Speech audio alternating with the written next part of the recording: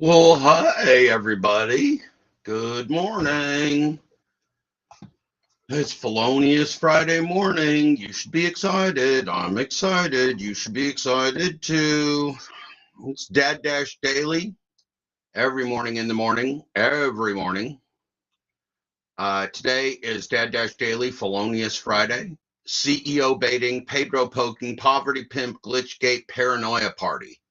That's a good title. That's a fucking good title. That's why I'm a writer, because I fucking love words. That is exactly why I'm a writer.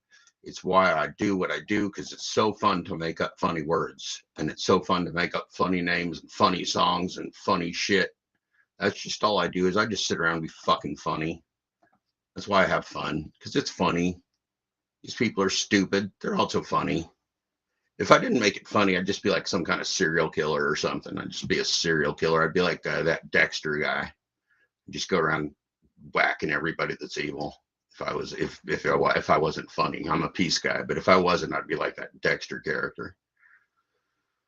Ooh, let's see. What are we doing here? Share this one. Share this one. Jumping right into just the action for you. Jumping right straight into the fucking action. Look at this. The shit I'm bringing to you this morning right here. Bringing the heat. Let's fucking go. Let's fucking go. Look at this one. Look at that. Check out that son of a bitch. Let's zoom in on that. Look at that. Look at that thumbnail. Look at that thumbnail. Let's see. Let me go full screen and see what happens. Oh, that's real good.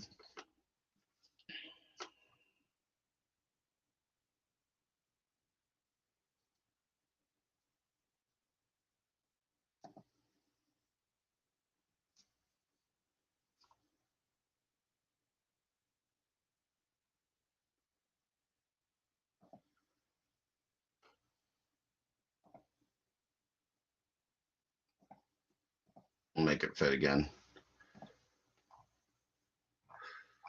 Oh, where'd it go? I lost it. I lost it. Oh, it's here somewhere. It's in there. It's in the slides. There it is. Not a job, no payday. AI bot performed insider trading and lied about its actions, study shows. That was news from yesterday. We'll look at that. Pedro looks great. Tony Shu looks great. Got Pedro as like a 12-year-old over here when he had a beard at 12. It's a great thumbnail. It's a real good thumbnail. Good morning, everybody. Welcome to Dad Dash Daily.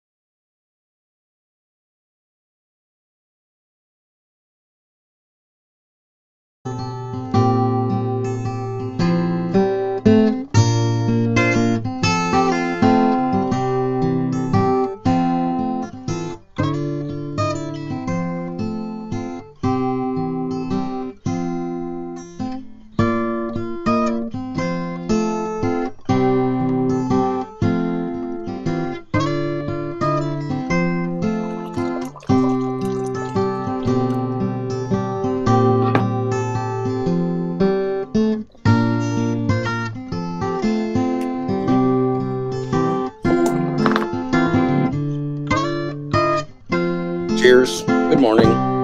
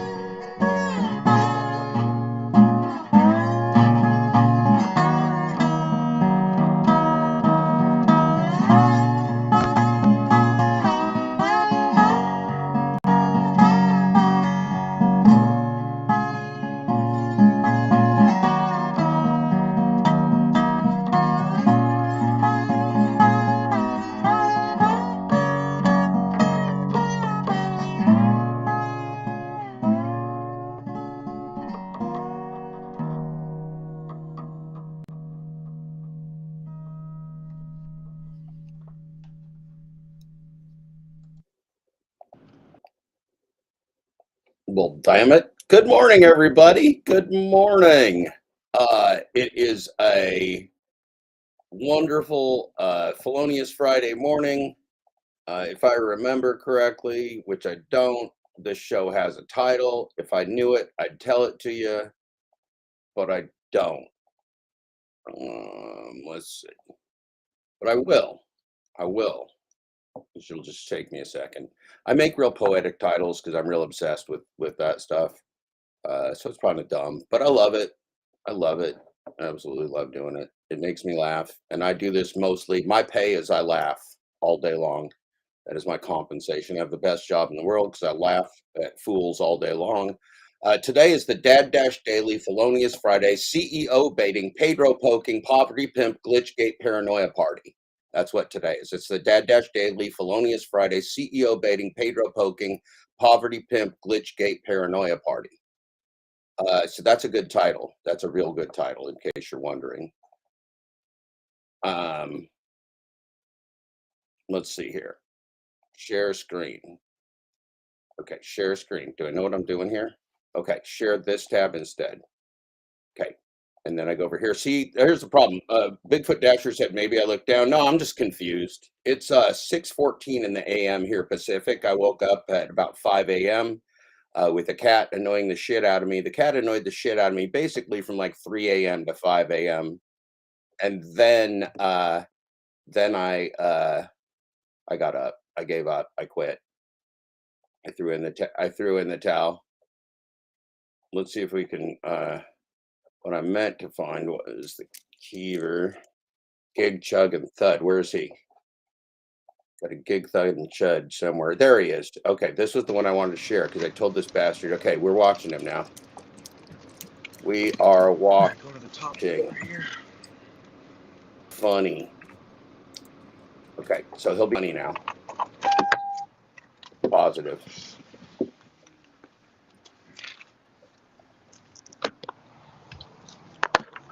What's going on, Keevers?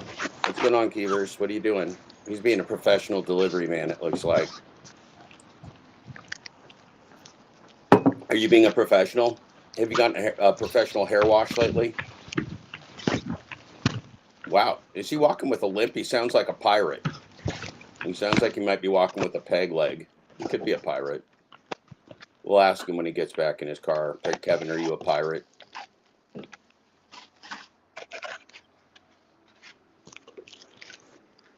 This is fascinating. He was ready for this. Yep. Want to donate to the haircut fund? Well, I want to donate to a professional hair washing. Cash App, Kevin, Venmo, DM, DK Kevin. He's Gig Chug and Gig Jug and Swallow, I think is what his name is. He looks perfect. He looks like he's in action right now. 950. It's like watching a Hall of Famer in action. See what garbage comes in the trip radar. 445 for 7. Okay, now looks like he's going back to his car at the moment. Looks like he's going back to his car. Keep it all together. This gets exciting. This is why ride-alongs are this is why Pedro got famous for shit like this. Pedro don't got this hair. Pedro don't got this hair game. This guy's 6'9", I'm 6'9". Okay, Keepers, now be funny. For fuck's sake, you know.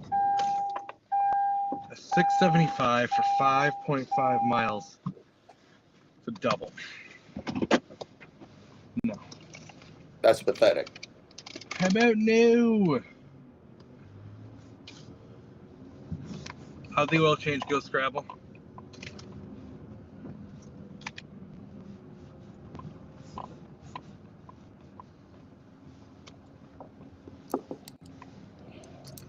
We are watching you say stuff. Say stuff, Kevers. Do the show. Be funny. He's just eating. It's like watching Flex.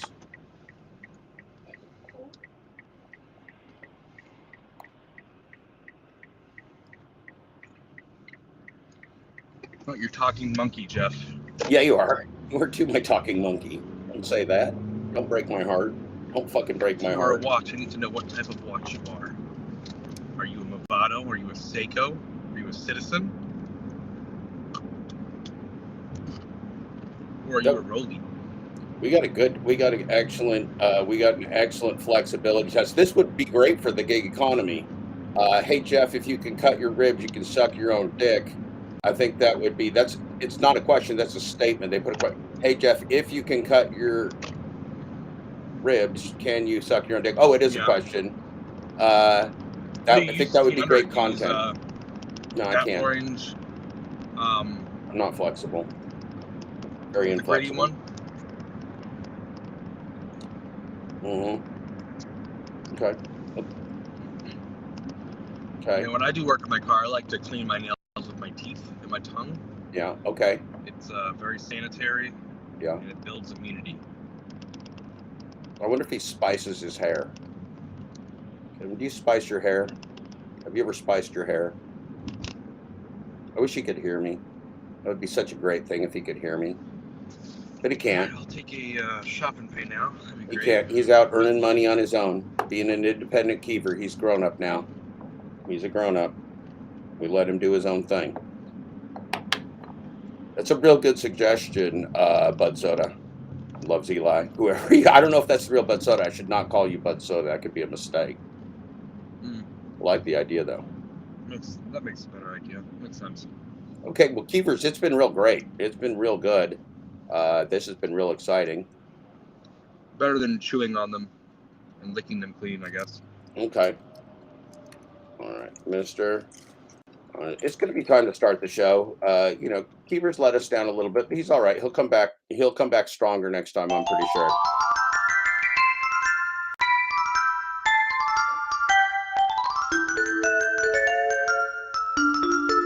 Remember, this show funds public broadcasting and the Mr. Rogers Foundation. We get copyright claim every day. It's not a strike. We just get a copyright claim every day from the Mr. Rogers Foundation. We love it because we like the money going to them. Give them your money, Google-fi, YouTubers. We like it. It's a beautiful day in the neighborhood. A beautiful day for a neighbor. Would you be mine? Could you be mine? It's a neighborly day in this beauty wood. A neighborly day for a beauty. Would you be mine? Could you be mine? I have always wanted to have a neighbor just like you. I've always wanted to live in a neighborhood with you. So let's make the most of this beautiful day. Since we're together, we might as well say, would you be mine? Could you be mine? Won't you be my neighbor? Won't you please? Won't you please? Please, won't you be my neighbor?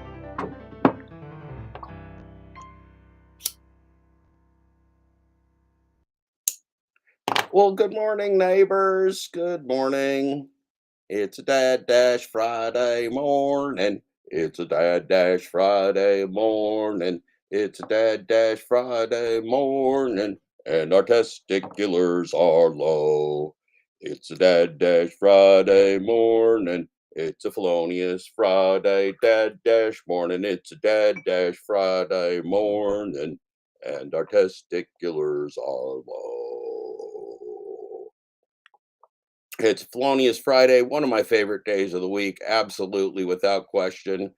Yeah,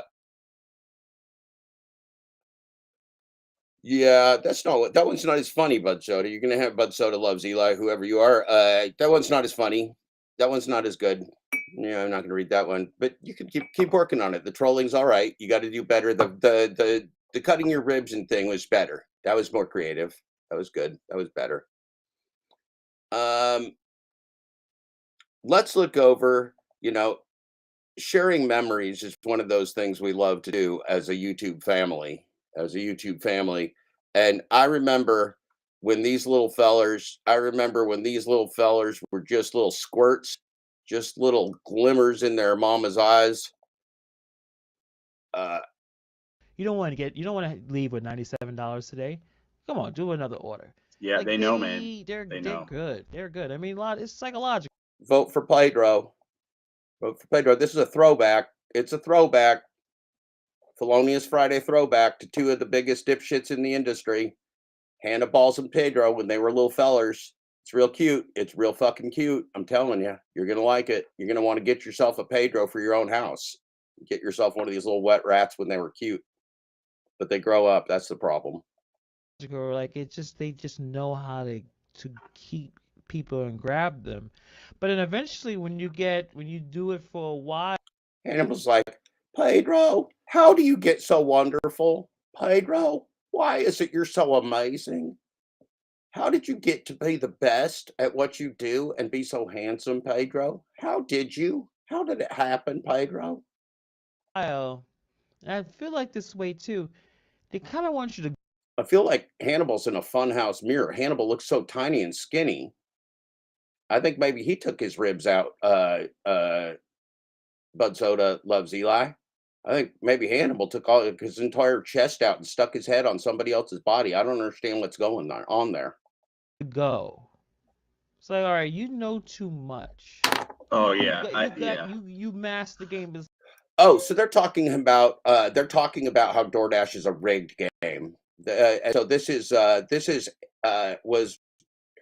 the first live stream. This was when Pedro met Hannibal. This is the start of a beautiful love story. This is a start of a beautiful love story. Take a trip down memory lane as we talk about DoorDash from 2 years ago. That's amazing.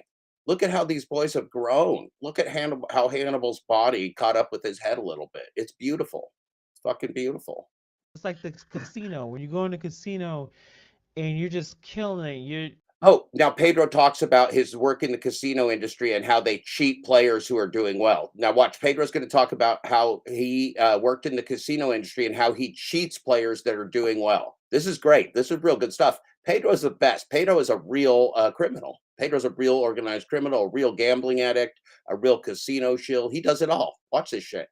It's fucking good. This is fucking good stuff. This is why you tune into the show at fucking 6:25 a.m. Pacific Standard Time. 6:25 a.m. I'm coming out of the fucking gate with historic shit here. 6:25 in the fucking morning.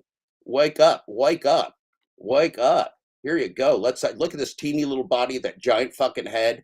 Look at that teeny little Pedro when he was like 12 years old, how cute he was with his little beard and everything, his little bag of dicks on his arm. They kick you out. Like, wait, you this much, no, you're out. They'll put a cooler on you. They'll switch a dealer on you. Oh, a cooler. A cooler. See, Pedro, maybe Pedro's our cooler. Pedro, are you our cooler? Is there no labor movement because you said no, Pedro the cooler? Pedro the cooler. Got to put that in the chat. Pedro is now the Pedro the cooler. Pedro the cooler. Pedro the cooler. Hey, J-Roo, you the best, you son of a gun. I love you, J-Roo. I love you, J-Roo. I love you more than ever. I love you more than ever. Pedro the cooler. Pedro's the cooler. Let's make a movie called Pedro the Cooler. That'd be a good movie. Pedro the Cooler. Pedro the gambling scuzzbag. Pedro the gambling scuzzbag cooler admitting to crimes on Felonious Friday. Let's fucking go. Let's fucking go, Pedro. Get on the show, Pedro. Let's fucking go. All Pedro all day. All Pedro all day. Down. They'll have the cocktail waitresses not come around anymore. Oh, Pedro's not going to give you drinks. No free drinks from Pedro. I wonder if he did this in Cleveland. I wonder if he cut off the free drinks from Cleveland, or if he cuts them off from his baby mama, Madison, if he cuts off her drinks and cools her down. He's the cooler. Pedro's the cooler. Well, I know. I work there. They'll do things to get the players out of that chair. It's like, get it, Oh, he knows. He worked in the crime industry. He worked in the organized crime and casino industry. They know. Pedro knows. He's an organized criminal from way back. That's why he got into this game.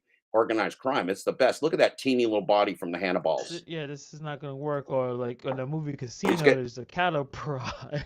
Oh, Hannibal's got his voice. Oh, that's not going to work. Hannibal's went low on that one. I like it when Hannibal's goes high. It makes me happier. Yeah. I mean, that's a little bit on the extreme side, but you know what I mean? Like, so, yo, this guy's. DoorDash ain't doing that to us, but no. It's not? Just that's a little bit. This is not gonna work. Or tell waitresses, no, you're out.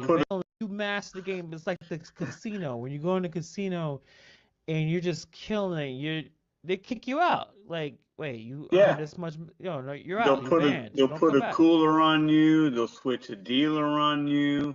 They'll Yeah. turn the AC. Are you the cooler, Pedro? Are you the cooler? Are you a cooler, Pedro? Are you the cooler, Pedro? Is Pedro the cooler? Up or down. They'll have the cocktail waitresses not come around anymore. I know. I work there. They'll do things to get the players out of that chair. It's like, get it, Look at how he enjoys this. He's like, it's so cool. Like, it's so fucking sweet. Movie Casino. So fucking sweet.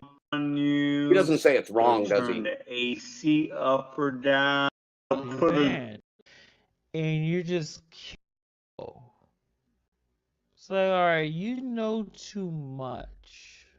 Oh yeah, you master the game. It's like the casino. When you go in the casino and you're just killing it, they kick you out. Like, wait, you earn this much? No, you're out. They'll put a cooler on you. They'll switch a dealer on you. They'll turn the AC up or down. They'll have the cocktail waitresses not come around anymore. I know. I work there. They'll do things to get the players out of that chair. It's like, get it, this is not gonna work. Or like in the movie Casino, there's a cattle prod. Yeah. I mean, that's a little bit on the extreme side, but you know what I mean? Like, say, yo, this guy's. DoorDash ain't doing that to us. But, no. It's just, they're gonna hit you with, like Uber Eats, like, oh, we're gonna give you 5 seconds to pick this order. Like, I can't. Like, what do you mean? And I heard. I'm not sure. I was trying. Good morning, Dashing Simp. Now, here. What this is 2 years ago, these two little criminals talking about how it's all a rigged game, how Pedro's from the casino industry and loves to cheat people and laugh about it. So 2 years ago, they knew all this stuff, and they've been running scams on you for 2 years, pretending to be your nice guy friends, pretending to be your sweet little Pedro and the Hannibal's, but they're just little scuzzbags that figured out a way to capitalize on Appslavery. A way to capitalize on it early in the game. Pedro's not even talented. He's not even remotely talented. Pedro's one of the most untalented broadcasters I've ever seen. But he got his name Pedro DoorDash Santiago, and he just knows how to talk word salad and toss Hannibal's word salad. And so Hannibal's and Pedro just toss each other's word salads, and it's real good. But they know it's a fraud. So Pedro's just been defrauding you for 2 years because this shows that they knew it was a scam 2 years ago.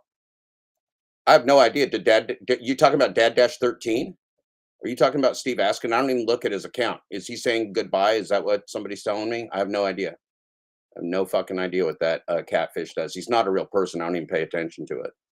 I had to turn the app to see if this worked, but they are no longer telling you the second order of a stacked order. So they're just popping up the first order, and you thinking, oh, 2 from this one restaurant, and then you do it, and like, oh, no, you gotta go somewhere else. It's like, wait a minute. Oh, really?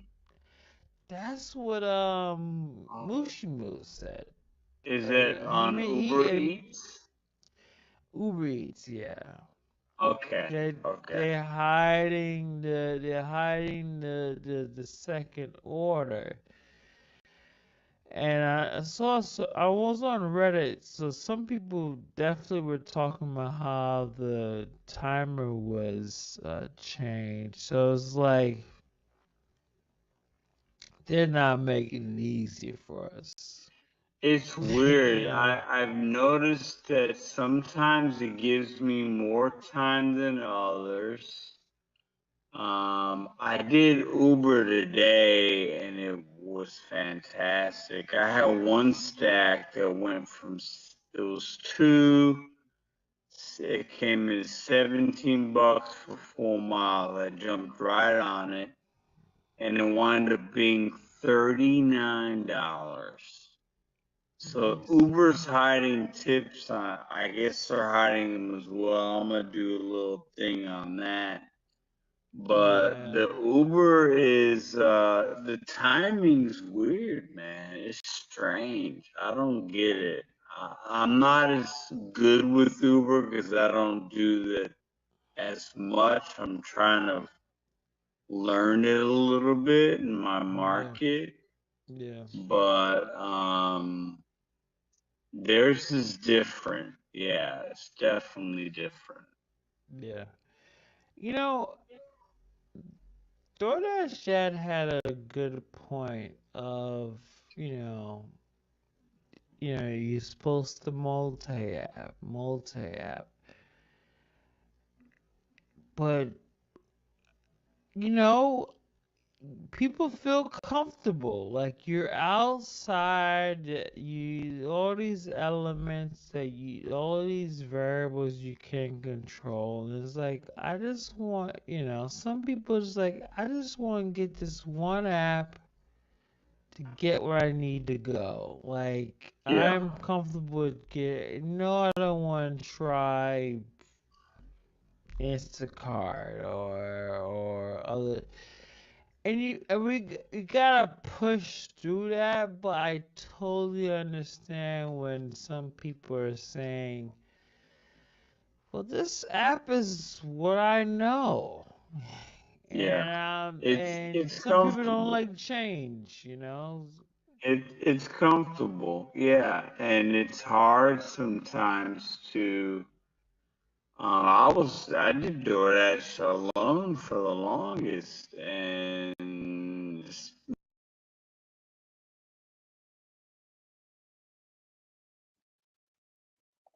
Now this part's real good. This part's real good because he talks about how he did DoorDash and he was talking about it, talking to himself and yelling at himself in the car. And his girlfriend at that time said, "Why don't you put it all on camera? You're fucking nuts." And he's like, "Yeah, I should."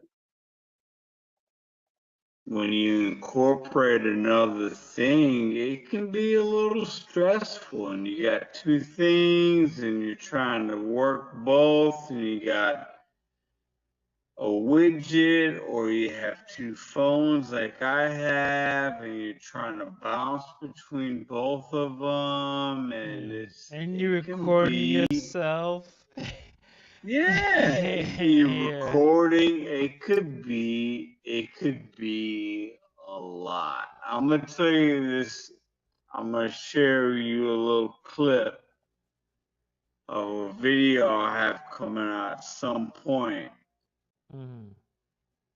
For the first time ever, I was multi-apping. I had them both on. Yeah. I had 4 orders in my car at one time. I have never done that before. 4. I had 2 from DoorDash, 2 from Uber Eats, like at the same time, Hannibal, in the back seat. But I knew exactly where they were going. Yeah. And it actually worked. I don't recommend doing it, but today it worked. Yeah, And I think UDM is supposed to come up with a video on how to. I've tried it, and I'll be honest, I tried really early on, like as soon as because I was always an Uber Eats guy, and then I got on DoorDash, and I immediately thought, oh, I could do this. Probably the first week I got contract violation for being late because I was waiting for an order for too long. Yeah. And then I was like, yeah, fuck it. I don't know, because I can't trust the restaurants to make to get the food. Like if I was able to trust all these restaurants when I show up, the food is ready, no problem. I can multi. But it's like I can't foresee the crap that's gonna happen. Yeah. You know, the first restaurant, bam, you may get it, and the second one, oh, it'd be 5 minutes, and you know when they say it's gonna be 5 minutes, Yeah. it's not 5 minutes, and Yeah. you're sitting there, you're panicking, you're like, all right, should I cancel? Yeah. So It's not easy. Someone said It's it's an not art and a science. I'm like, yes. What I did today, I would not recommend to anybody new. I wouldn't recommend it to most, but I knew the merchants. I took a small gamble, but I saw, okay, well both of these drop-offs are going north. Both of these orders are going north. It's only 4 miles. I got this amount allotted time. And if I didn't take, so I had to DoorDash two DoorDashes from Panera or Breadco, whatever you call it. Yeah. At the same time, both drop-offs were close. And then the Uber came in 17 for 4 miles. If I didn't take that, it wound up being $39. That helped me really make my day. Yeah, you And I pretty took well. it, and it worked out. And I was in communication with the customers. I don't know how to make a video. I didn't record any of this. I had screenshots, but like it really worked, and I was like kind of like pumped. I was like, wow, like you can't do this all the time, but like having that Uber app on made me an extra $70 today in total. Yeah. Whereas I would have just made what I made if I just kept DoorDash like I usually do. Yeah. Hannibal's like, yeah. Oh, yeah. Dirty apping. It's so dirty. It's so fucking dirty, Pedro. So I got to figure out a way to how to, you know, I know UDM talked about doing it, how to get people some good tips on how to do it and do it successfully. And I think many people do it already. But like to have 4 in the back seat from 2 different, I mean, that's kind of crazy. Yeah, how long, I mean, right off the, just thinking about it right now. Yeah. How long should you be doing gig work, like in terms of these delivery apps, before you try that? You know what I mean? Like that. You gotta can't have. do the first week. Can't do the first. Oh no! What? You gotta maybe have. a You gotta few have. months in, maybe. You gotta have thousands of deliveries, and you have to know the market, your market very well. You gotta know your streets, your directional, time of day, traffic patterns. You need to know all that stuff. You can't depend on Waze or Google Maps to No, you have to know. I knew that when I did this, it was 1:30. Lunch rush was kind of over. Merchants should be quick. Destination's good. I'm not going to run into traffic. There's no construction. There's a lot of things going in my mind in that 5 seconds to determine to take it. And if that order would have been going, rideshare, you're always yes, you have the map. You can go places without even turning on your direction of the GPS or anything. Yeah, but I got super lucky because that was going north. If that Uber Eats $17 order for 4 miles was going south, I would have had to say no because I had the other one going north. You know what I'm saying? I wouldn't have been able to go.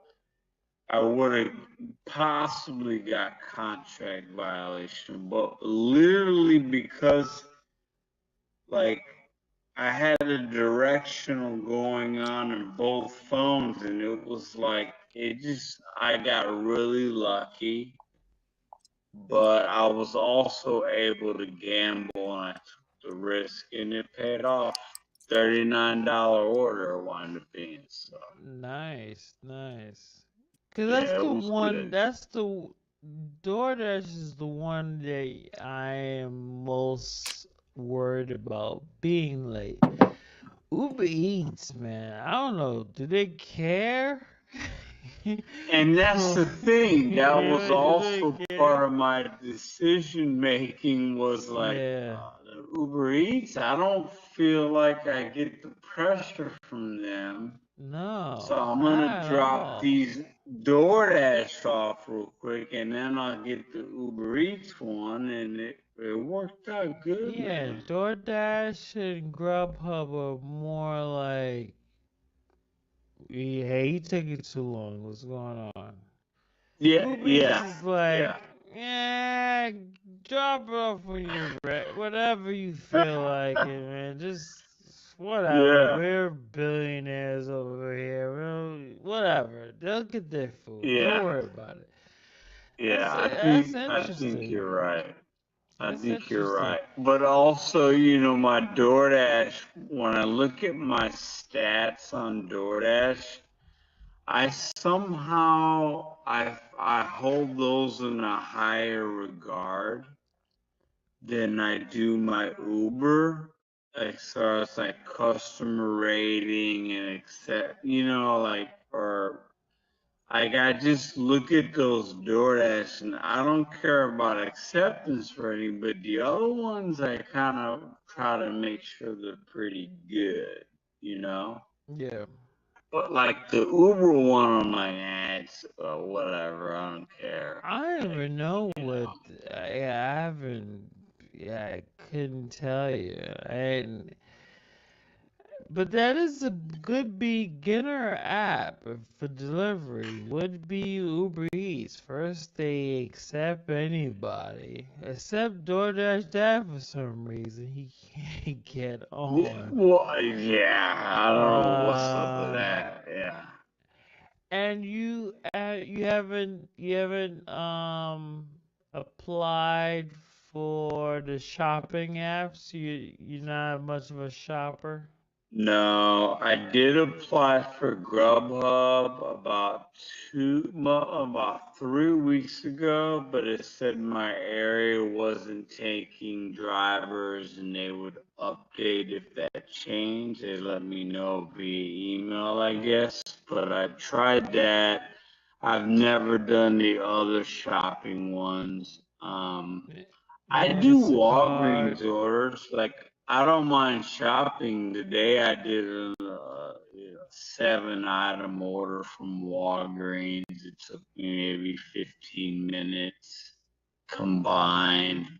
I don't mind doing those, but like, I got some friends that do Instacart and things like that, and they say it's pretty good, but like, Nah, in Instacart, man, in Instacart, you got to fucking battle your groceries. You got to fucking beat the shit out of your groceries and get in fist fights with groceries with Instacart. You don't want to go to Instacart. That's dangerous. Now, see, Cherry's been killing it over here. Cherry's been fucking killing it. And we're going to rip Cherry off. We're going to rip Cherry off now because he's back. He's back. Cherry's back. Sucks for you.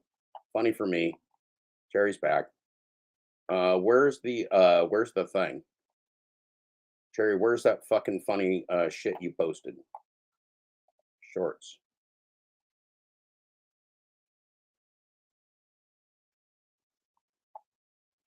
Flow like water, your mama. Sorry.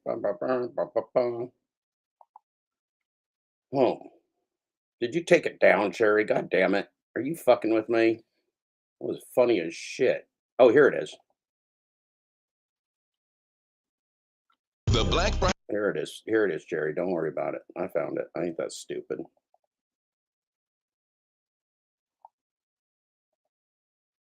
Fucking stupid. Not as stupid. It's not my job to be as fucking stupid as Pedro. Thank God.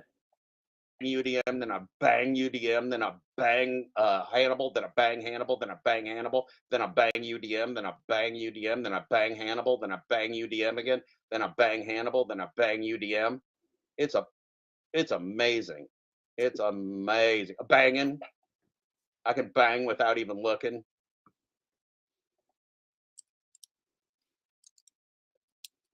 It's about that big.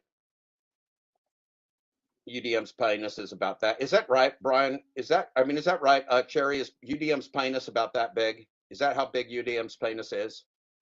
Because Pedro says it's about that size. Or is that Hannibal's got to be smaller than that? Honestly, let's get some banging in with the Pedro. You guys are going to want to record this. You guys are all going to want to record this. Get your phones out. You're going to want to record this because Pedro's going to be banging the fuck out of some unicorns. Watch this. Bang! Bang! Bang! Bang! Bang! Bang! Bang! Bang! Bang! Bang! Bang! Bang! And then one extra. Watch, he slides one more in while you're not looking. Watch. He's gonna slide one more. Bang! One more bang in. He got one more bang in while we wasn't looking. He's a teeny, and it's like that big. And then UDM's like that big. Brian's like that big. That's amazing.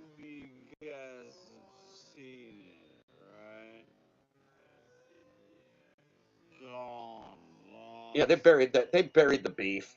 They buried the beef. Pedro and UDM are bonded now. Well, that was so good. Now, Cherry dropped one this morning that was really fucking good. Cherry dropped one this morning that was really fucking good. This one, I think. For the love of money. Oh, that's not it. But I like it anyway. Hey Siri, your mama's so dumb. She tried to jump out the basement window.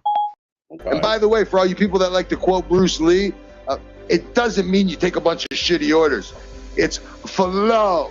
It's the Tao. It's not a fucking cartoon. It's not a fucking karate movie, you dumb motherfuckers. But whatever. It's fucking flow like water. The jerks that say that shit don't even know what the fuck they're talking about. It's the Tao. And by the way, for all you people that like to quote Bruce Lee, it doesn't mean you take a bunch of shitty orders. It's flow.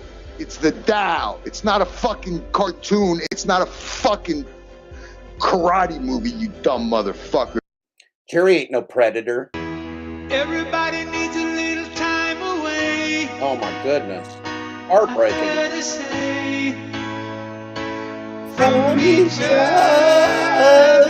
I can't sing high in the morning. I can't sing high in the morning. That's a beautiful song. You know who would take a fucking order like this?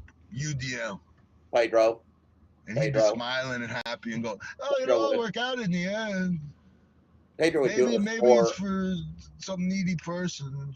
Pedro would take the order with 4 girls in pink sweatshirts from Cleveland, Ohio.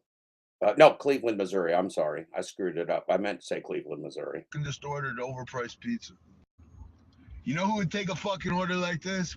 UDM. And he'd be smiling and happy and go, oh, it'll all work out in the end. Maybe it's for some needy person and fucking just ordered overpriced pizza. You know who would take a fucking order like this? UDM. And he'd be smiling and happy and go, oh, it'll all work out in the end. Maybe it's for some needy person and fucking just ordered overpriced pizza. Yeah. You know who would take a fucking order like this? UDM. Brian would. Cherry and Brian are best friends. It's great. Let's see here. Now, you did a real good one that I watched. Where's the videos? Oh, they're all real good. Oh, I like this one. This one's good. Oh, fuckers. Fuckers, fuck you. Fuck you, fuck you, fuck you, fuck you. Fuck you, lazy boy. Fuck you. Fuck you. Okay.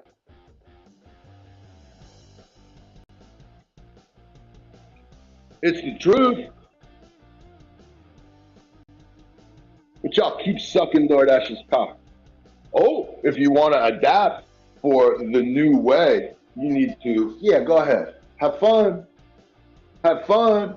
There's two types of people in this world. People that drop food off and people that get food dropped off.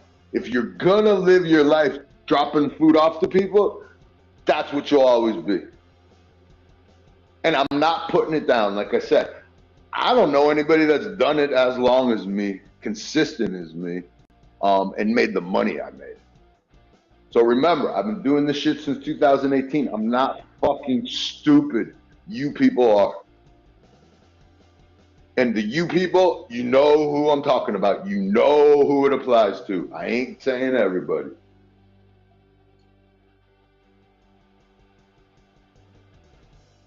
Danny, think about it, brother. They know everything about you. You have given them your banking information to do as they please. They have your social security number, and they are in cahoots with everybody, including Facebook. They're allowed to share your information. Walmart knows what you ordered on DoorDash. And DoorDash knows what kind of fucking pantyhose your wife bought. You don't think they know when your car payment is? I'm not saying that it's all implemented, but remember, nobody's running the show. It's a fucking computer. It's a robot. It's Al. It's the algorithm.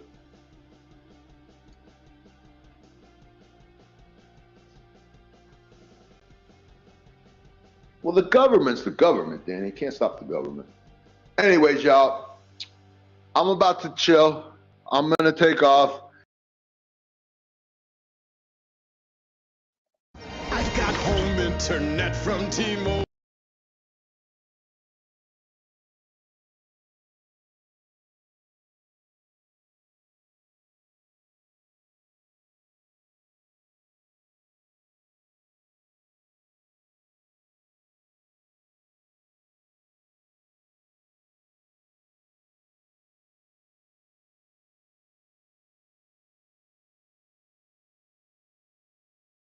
Ago, it's probably 2018.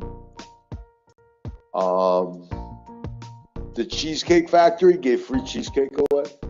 Were you guys all part of that mess? I think it was, at the time, it was the most money I ever made with any app ever. I was knocking out Cheesecake Factory orders like you would not believe. And their drivers were lined up, and it was a city place, and they're real strict about parking, and drivers were getting tickets and all kinds of shit, man. It was a shit show.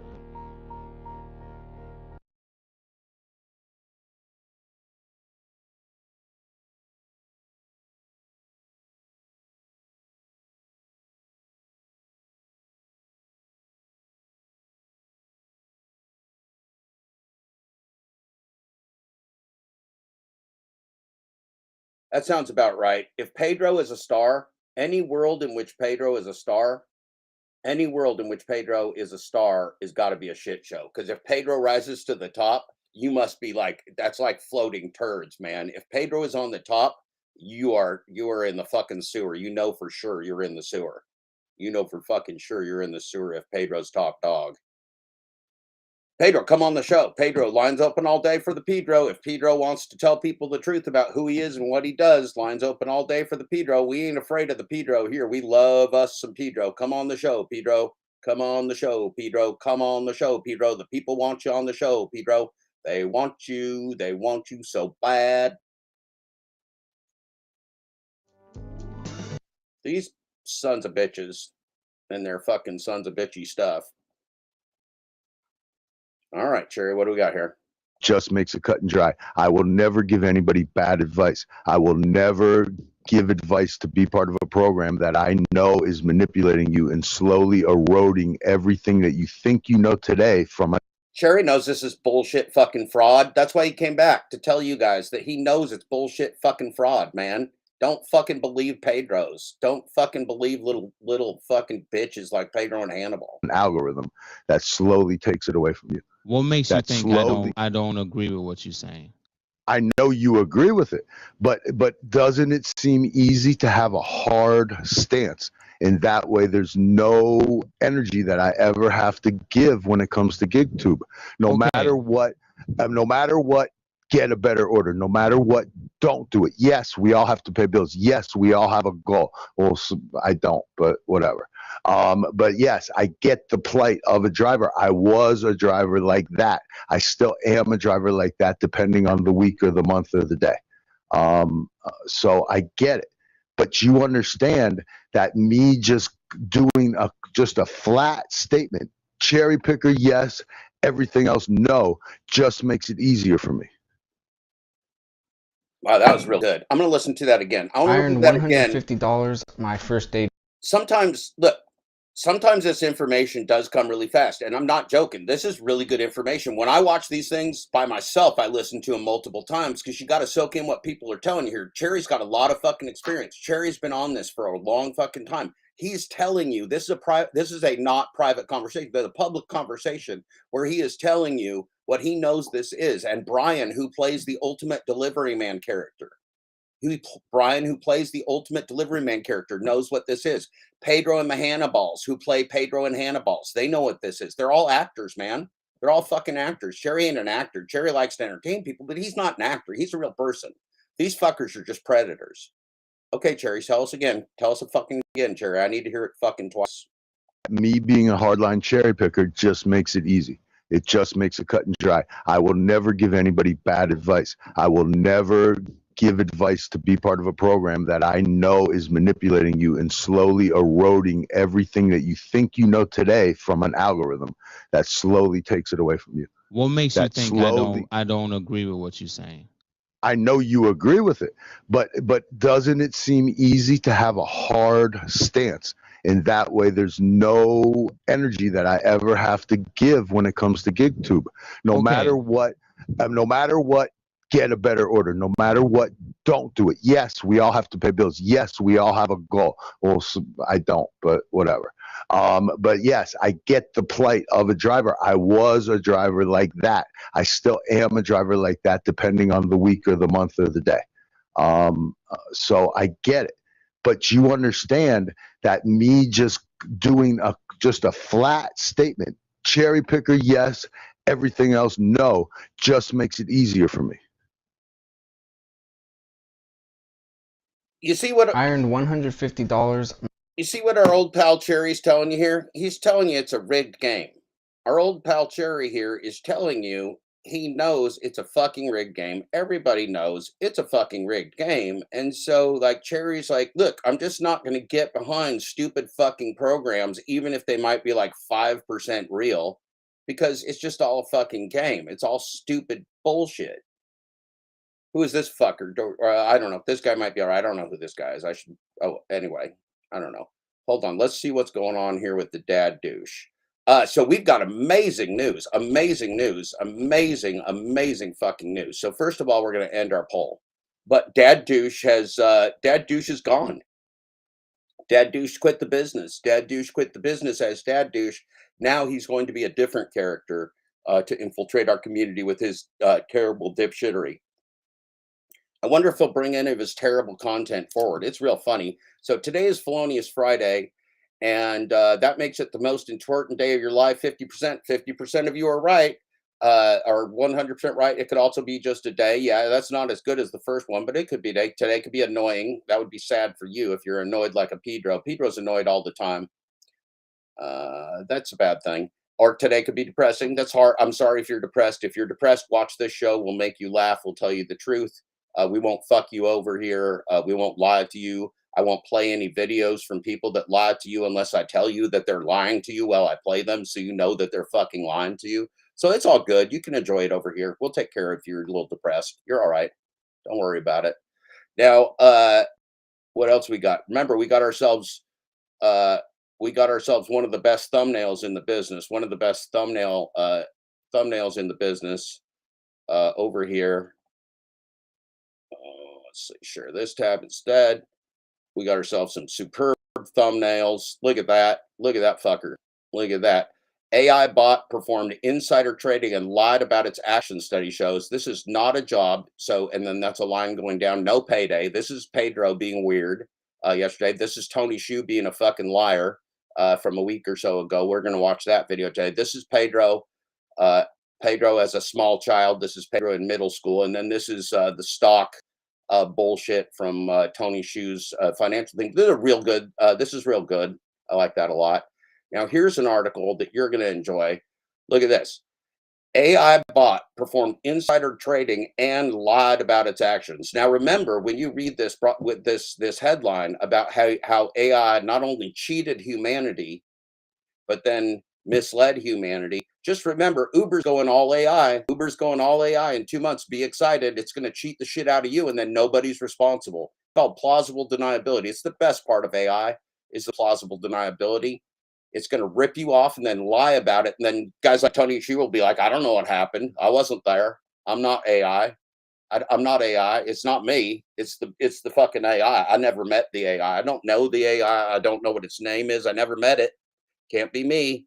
Can't be me. It's not me.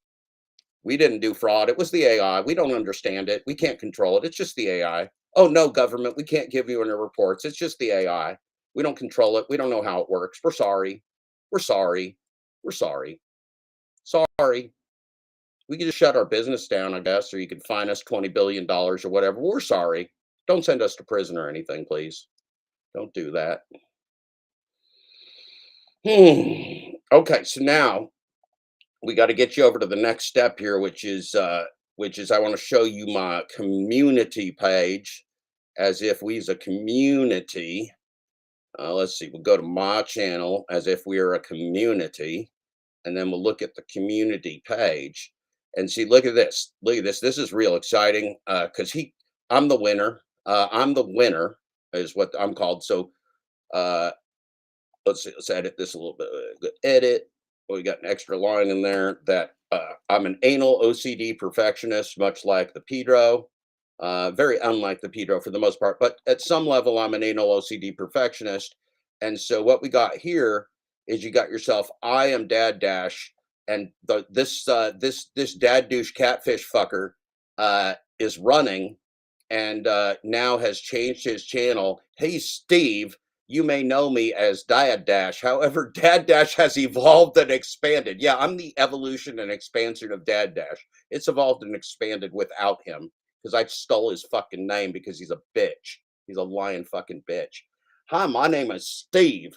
You may know me by Dad Dash. No, I don't. I know you as Dad Dash 13 and asking for slutty catfish. Okay. However, Dad Dash has evolved and expanded and will now be known as the rational gig driver. Why didn't he call him the spread cheeks gig driver? Why isn't he the spread cheeks? I thought he loved his spread cheeks the most. You will still find Dad Dash videos on my channel. However, going forward, we will be focusing on working smarter, not harder in the gig economy. It's a new focus. Now he's not going to be stupid. He's decided to be less stupid now. So he's going to be working smarter and less stupid than he has been before. I don't believe him. I don't think he can work less stupid. As gig workers, we tend to sometimes do irrational things like call ourselves Dad Dash 13 when we're an asking for slutty catfish DoorDash agent. Sometimes we do irrational things expecting profitable outcomes. Yeah, you did that, Stevie Askin, whoever you are, whatever slutty catfish you is. and then seem surprised when things don't turn out well. Well, no, things don't work out well for you, Stevie. And nobody's going to like you as the rational gig driver, which is fucking hilarious, you dipshit. Maybe I'm going to become the rational dad dash. I'm not going to now be the rational dad dash. The rational dad dash. Rational dad dash. That's me now. I'm now the rational gig dad dash. Rational gig dad dash driver. I'm the rational gig dad dash driver. That's what I am now. I'm the rational gig dad dash driver. That's me. Congratulations to me. I'm now the rational gig dad dash driver. Congratulations to me. Thank you, asking for Slutty Catfish, for changing my name. I appreciate it.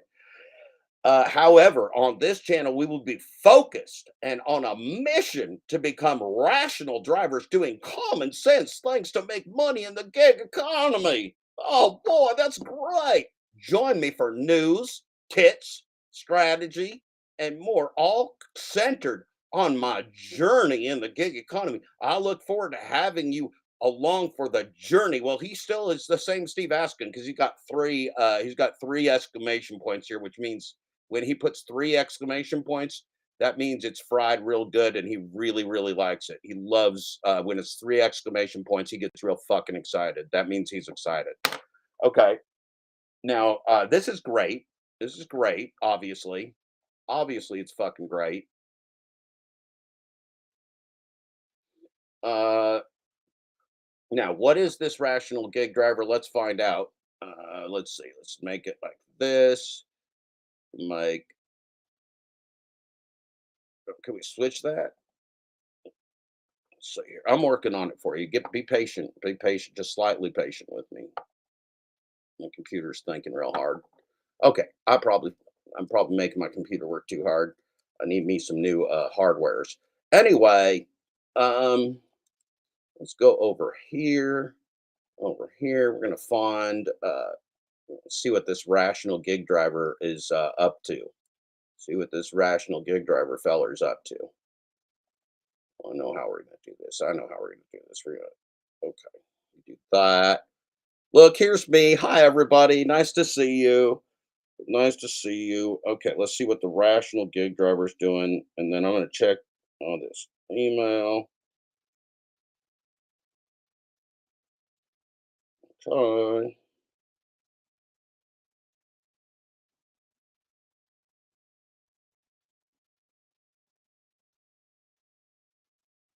All right.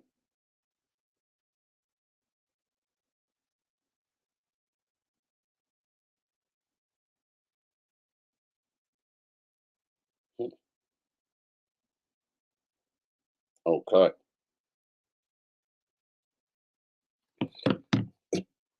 Excuse me, ladies and gentlemen. Let's see. Rational. Yes.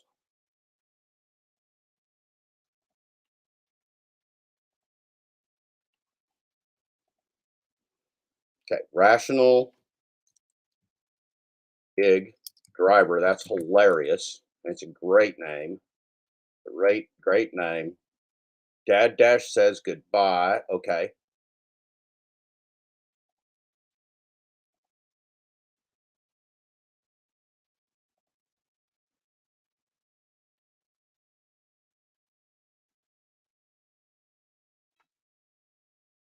Olive Garden's never impossible. Okay. Here it comes. I hope you're excited. You better be excited. Here comes the dad douche rational catfish saying goodbye. Nobody fucking cares, but he's going to say goodbye. Bye, everybody. Oh, look at that. Look at that slutty catfish.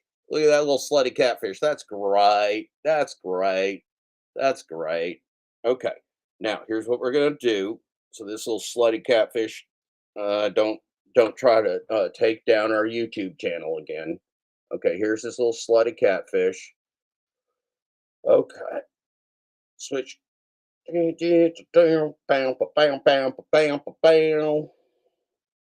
Rational gig driver. is a super big douchebag. He's not a dad dash. He's just a super big douchebag. He's not a dad dash. He's just a catfish. He's just a fried catfish. He's just a shitty catfish. And you can believe that he's always lying about everything. Hello, guys. Welcome to Dad Dash Industries. Well, actually, hold on a second. Check out the background. Check it out. Let me show you the new dig here. The Rational Gig Driver. Who is this guy, right? No, that is now Dad Dash rebranded. That's right, guys. You heard that right. Me, Dad Dash, I've been talking to you now for going on almost 3 years. Well, it'll be 3 years in April. It's been a fantastic ride. I have tremendously enjoyed the journey. I am so grateful to all of my subscribers, all now nearly 1,200 of you have been along for this ride, who've watched my videos, who've liked my videos, who've downloaded my spreadsheets. I can't thank you enough for the support. He loves you. However, after some contemplation, after some thought, after looking at the future of this channel, I have decided after lying and losing, he's running away and changing his name because I am Dad Dash, which is the best thing ever. This is great. This is another victory. I love this shit. Brandy is needed. Dad Dash, as a brand, as a channel, is retiring. Now, my content will stay. Dad Dash's content will stay. Yeah. On this channel. This channel will still be a.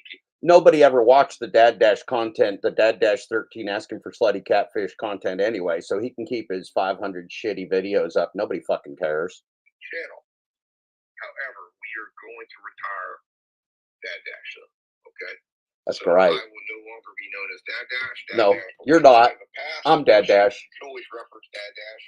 I'm Dad Dash. You know, hey, I remember you as Dad Dash. No, you don't. Dad Dash content. Nobody remembers you. It is fantastic. You're a piece of slutty catfish. Dad Dash. No. Well, let's take it back to the beginning. If you understand where Dad Dash came from, you're going to understand where Dad Dash is going. Oh, I understand where Dad Dash came from and where Dad Dash is going. It's great. I love where Dad Dash came from and where Dad Dash is going, which is straight to the garbage bin of hell. So, Dad Dash came about when I first joined up with the gig economy back in April of 2021. God, you're boring. I was sitting at my kitchen table. God, you're fucking boring. Talking to me about checking out YouTube and all the things he heard about the gig economy. I've seen it with my two sons, and we're all talking and brainstorming. And they came up with Dad Dash. They're like, "Hey, be called Dad Dash." Started out as kind of a joke because I was dashing around. Okay? At what point did you decide to be a lying piece of shit douchebag, Steve? At what point did you decide to turn into a lying piece of shit douchebag and sell out to whoever was paying you to sell out?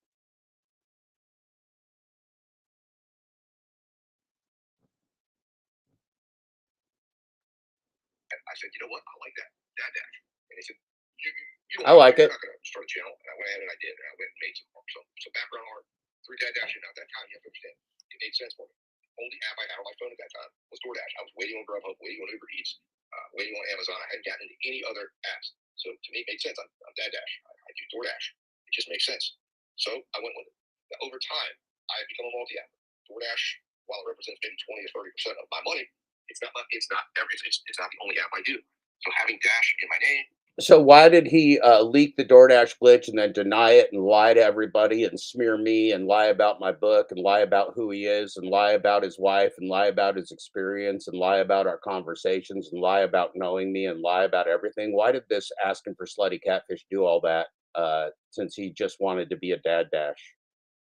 He's not. I am. He lost. He moved. He left. I win. I always win against these lying scum fuckers. Associating myself with DoorDash as if I'm just a DoorDash driver, I don't feel as authentic anymore. So I told myself, you know what, we need to rebrand. And I've been thinking about doing this, and I thought, you know what, we're getting close to the end of the year. It's not authentic. You're not authentic, Catfishy Steve. It's coming to the end of 2023, and I was wondering, what direction do we want to go? What encapsulates what I want to do for the gig world, what I want this channel to be? And as you know, one of the things that has been a primary focus of mine has been how can I help drivers, myself included, work more efficiently, make their money faster, and get on. I like how he lies and pretends I don't exist. I like how he lies and pretends I don't exist. That's my favorite part of this. Because to me, if you're a gig driver, one of your goals needs to be is getting the best value for your time. I put a video out about 2 years ago talking about this, that in the gig space, the real value of gig work is control over your time. It's your ability to allocate your time. Not a manager, not another company, yourself. And although you may come back and say, hey, Steve, what are you talking about? Because the apps still allocate your time. They do not, because the apps cannot force you to ever hit accept. You choose what to accept. You choose what app to accept. You choose who you're working for. And that is a truth that will never, ever change. The apps will try to obviously influence you. They will try to encourage you. They will try to sell you. They don't want to have to buy you. They want to try to use them. Steve asking for Slutty Catfish has no fucking idea what will never, ever change. This is a very stupid man who does not know what the fuck he's talking about, if he knows anything at all. If he's even real. Whether it's creating a gamified experience that keeps you coming back and almost creates kind of a desire to come in and play the game, or making it as gamified as they can, keep you engaged and keep you going. But regardless, at the end of the day, every time you're working for an app, it's because you're choosing to work for that app. No. And that's why in this channel, and as Dad Dash, I have tried to. No, you're desperate. You're desperate. Steve's a poverty pimp. Pedro's a poverty pimp. Hannah Balls is a poverty pimp. The rideshare guy, Harry Campbell's a poverty pimp. Zach drives money trains, poverty pimp. Kim drives money plans, poverty pimp. They're all just poverty pimps. Drive home that point. Talking about time order value. What is time order value? It is the value of your time while you're working. This guy's the most boring individual in the history of the gig tubes. Why DoorDash hired him as an agent, I have no idea. If they did. Somebody did. This guy got paid off or threatened or who the fuck knows. But he's a lying sack of shit. You can't believe one thing this fucker ever says. Every single driver that wants to figure out how to become a more efficient driver, how to work smarter, not harder. That's where it came in and it hurt me. Yeah, now he's gonna start being smart today. He's gonna start being smart today. You want to jump on this fucking opportunity when Steve Askin starts being smart. I wonder if he's got his fucking shitty gambling channel still up. A rational gig driver that is working smarter, not harder. That's the goal of this channel. That's going to be content I'm going to bring you, but it's always going to be driving that principle to become a better, more rational gig driver, working smarter, not harder. So guys, today, call me Dad Dash no more. I will be known as Steve, the rational gig driver. Nobody calls you Dad Dash already, dipshit. That's going to be the goal of this channel. That's going to be the goal of this content. All valuable. I'll show my career. Yeah, they're valuable.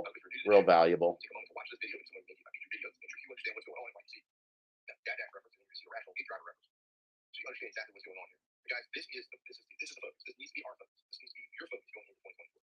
Ask yourself the question: how can you be a more rational driver, gig worker, gig business operator? How can you, every single day you're out here, work smarter, not harder, to get to your financial goals, to get to where you want to be at the end of every day, week, month, and year? And if you're doing it right, you can hopefully make your money fast and quick. You can move on to whatever else you want to do and wherever else you want to allocate your time. Remember, it's always you allocating that time, no one else. Guys, join me in welcoming this new era on my channel. I thank everybody that subscribed to Dad Dash. I hope you stick around and stick with me now. I see the rational gig driver. I'm going to be doing lives. I'm going to be doing videos. I'm going to be trying to post at least, I'm hoping 2 to 3 videos a week with shorts. And I'm going to also try to get 8 weekly live. I'm going to try to come on for at least an hour a week live interact with you. Nobody's going to watch you, Steve. You suck. You suck so bad. You're not positive. You're a lying sack of shit. And become better, more rational gig driver. So guys, thank you so much. If you're watching this video, thank you. Hit that like button. Oh, you're welcome, Steve. Thanks for making me Dad Dash, Steve. You know, I never get tired of winning, and thank you, Steve, for making me Dad Dash. This is the best thing you've ever done for me. Thank you, Steve. Thank you, Steve. Now let's see if Asking for Sluts is still up. Asking, because he didn't link it. Let's see if Asking for Sluts is still up. Oh, there we are. There's Asking for Sluts. Now he's at 367 subscribers and 233 videos. He's just real excited. This is what Asking for Slutty Catfish does. They lose money on camera. It's real fun. They do it as a couple. It's beautiful. Look. This is Asking for Slutty Catfish. He's going to give you good gambling advice. Remember.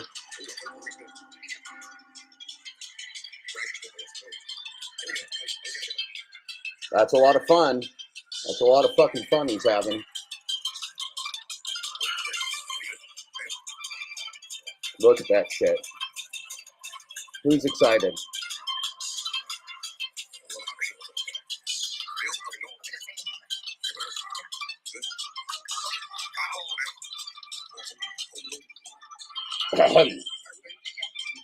Well, you can now remember Dad Dash no longer exists, but Steve's a real stickler for editing, so you can still join Dad Dash Premium. I hope that money goes to me because I'm Dad Dash. You can be a Dad Dasher. I hope that money goes to me because I'm Dad Dash. Yeah, Flexi Pants doesn't want somebody that comes up and asks him what the fuck he's talking about and says, prove it. If you say prove it to Flexi Pants, he just leaves. Because Flexi Pants doesn't want to prove anything. He just wants to say shit and not prove it. That's the Flexi Pants methodology. Just say shit. Just say shit and tell people they have to believe you, even though it's not true. That's what Flexi Pants likes to do. It's hard. It's hard dealing with the Flexi Pants sometimes. We all struggle. We all struggle. Let's get back to the greatness. Let's get back to the greatness of the Pedro. So we got ourselves. Oh yeah, So we got ourselves the cheating AI bots, right? So now Dashing Wet Trader, Professor Wet Leg, right? He's lying to you. He can't give you any good day trading advice. Everybody that's doing day trading is using AI bots and artificial intelligence to analyze the information. There is no tips and tricks to day trading. It's just computer fraud. It's just defrauding a system that's already fraud. So AI bot performed insider trading and lied about its actions. So if you don't believe DoorDash can be fleecing you when this is going on in the financial markets, you need to wake the fuck up. You're being fleeced. They're running train on you. They're lying to you. DoorDash is a lie. Everything is fraud. This entire financial system is built upon enslaving you with fraud. This entire American financial system is built on the premise that they will enslave you and humanity with fraud and then depopulate us with death, with necropolitics. So enjoy that when you think of all the Pedros in the world that are selling you down the river and ruining the future for your children. You just remember that. You just remember that when you look at these sweet young boys, Pedro and the Hannibal's with the teeny, tiny, itty bitty body and that giant fucking head. I actually enjoy shopping, like grocery shopping. Oh my God, somebody's got to cut this together. Somebody's got to cut together a short with Pedro attacking groceries and then saying this. Shopping, like when I'm shopping, like I actually enjoy shopping, like grocery shopping, like shopping, the cart and things like that. And they say it's pretty good, but like I actually enjoy shopping. Do you, Pedro? Like grocery shopping. You, Pedro? Like when I go, I like doing it for my. Yeah, So really? I don't want to mix the two. Like I like going to the grocery store. He loves it. He's a big Snookies like guy. He's a big Snooks guy. He loves going grocery shopping at Snookies. He loves going grocery shopping at Snookies. He's a big grocery guy. Pedro is a big grocery guy. Pedro's a real big grocery shopping guy because he's a violent psychopath. He just loves going to the grocery store and attacking groceries, throwing things, slamming doors, being rude to people. It's just his thing. He loves it. He's just a grocery shopping guy. You can always believe what Pedro, DoorDash, Glitchy Pants, Poopy Pants, depends. Santiago, Mr. Bet on You, Mr. Double Down, The Lion King, Santiago, the Instacart is silent, is telling you. You can always believe what the Pedro, DoorDash, Glitchy Pants, Poopy Pants, depends. Santiago is telling you. Now look at this. If you didn't know, this is more news. I'm telling you, there's so much news in the gig economy. Look at this. Pedro got himself a strike directly from the Instacart. Directly from the Instacart.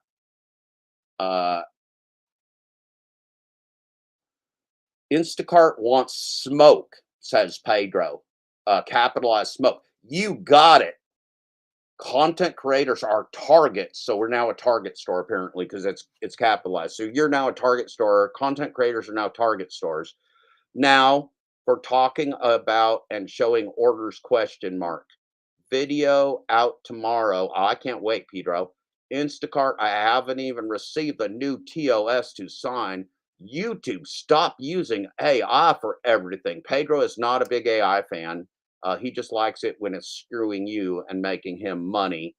To all my fellow creators, oh, Pedro loves you. To all his fellow creators who he loves and bullies like a big psychopath dipshit, By my estimation, there are thousands of videos showing screenshots of Instacart batches.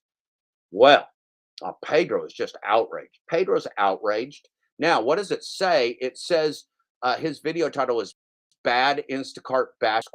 How to Hide Them.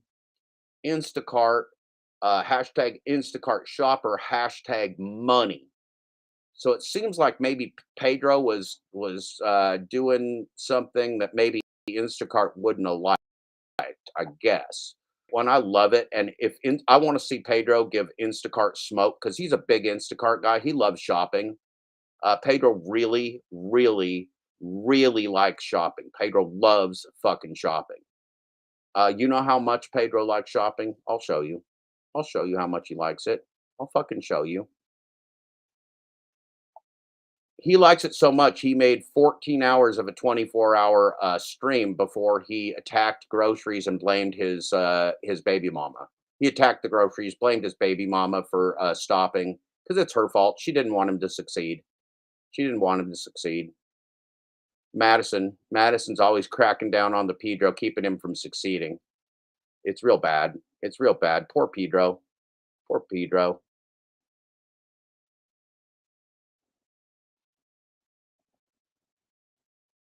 I'm frustrated, man. He's frustrated. He's frustrated. Sitting there waiting for a lady for 14 minutes to cut some fucking deli meat.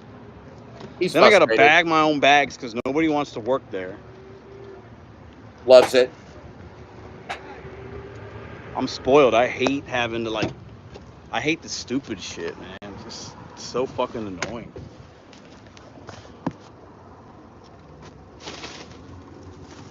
God, I hate getting in a bad mood. I can't stand it.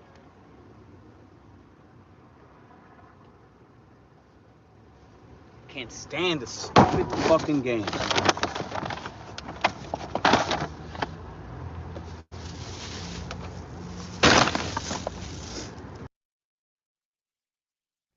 I actually enjoy shopping, like grocery shopping. Like when I go, I like doing it for so I don't want to mix the two. Like I like going to the grocery store. You want to ruin your love of I shopping?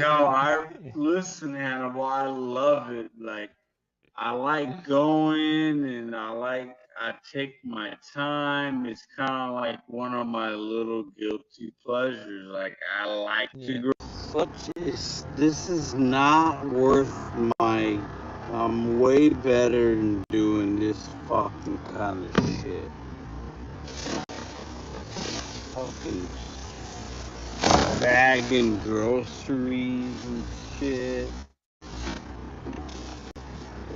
What the fuck is my life come to doing this dumbass shit?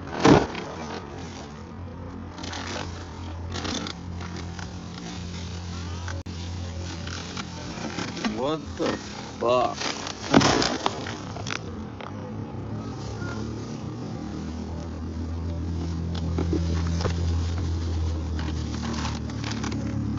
It's not worth my fucking time, dude. Like, it's not worth my time.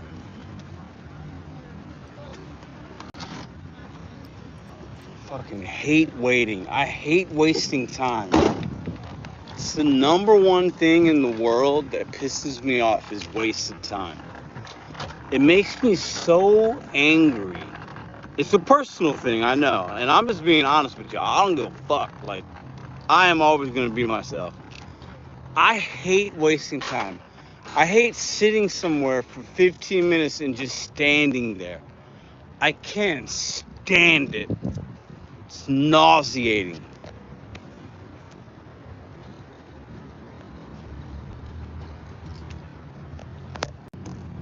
Oh,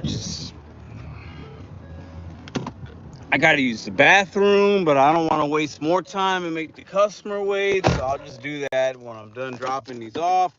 My fucking goddamn key.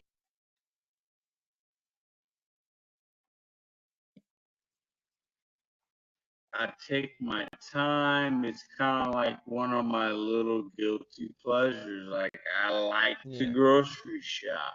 Yeah. So I that's mostly the reason why I don't sign up for those apps. So You know, I'm a fan. I love.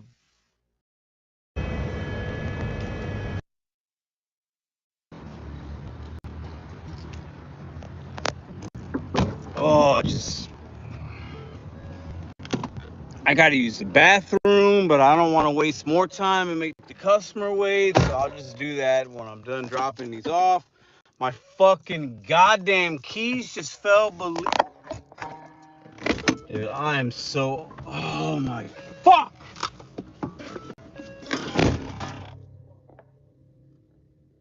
God damn it, man. Come on. Fuck.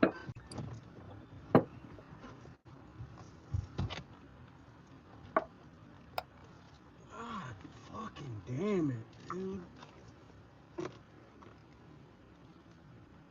So painful. Fucking piece of shit, man.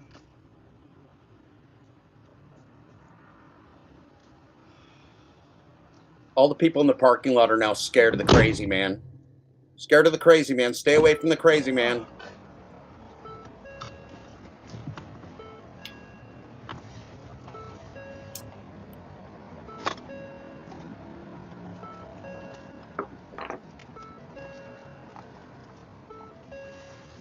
Jesus, man.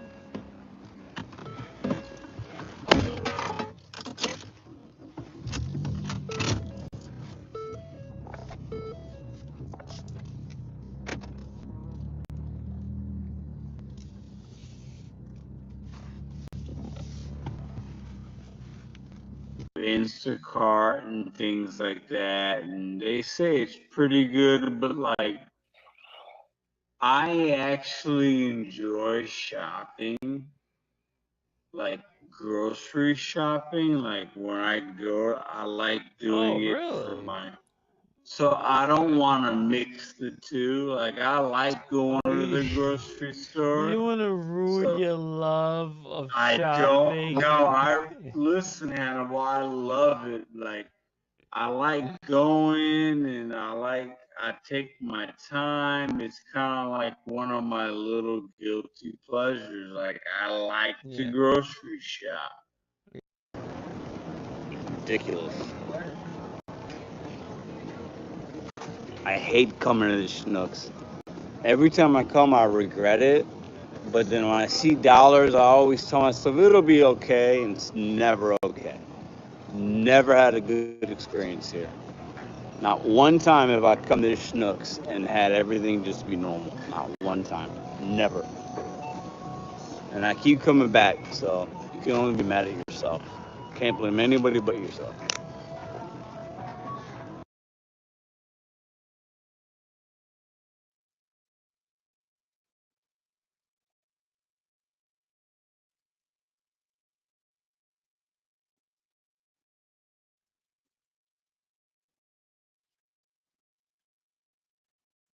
Actually enjoy shopping.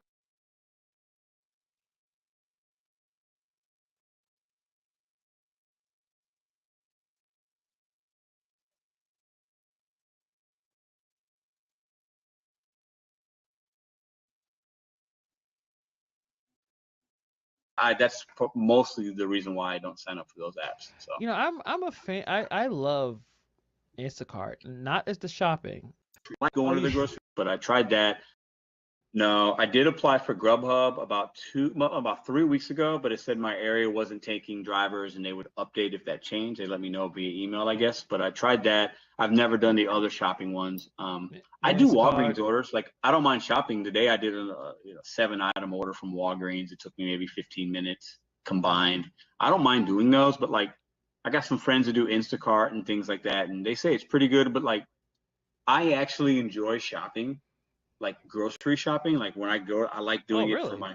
So I don't want to mix the two. Like I like going to the grocery store. You want to ruin your love of shopping? I don't. No, listen, Hannibal. I love it. Like. Please proceed to register 12.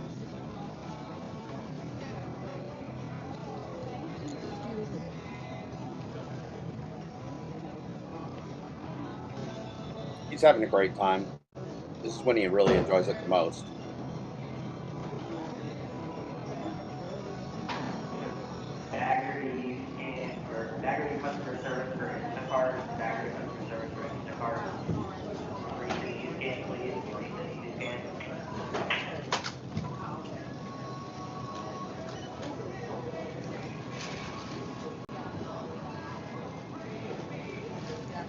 Please proceed to register 11. Scare the children, Pedro. Scare the families and mothers. Make them regret going to the store with crazy people there.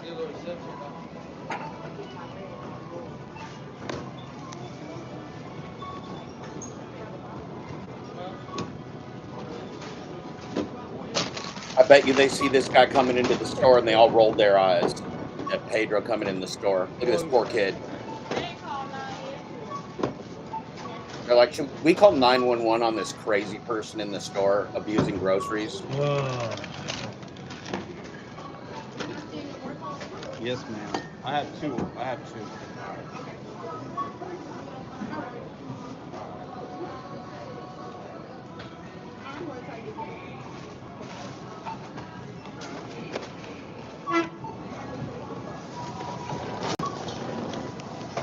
I don't even know why I come here. I don't know why I come here. I don't know why. Every time I come here, it's like not good. He's talking to himself again. I don't know why I keep doing it. I have two. Please proceed to register 9. Jeez, dude. It's always...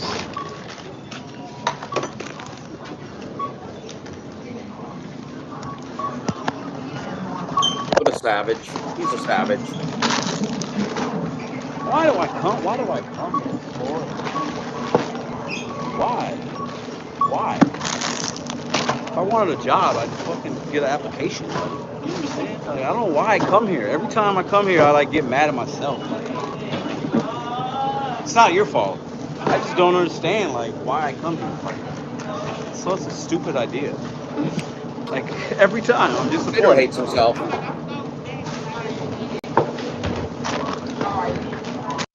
Like most narcissists and egotistical people, he's not even good enough for himself. Pedro hates himself.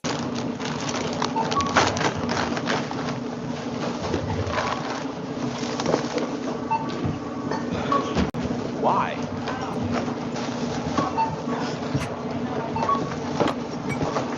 I gotta bag my shit. Like,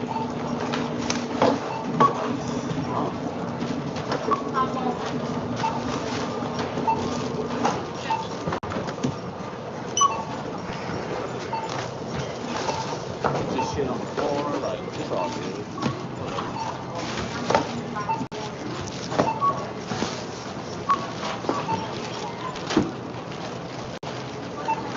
I do Walgreens orders. Like, I don't mind shopping. Today I did a 7-item order from Walgreens. It took me maybe 15 minutes combined.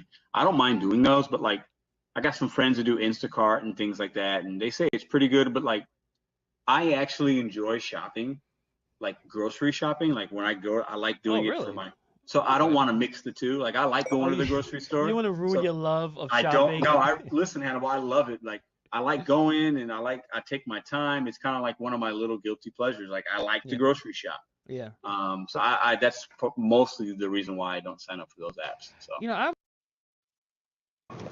This is the first one, right? Yeah. Yeah.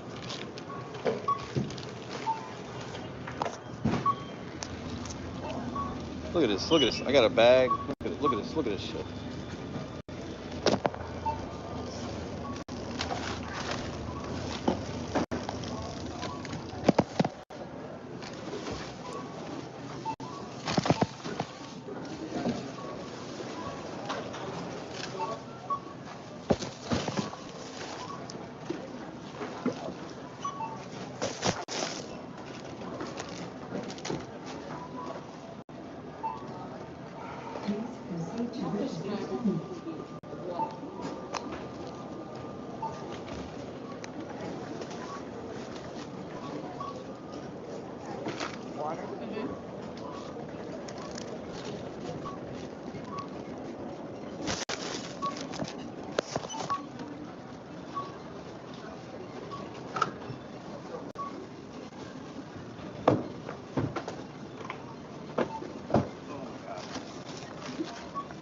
It's not worth my time. Not worth my time.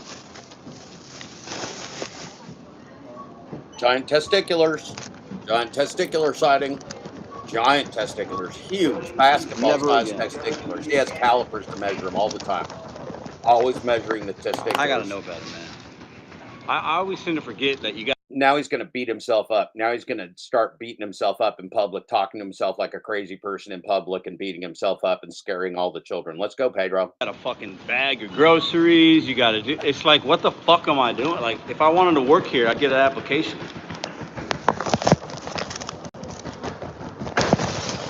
And it's not like Aldi. Schnucks is much different. Dude, what the fuck? Dude, this is fucking doing like. Never again.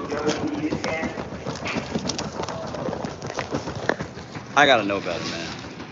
I always tend to forget that you got a fucking bag of groceries. You gotta do. It's like, what the fuck am I doing? Like, if I wanted to work here, I'd get an application. He should say it louder so he scares more small children. He should scream it louder so he scares more small children. And it's not like Aldi. Schnucks is much different. Dude, what the fuck? Dude, this is bonkers.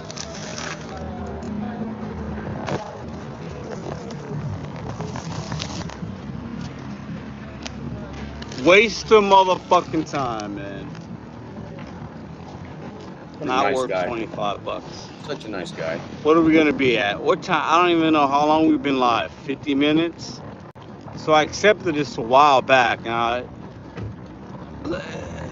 it's basically an hour, but I'm frustrated, man. I'm sitting there waiting for a lady for 14 minutes to cut some fucking deli meat. Then I gotta bag my own bags because nobody wants to work there.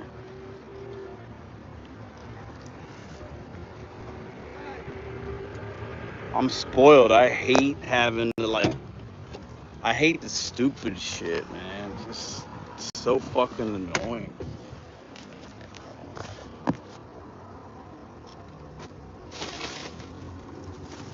God, I hate getting in a bad mood. I can't stand it.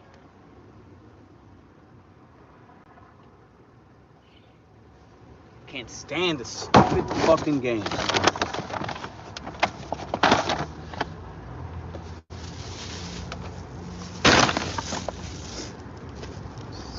This is not worth my. I'm way better than doing this fucking kind of shit.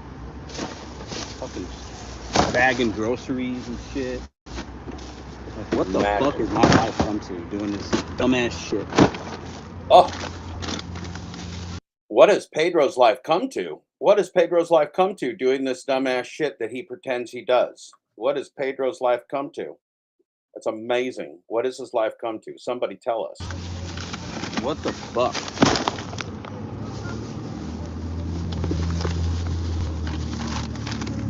It's not worth my fucking time, dude. Like, it's not worth my time. Fucking hate waiting. I hate wasting time. It's the number one thing in the world that pisses me off is wasted time. It makes me so angry. It's a personal thing, I know. And I'm just being honest with you. I don't give a fuck. Like, I am always going to be myself. I hate wasting time. I hate sitting somewhere for 15 minutes and just standing there. I can't stand it. It's nauseating.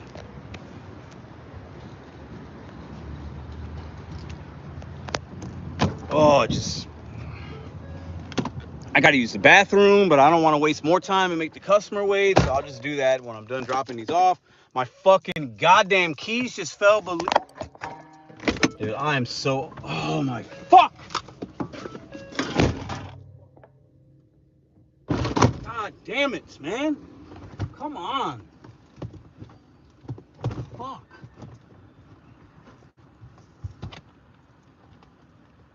God fucking damn it, dude. Fucking piece of shit, man.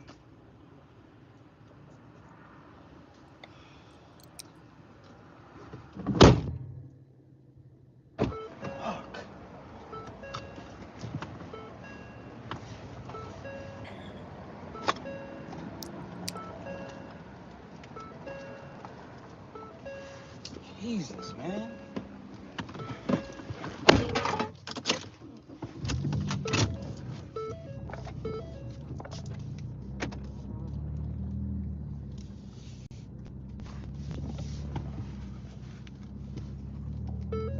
I don't sign up for those apps. So You know, I'm a fan. I love Instacart, not as the shopping, because I'm not a shopper. I'm not.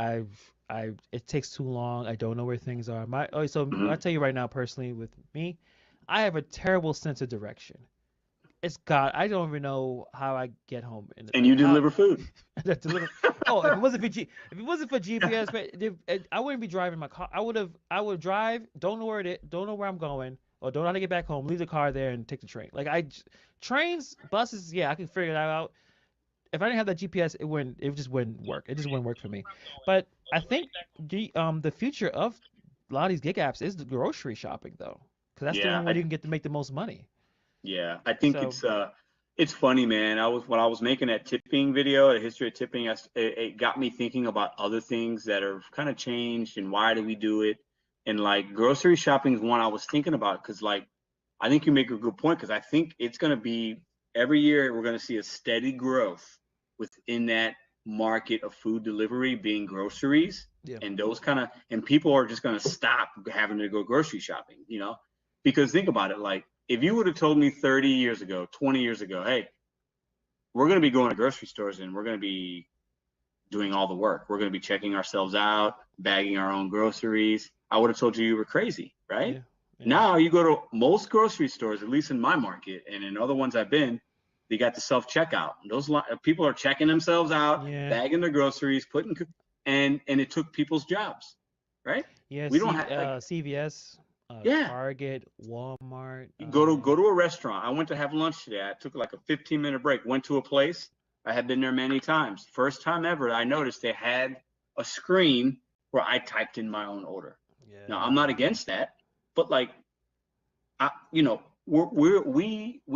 want everything so quick, and we want everything easy. But it's expensive labor. Labor cost has to be cut for us to get these things. Well, and you think about like the place I went today, it actually kind of made sense because before they had somebody that would take my order, right, and get my drink from me. Now that person, that dollar amount, that labor cost goes to the kitchen and the food comes out quicker. So instead of having a cashier, they have a cook on. They got 3 cooks versus 2 cooks and 1 cashier. I am the cashier. I am the drink maker. And I get my food in 5 minutes versus 10 minutes. So, so it kind of makes sense in some ways. Would you consider that a ghost kitchen? Oh, that's not a ghost. That's what you. That's not a ghost kitchen, no. But like Taco Bell does at McDonald's, you walk in McDonald's, you can use the screen and order your own food, pay for it, and then it takes away the cashier position. And the grocery stores have been doing it for years now, and it's going to get to the point at some point we're going to walk into Walmart and there's going to be 0 cashiers at a Walmart, 0. Yeah. And we will scan every item ourselves. Some grocery stores do it already. You grab a cart, it's got a payment processing thing on it. You scan stuff as you put it in your cart and you walk out and you never talk to an employee. That's the future, man. But what is that eventually? What's that do for jobs? Yeah, like eventually, then what everyone's gonna do? This is not Star Trek.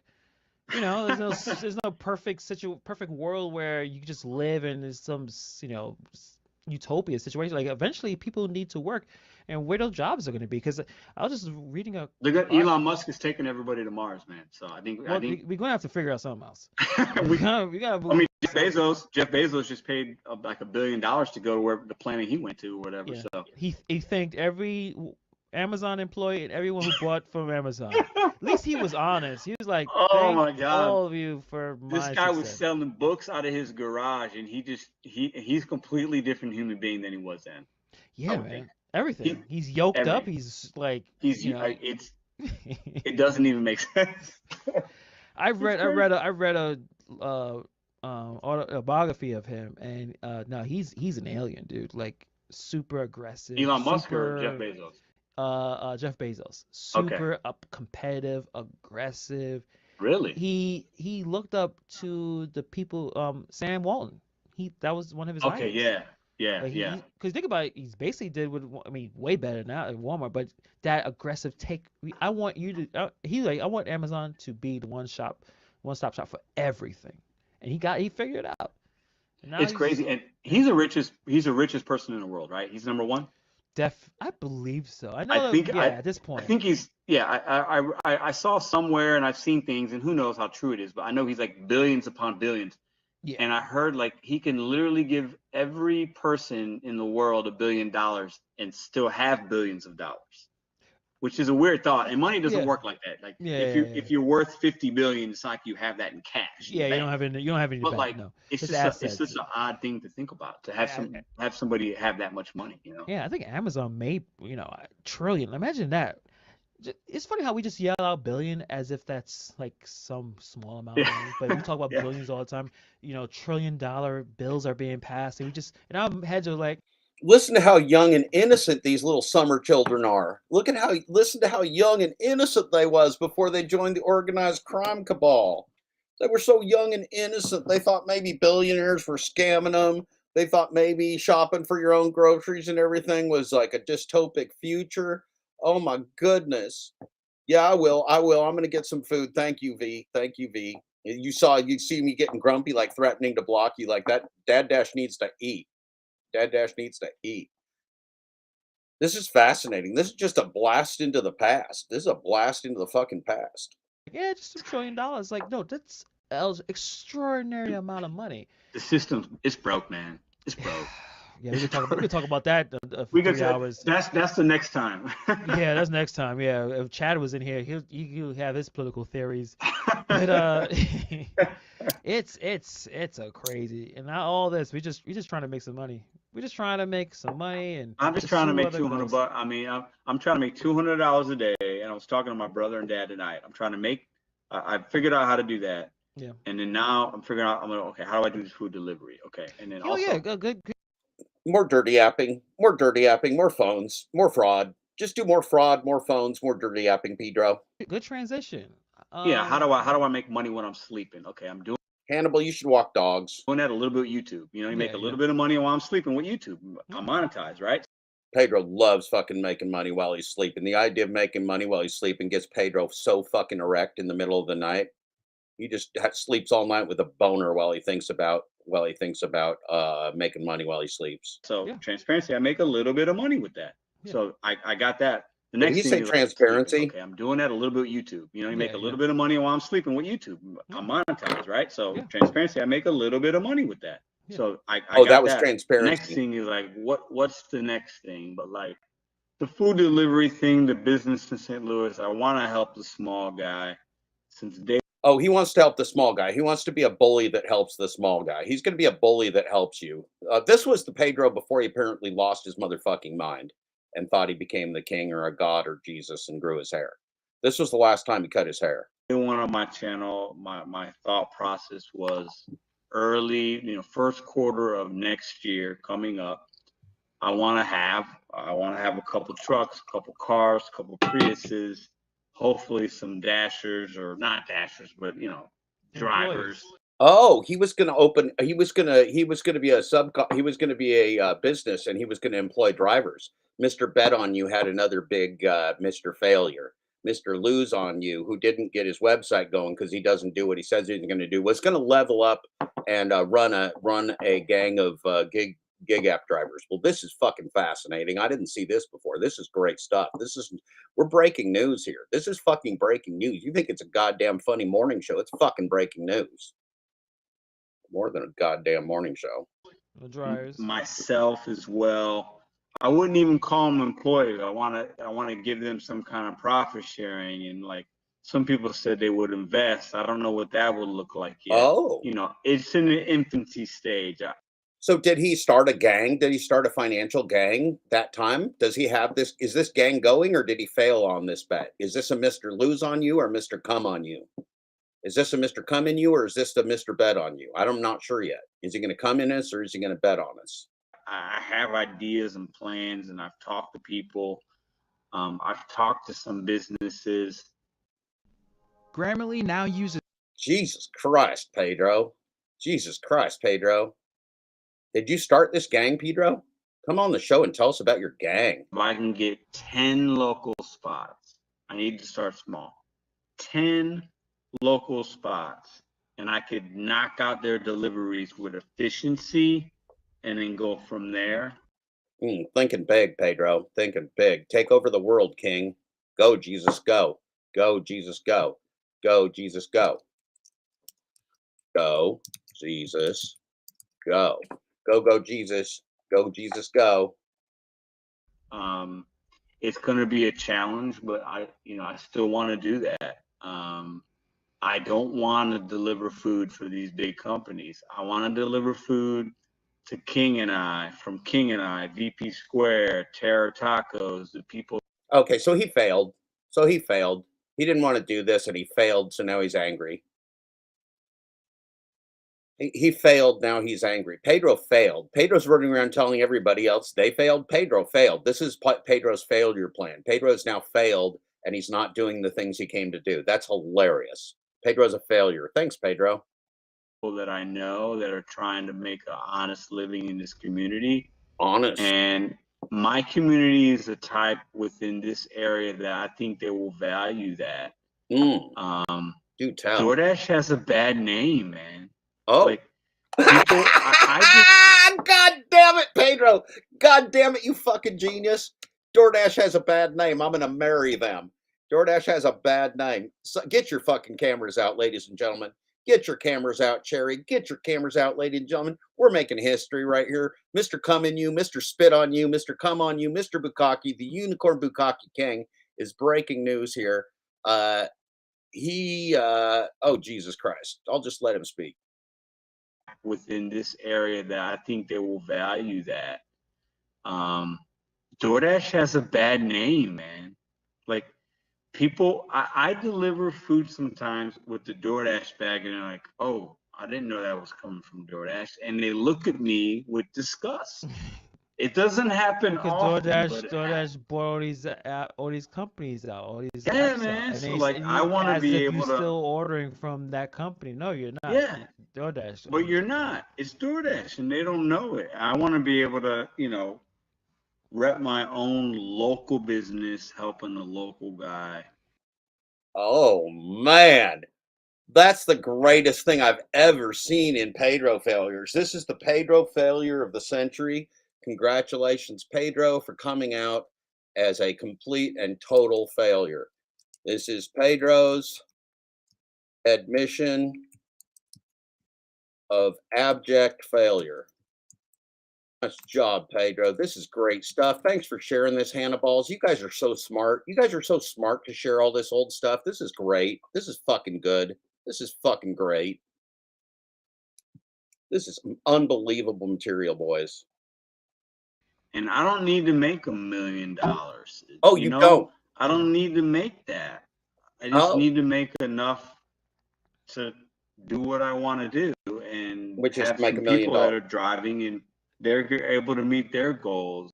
No, you want to be fucked, fed, and financed. So Pedro lost his mind. Pedro sold his soul to the devil or whatever. But this is a different Pedro. This is the cute Pedro. This is the cute young teen Pedro. Idealistic. And then go from there. It's going to be a challenge, but I still want to do that. I don't want to deliver food for these big companies. I want to deliver food to King and I, from King and I, VP Square, Terror Tacos, the people that I know that are trying to make an honest living in this community. Oh. And he wants you to make an honest living. community is the type within this area that I think they will value that. DoorDash has a bad name, man. Said Like, this needs to go to. I deliver food. Somebody let Tony Shu know that this is on. DoorDash has a bad name, man. So he married him. So Pedro went from saying DoorDash had a bad shit name and people hated it to marrying them and taking the name and selling his name for product placement. Amazing, Pedro. Fucking amazing. Sometimes with the DoorDash bag and they're like, oh, I didn't know that was coming from DoorDash is dog and they shit. look at me with disgust. Disgust. It doesn't happen often. DoorDash bought all these companies out, all these yeah, apps man. out. So like, I want to be able to. Still ordering from that company. DoorDash is a bully, says the little Hanniballs. DoorDash is a bully, says the Pedro. They don't like bullies, these Hanniballs and Pedros from 2 years ago in the space-time continuum. How do we get these two fellers back? How do we get these two fellers back? These two fellers ain't as even disgusting as I would have thought. These fellers had like their noodles at one time before they sold out their souls to the devil, apparently. No, you're not. Yeah. It doesn't have time to make an honest living in this community. And my community is the type within this area that I think they will value that. It's for DoorDash. DoorDash has a bad name, man. Like, DoorDash has a bad name, man. DoorDash has a bad name, man. Bad name. People, I deliver food sometimes with the DoorDash bag and like, oh, I didn't know that was coming from DoorDash. And they look at me with disgust. They look at me with disgust. So look, we can also notice that 2 years ago, Pedro did not slur his words like he does now with his marble mouth, potentially drug or alcohol or psychotic-induced speech problems or illiteracy. Pedro used to speak more clearly than he does now, even at slow speed. It's very weird how he speaks now. He sounds intoxicated to me, but I don't know. It doesn't happen often. DoorDash bullies all these companies. DoorDash bullies, the app bullies, companies. They're bullies. Yeah, man. Like, I want to be able to. Still ordering from that company. No, you're not. Yeah. Yeah. DoorDash. No. You're not. No. It's DoorDash. And they don't know it. I want to be able to, wrap my own local. I bet you this violates Pedro's agreement to take DoorDash into his name, that he's got a video up here smearing DoorDash. I bet you this violates Pedro's agreement. This is real bad. As a person who took DoorDash on as their name and became a human product placement called Pedro DoorDash Santiago, this is real bad. These guys are slamming DoorDash before they got paid off. See what I'm saying? This is real bad. This is great. This is so bad it's great. Local business helping the local guy. He wants to help the local guy. God, Pedro was a different human being, was he not? And I don't need to make $1 million. Now he does. You know? Now he needs to make $1 million. He didn't need to make $1 million then, but now he fucking demands to make $1 million or he'll have your ass in the process. That's amazing. That's fucking amazing footage, boys. Way to put it, way to do the historical footage, Hanniballs. You guys are fucking geniuses. I love you two. Nicest, sweetest boys I've seen in a long time. This is great. I don't want to deliver the dashers or not dashers of next year. My brother and dad tonight. I'm trying to make. I figured out how to do that. Yeah. And then now I'm figuring out. I'm like, okay, how do I do this food delivery? Okay, and then Oh yeah, good transition.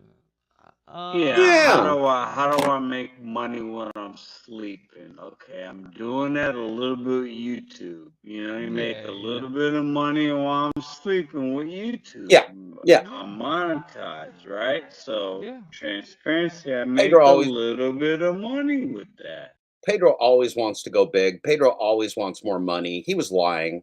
So Pedro was just thinking, how could he get in on a bigger pyramid scheme? How could he put this pyramid scheme under him? So he's thinking big from the start. But remember, he hates DoorDash. Now he's going to sell his name to DoorDash. He says he's called Vote for Pedro here. This is pre-Pedro DoorDash Santiago. This is pre-Pedro product placement poverty pimp. This is pre-Pedro poverty pimp product placement. This is absolutely pre-poverty pimp Pedro product placement. Pre-poverty pimp product placement. That's what this was. Yeah, so this is great. Yeah. So Big V says, so he wants to be his own delivery company who is misclassifying drivers just as bad as DoorDash was. Yeah, that was his dream. It was his dream to do some organized crime.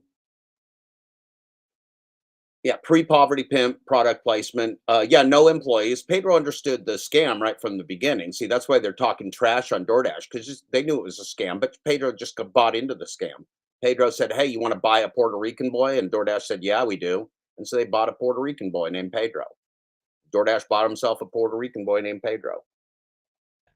Yeah. So I got that.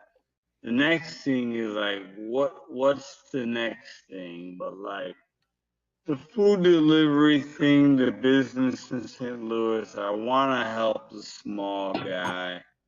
Since day one on my channel, my thought process was early, first quarter of next year coming up. I want to have a couple trucks, a couple cars, a couple Priuses. Hopefully some dashers, or not dashers, but drivers. Drivers. Myself as well.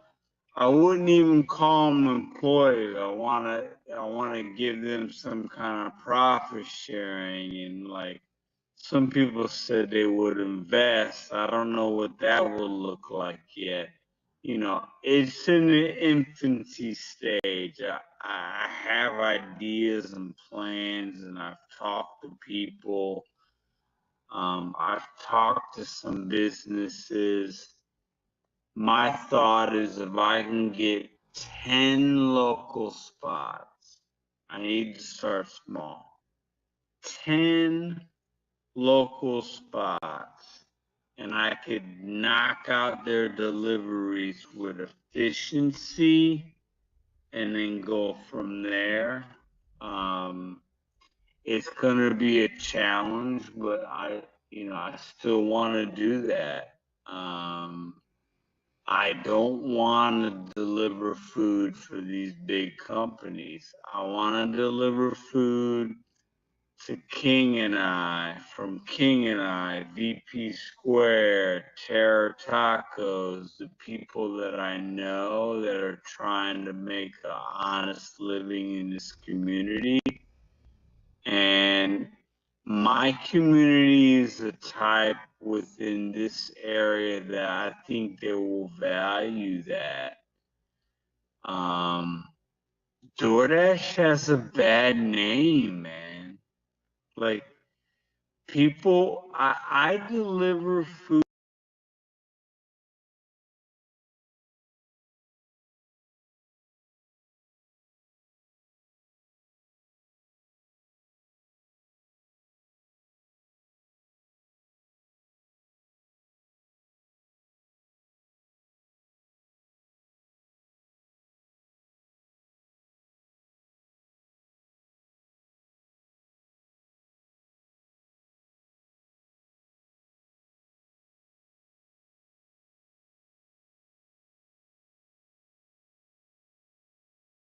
Sometimes.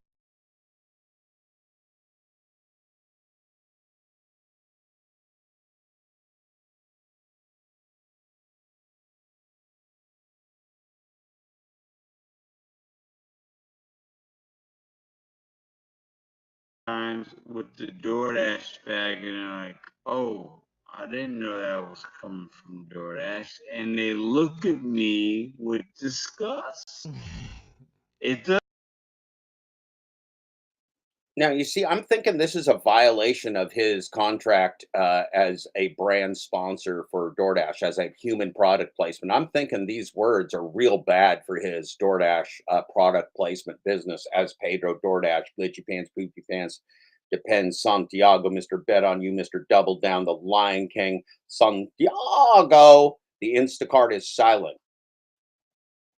Doesn't happen often. DoorDash bought all these companies out, all these Yeah, apps man. out, and So like, and I want to as be if able you're to. still ordering from that company. No, you're not. Yeah.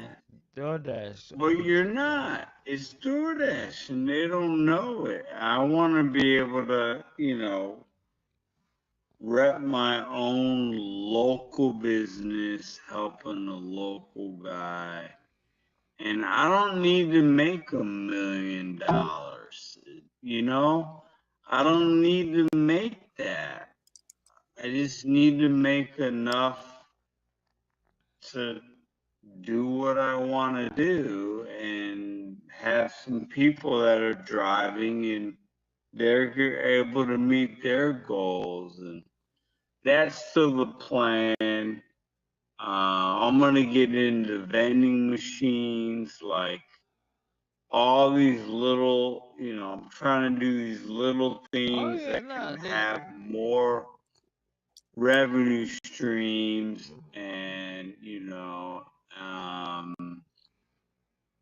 we'll see. I mean, I can't do too many things at once, but I'm trying to.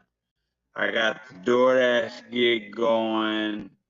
Now I got the YouTube going. I'm going to continue to do that. But then now I got to figure out what's the next thing. So. Definitely. And I hope you document that and, talk to us about it, when you decide to put, the next step in the small, I do believe locally it's where it's at. DoorDash, we always say they're growing too fast. They haven't got it's kind of like they're leaving the room with a mess and they're going to the next room. Leaving the mess. Leaving the next room. And it's, hold on, you didn't clean this mess up. And they're like, no, we got it. And just keep doing it. And we're really just not fixing the mess, and the growth is just too quickly. But if you find a solid local company, which it's funny, DoorDash started as a local company.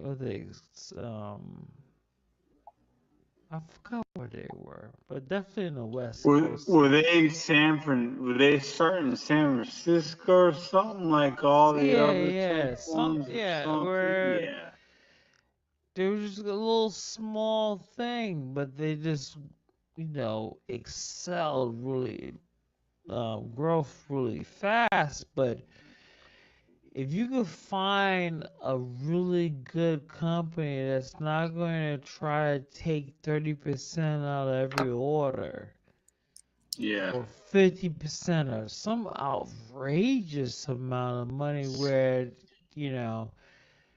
DoorDash was able to hamstring a lot of these restaurants during the pandemic. Oh, it's outrageous, and they're going to ruin the restaurant, says the Hannah Balls. Look at these little dipshits. Look at these little dipshits just outing themselves as frauds. Look at these little fucking dipshits outing themselves as frauds for the world to see. This is the fucking greatest thing I've ever seen in my entire life. These little dipshits just recorded the history of their lives and the start of their scam. When Pedro met Hannibal's and they went on a crime spree. This is so beautiful. This is so fucking beautiful. Thanks for putting this up, Hannibal's.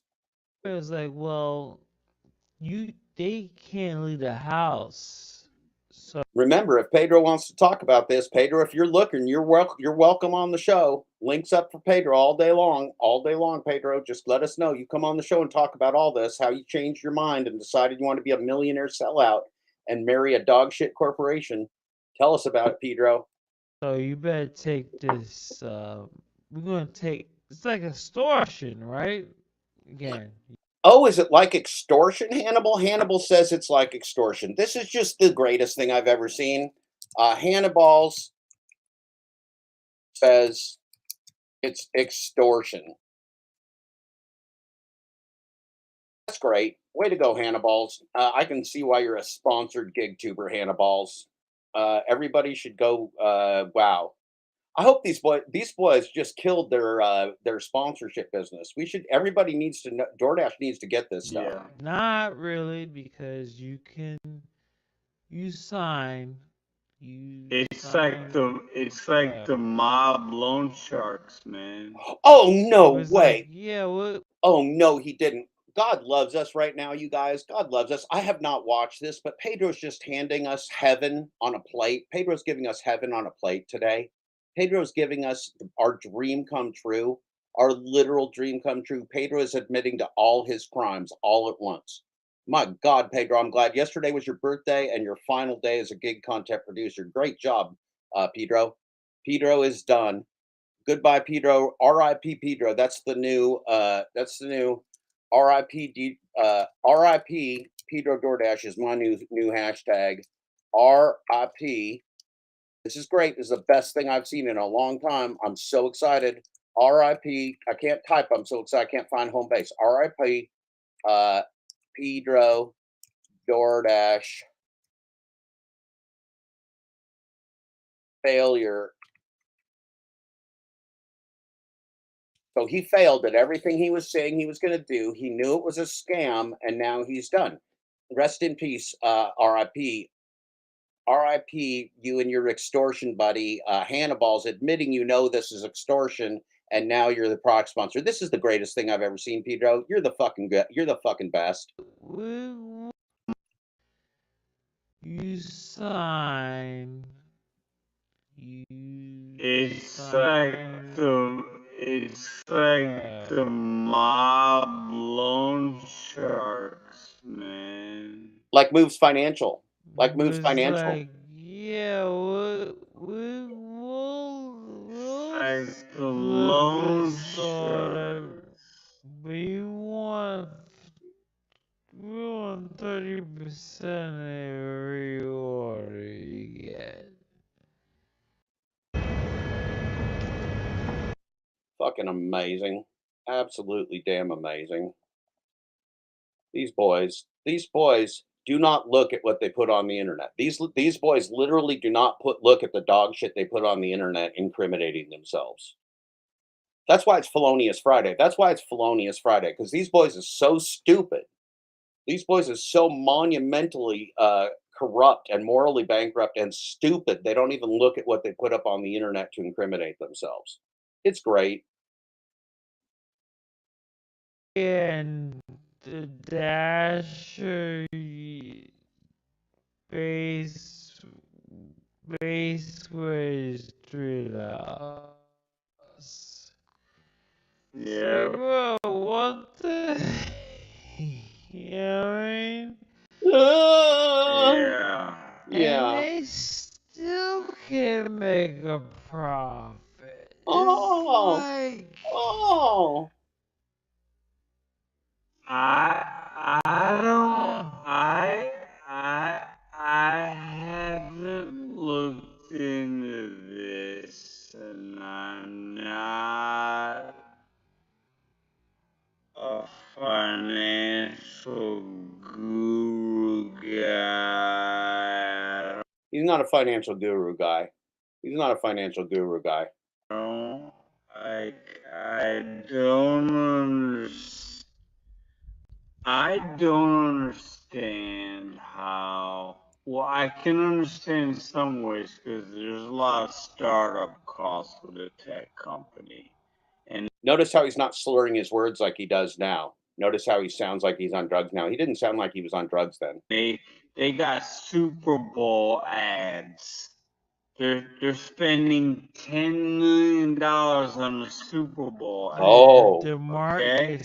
He hated DoorDash before he married them. Marketing, promotions. I mean, that's how you grow a company. Why didn't he name himself Pedro? I hate DoorDash Santiago. Pedro, I hate DoorDash Santiago. He hates DoorDash. But like, you have to understand where I think they missed the mark is, and I know Tanner talked about this a few months ago. Oh, Tanner Markley. Tanner Markley, one of the early stars of the gig tube space. Like, they're trying to grow too quick and make a profit. Too quickly, not too quick, too quickly. Too quick. They're still not making a profit, Pedro, in terms of their corporate finance disclosures, but they make plenty of money. They're billionaires. And that corporate chills. That tells me like they're just trying to sell. It's a short-term thing or whatever because like. Oh, it's a short-term thing. It's a short-term thing. Pedro tells it's going to last forever now. Pedro tells it's going to last forever now. But when he first did it, he said it was a short-term thing before he married the dog shit. They're expecting too much too soon, I think. Do ya? And they had a rapid growth of 200% or whatever it is last year. Then Pedro, the business analyst, says they might be growing too fast. And they go public and they want the stock price to be $500 or whatever. Like, sounds like he knows this is a real pump and dump scam, doesn't it? It's not realistic in the way that they're handling their day-to-day operation. Oh, okay. All right, Pedro. Right? They want to have have this great restaurant, but they hired a crappy GM. The wait staff is anybody can be a waiter here. They want this great golden goose of a restaurant, but they hire all the, they're making it too easy and too cheap. They're not valuing dashers. They're not valuing even the customer. And I think it's a recipe for disaster. I hope I'm wrong. I hope DoorDash can be longevity and people can make money and bet on themselves. And he hopes DoorDash can be longevity. He hopes DoorDash can be longevity, and he hopes people can make money and bet on themselves. While he has a fleet of cars and employs them as his own personal slaves. He's a real dreamer, this Pedro. He's a real dreamer. Some people say that he's a dreamer, but he's not the only one. He wishes the world could just live as one. The Pedro was a man of peace once before he turned into a psychotic bullshit artist. I don't know. This is the strangest. This is still, to this day, Pedro remains one of the strangest characters I've ever seen. Have side side income and do it part-time or full-time. But I don't think that's it's not a sustainable business model. Oh, it's not a sustainable business model. I get it, Pedro. It's not a sustainable business model. So you better rape and pillage it while you can, Pedro. Better get into the payday loan business, Pedro. It's not a sustainable business model, Pedro. You fucking genius. You fucking genius, bitch. Come on the show, Pedro. Here's the link for the Pedro. If Pedro's a lurking, come on the show, Pedro. Let's get it out. This is your final day as a GigTube producer.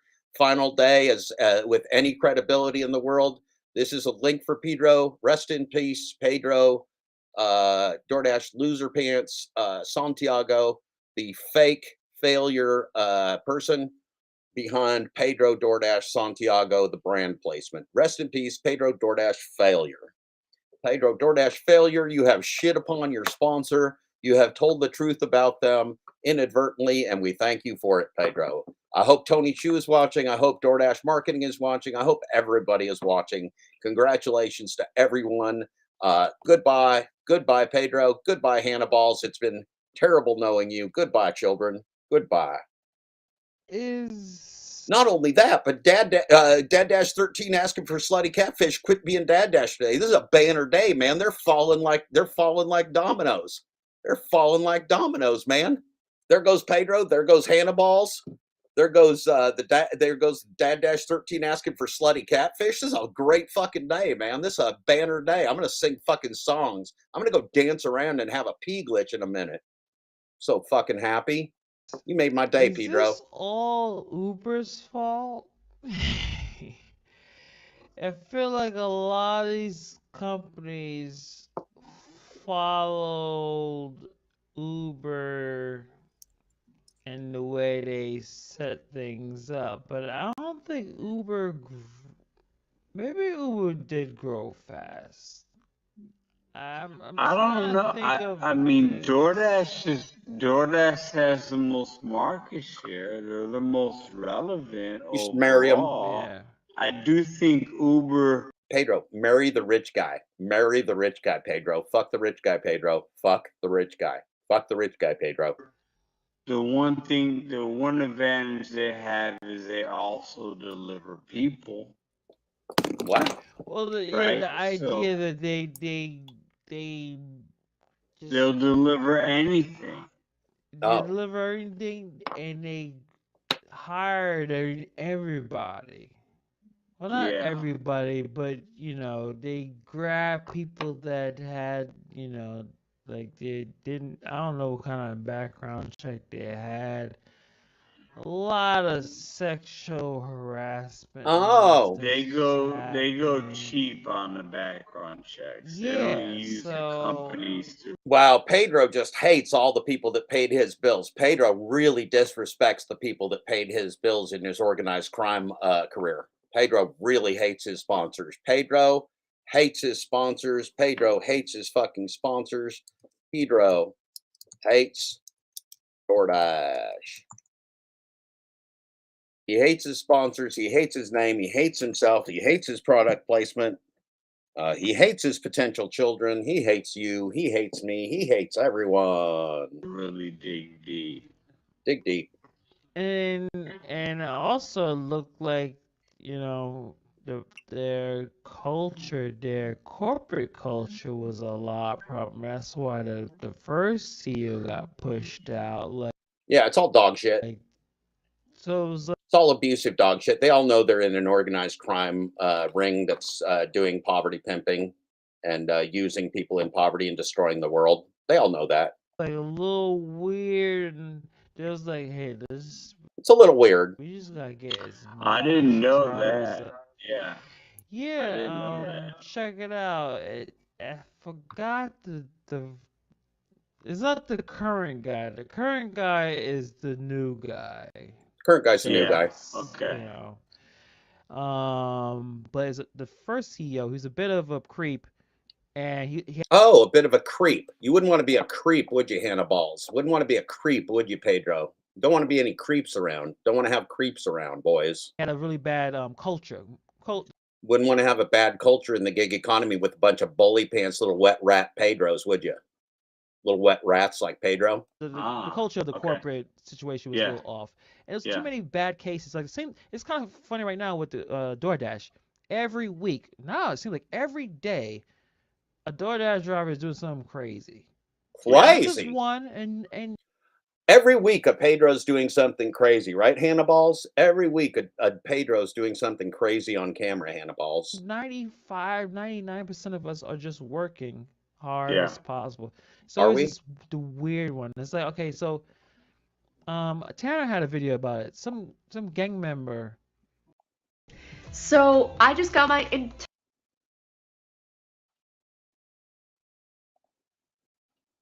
He put DoorDashing. something in Chipotle, or How's that possible? How he typed his name, typed his information, and he came back and was like, yeah, you can go work, you can start tomorrow. And he had like felony charges and like all kinds of like 7 different kinds. Yeah. And I understand people come out of jail, and I talked to his with Chad, the gig economist, and on our channel. I know a lot of people who came out of jail and they're not getting hired. You don't. Yeah, but it's like, hey, I can get on this app and I can make honest money, an honest living to get me out of the situation. So like that's the ideal. Yeah, and people that come out should be able to get work. Yeah. And I think it speaks of, we talked a little bit about it earlier, like the negative, whatever bleeds leads, because that one guy that does that, or the one DoorDash driver that, rams his car into the customer's car because they didn't tip, that was a story that was a few months ago. We don't hear about the stories of the DoorDash driver that, brought in the groceries for the elderly lady and put them in her refrigerator. I'm sure that's happened, but nobody speaks about that. Yeah. We don't talk about the good stuff. We only talk about the bad. Yeah. And I think more good happens than bad as far as drivers go. I think most of us are good drivers and we're trying to do good things, but there's always a couple knuckleheads that ruin it for everybody else. Yeah. And yeah, definitely. DoorDash, they got to do something about it though. I just think they're so aloof and like we don't. What's great about being an independent contractor is like we don't have to answer to anybody. But like, wouldn't it be nice to like knock on the door and be like, "Hey, Tony, is Tony back there? Like, can I talk to him for a minute?" Like. I'm crazy enough. If I lived in San Francisco, okay, no, let's just say the DoorDash office was in St. Louis. I would have already been there. You already say, I need to talk to somebody. I would have knocked on the door and said, hey, I got a couple questions about base pay, transparency, and driver safety. Who will talk to me? And I am crazy enough, I would sit in that office until somebody talked to me about it. When's the last time he actually been interviewed? I haven't seen an interview with him in a minute. I don't know. He's in his yacht with his wives and boyfriends and girlfriends and kids, and he's living a jolly life, and he don't care about us, man. The funny thing is, he has worked. Like he came from nothing. That's weird. I don't know. Like things people change. That's impressive. He came from China. Like he came. That's impressive. His parents worked. He worked. I think he helped his mom in a restaurant. But it seems like you getting bigger and bigger, and you're like, hey, listen, if you want to make this business that you started to, fulfill your wildest dreams. You gotta start breaking some eggs. You're gonna have to do some things that you may not think is morally right or whatever the case may be. Because business is a cold thing. Especially the bigger the business is, the colder it gets. Pedro, Thank you, man. Peace, brother. Hey, man, I love you. I appreciate you having me on here, Appreciate it. man. Like, I love this community. We'll do this again, man. Anytime you need Definitely. something, you know where I'm at, my friend. Definitely. And until then, I was gonna say we'll talk later, but you know what? It's late. Just go to bed. I'll text you later.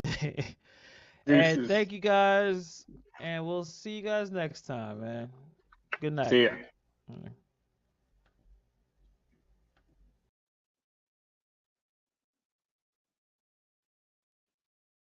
Why does connectivity matter with respect to security?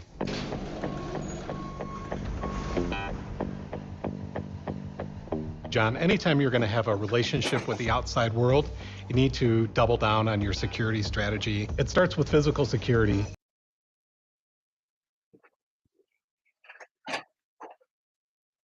Tell me that's not the best thing you've ever seen. Goodbye, Pedro, DoorDash, Glitchy Pants, Poopy Pants, Santiago. Pedro, the guy who's going to go, who said, maybe he did it. Maybe that's how it became Pedro, DoorDash, Santiago. Maybe he knocked on maybe he was crazy enough to go knock on the door in San Jose, and Tony Hsu went like, "Hey, Pedro, you want to marry me?" And he said, "Yeah, you're a son of a bitch, billionaire, corporate fucker. I'll marry you." And Pedro married Tony Hsu. It's an amazing story, man. Pedro stalked Tony Hsu. He said he was going to go find him. That aloof son of a bitch. Pedro's going to go knock on his door in San Jose. Maybe that's why he thought he could meet other coaches on the nature trail, because he met Tony Hsu on the nature trail. Knock, knock. It's Pedro. Pedro's here. Knock, knock. Pedro here. It's Pedro. It's Pedro. Amazing. Fucking amazing. Just fucking amazing. Pedro is, what did we figure out Pedro was in the poll? You guys say Pedro is, Pedro's new things today. Pedro is over is what Pedro is. Pedro is a straight up psycho predator, a vile poverty pimp, OG douche nozzle. Nope, that you weren't going to give him even credit for that. An anal OCD perfectionist. He claimed that. You're not going to give him credit for that either. You're just saying he's a straight up psycho predator and a vile poverty pimp. You guys are smart. I got to give you guys a lot of fucking credit on that one. You nailed it. That might be the best fucking answers you guys have ever done. You guys fucking nailed that shit. You nailed the fuck out of that. You really did. You really did. So let's go over. I went on Necro last night and had a real nice conversation, and I want to share it with you because my friend Necro provides a great platform for all of us, and I like sharing what we do with the Necro. It's a good time. I have a good time. I like going on there and, setting the record straight if I need to. If I feel like the record ain't being set straight or people aren't telling the truth, I just go on there and have my own, and I present my side. I think that's what it's for. It's for people to present their side. And so when I see somebody on there, for example, that I believe is lying, well, it's great. I just know Necro now, and I could just go on there and I'll take my turn and they can take their turn, and we'll just talk about what the truth is. And it's great. I love it. I absolutely love it as a truth-telling platform. And I'm real proud to just go on there and contribute to the community in that way and not on my own channel. It's just real perfect opportunity. I love it. I really do. And I've spent, a number of hours over there, and I'll probably continue to do it because I really like the community. I really find Ricky Knight's a super interesting guy. He's got lots of stuff to talk about. He and I talk about a lot of different things. Necro's an interesting guy and a lot of different things. Very open-minded people. They know who the scammers are. They know, and if somebody wants to come up and challenge thoughts or whatever, well, they're just free to do that. And that's what I want. You can come up and challenge me. I mean, I invite Pedro on the show every freaking day, right? And he doesn't come up because he's a coward bitch and he's not a real person. He's just an actor. He's just a bad actor. Pedro DoorDash Santiago is not a real person. It's just a character that he took up because we just watched when he was the real Pedro Santiago. He fucking hated it. He fucking hated it. And he still hates it, but he took money for it. He'll sell you out for it. He had dreams of selling you out all along. So he's happy with it. It worked fine. He's a failure at everything he's tried. He's failed at every single bet he's placed, but he's a compulsive gambler and liar. So it doesn't matter. He just keeps lying and gambling. He just keeps lying and gambling. It doesn't matter. Doesn't even matter a teeny bit. He doesn't care. He doesn't give a fuck. Pedro don't care. Okay, so we're just about getting to Necro. So I'm going to share this with you now. Share the screen. And I got to take a pee glitch and make another pot of coffee and grab me something to eat. This is gig work at its finest. This is Necro's channel. Going to share that with you. Here's how you find it. You copy it. You show it. You paste it right here. He's called Necro Getting Bags. He's called Necro Getting Bags. Nice feller. Welcomes everybody. He's got necrosgettingbags.com, it looks like. That's great. And you should go over there and don't be afraid. Go up on the channel and challenge people. Talk to people. Tell them how you feel about payday loans. Tell them how you feel about the lies, about the stuff. This is designed for people to jump up there and not be afraid. So there you go. There you go. Look at this. Necro Getting Bags. There it is. That's how you find our friend Necro, a valuable member of the community providing a very valuable service with an open forum. That's how you find him. And then let's go to his broadcast from last night. You go to the live. Oh, let's share that. Oh, I got to make it bigger. Let's see. There we go. I'm sorry. I suck at this because I got to pee. I blame my urethra. I blame my what do you call it? I don't remember. Whatever holds my pee, my bladder. I blame my bladder. Okay. This should be where we was at. I donned my glasses too. This was exciting. Mute each other. Nobody mutes each other. Yeah, I mean, I never got muted, but you know. So FlexiPants was lying, and I just couldn't take it. So I said, you know, Flex, you muted me after using hate speech. Trust and believe. And Robert knows. Just like whenever, you know, he was trying to come at Dash like Hawaii. We all told him, Robert, hey, he's good people, man. Bobby even told him he's good people. And he got quiet. Robert didn't say anything else about it. He's like, all right, cool.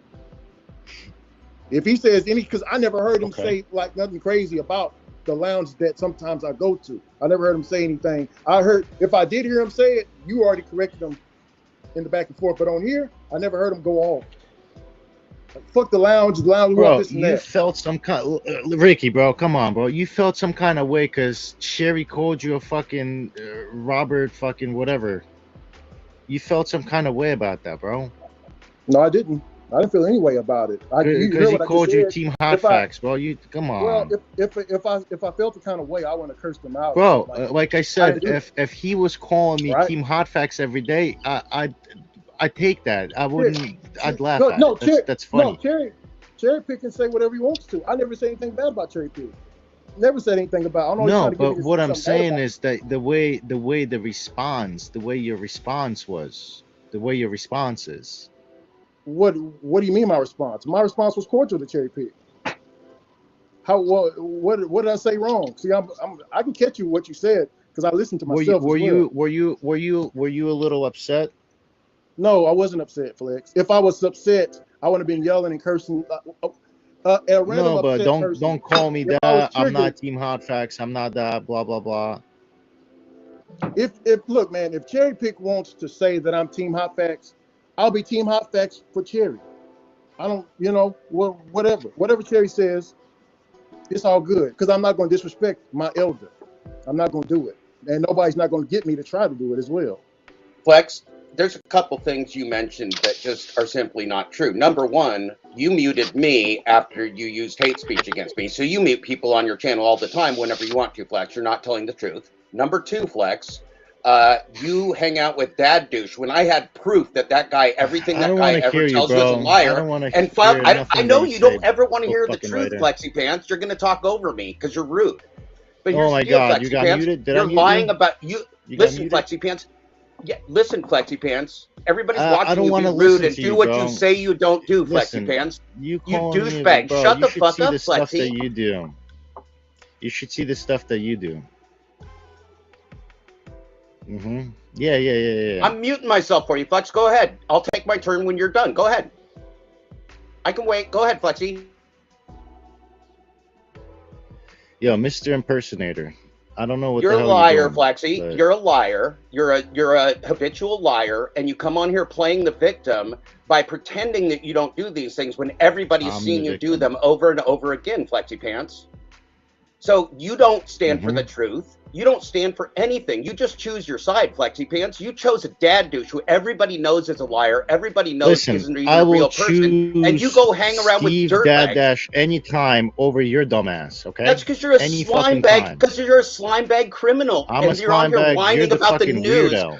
Oh, the Go news! play with the guy in a fucking Flexi dress, Pants! you fucking The weirdo. news keeps being mean to me. I'm Flexi Okay, Pants. get How out come of my here. friends Goodbye. don't like me Goodbye. anymore? Bye, Goodbye. Flexi. Bye, Goodbye. Flexi Pants. Bye, Flexi Pants. Oh, I'm so sad to see you leave. Go ahead, Flexi. Bye.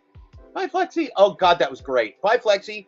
So here's the thing. Flexi lies to everybody, and he says things like, what do I have to do? Be specific? Yeah, of course you got to be specific, Flex. You have to tell us exactly what he said if you're saying he said things.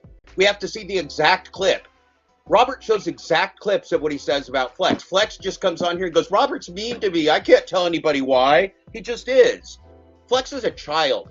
Flex has the moral development of like a small grade school child. And he runs away. You see how he runs away? He won't talk to a real person who's facing him down. Ricky is nice to him because he likes Flex. I don't dislike Flex either, but Ricky's being real nice and gentle, and Flex just sitting here spinning bullshit.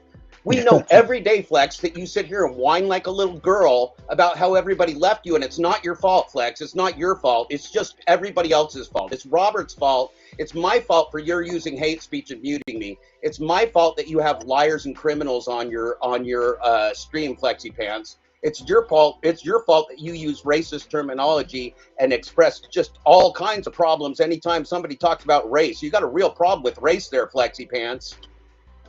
That Damien always trying to cause the divide. You see what he said, Jeff Thomas Black? All due respect, but Robert is no better than JPP. Well, that's probably true. I don't know. That sounds smart. That sounds like something I'd say. That sounds like something I'd say because I don't even know what it means. That's great. That's cagey. That's crazy. No. It was gonna, so when certain people say that, they expect you to just be like, no, I'm better than Robert, and then both of y'all get into it because Robert heard. No, I don't have. But see, I'm not a little dickbag, little bitch like Pedro, man. I don't have to be better than people. I'm not looking to be better than anybody. I'm just myself. I'm a 55-year-old man. You think I would be better than a little bitch whiner like Flexi Pants? Yeah. J-Roo 7477. Wait a minute, Bobby, are you J-Roo? You bastard. That's how you say the name, J-Roo? Bobby. J-Roo? Did I just smoke you out, Bobby, as J-Roo? Are you the one that called me Jeff Moist Towelettes Black? I love you, J-Roo. Well, let's just say his name is J-Who, not J-Roo. Okay. I like well, I love you. I love you J-Who. anyway. Okay. Hey, I thought you were I was dreaming that J-Roo was a pretty girl, and so I'm kind of in love with you, Bobby. That's kind of weird. You sexy beast. You sexy fucking beast. Call me Moist Towelettes Black. You know how horny that made me? That's Bobby? not me calling you that. I'm not J-Who. I'm J-Who. I'm not a hater either. I just want people to tell the truth, and Flex is up here playing the victim, not telling the truth. I'm not here to beat up on Flex. He's just being silly. And I can't come up here. If I came up here and said, I'm going to tell you the truth because Dad Dash lied about me and went like, just take my word for it. What, do you need me to show you?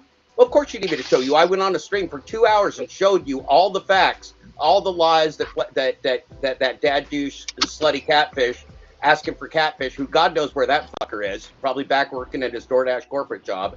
Anyway, I proved he was fake. Flex didn't care. Flex had him on. He filed 2 false copyright strikes against my channel. He tried to take down my channel for no reason other than the fact he's dad douche for fair use. And so he's trying to shut my channel down. Flex don't fucking care. Flex used hate speech against me. He don't fucking care. Flex used hate speech against Thomas Schubeck. He don't care. Flex used racist terms. He don't care. Flex is just everybody's victim. Flex comes up here whining and crying. I had to eat my dinner for an hour listening to Flex whine like a little bitch Pedro. If you want to be like a little bitch Pedro, act like a bitch Pedro. If you want to be a man, act like a man. But Flexi Pants, you got to grow up. If you want to say something about somebody, you got to bring your facts. You got to bring facts. Facts. If I say something, I'm going to prove it. You're not proving anything. Yeah, I don't know what Robert said to him because I don't, it's been a while since I watched his videos, But now that me and him were on a good footing, I watch his videos now. So I got a lot of catching up to do. So I don't know what he said in the past, but I know for one thing, he did not talk trash Flex while me and Necro was sitting up here.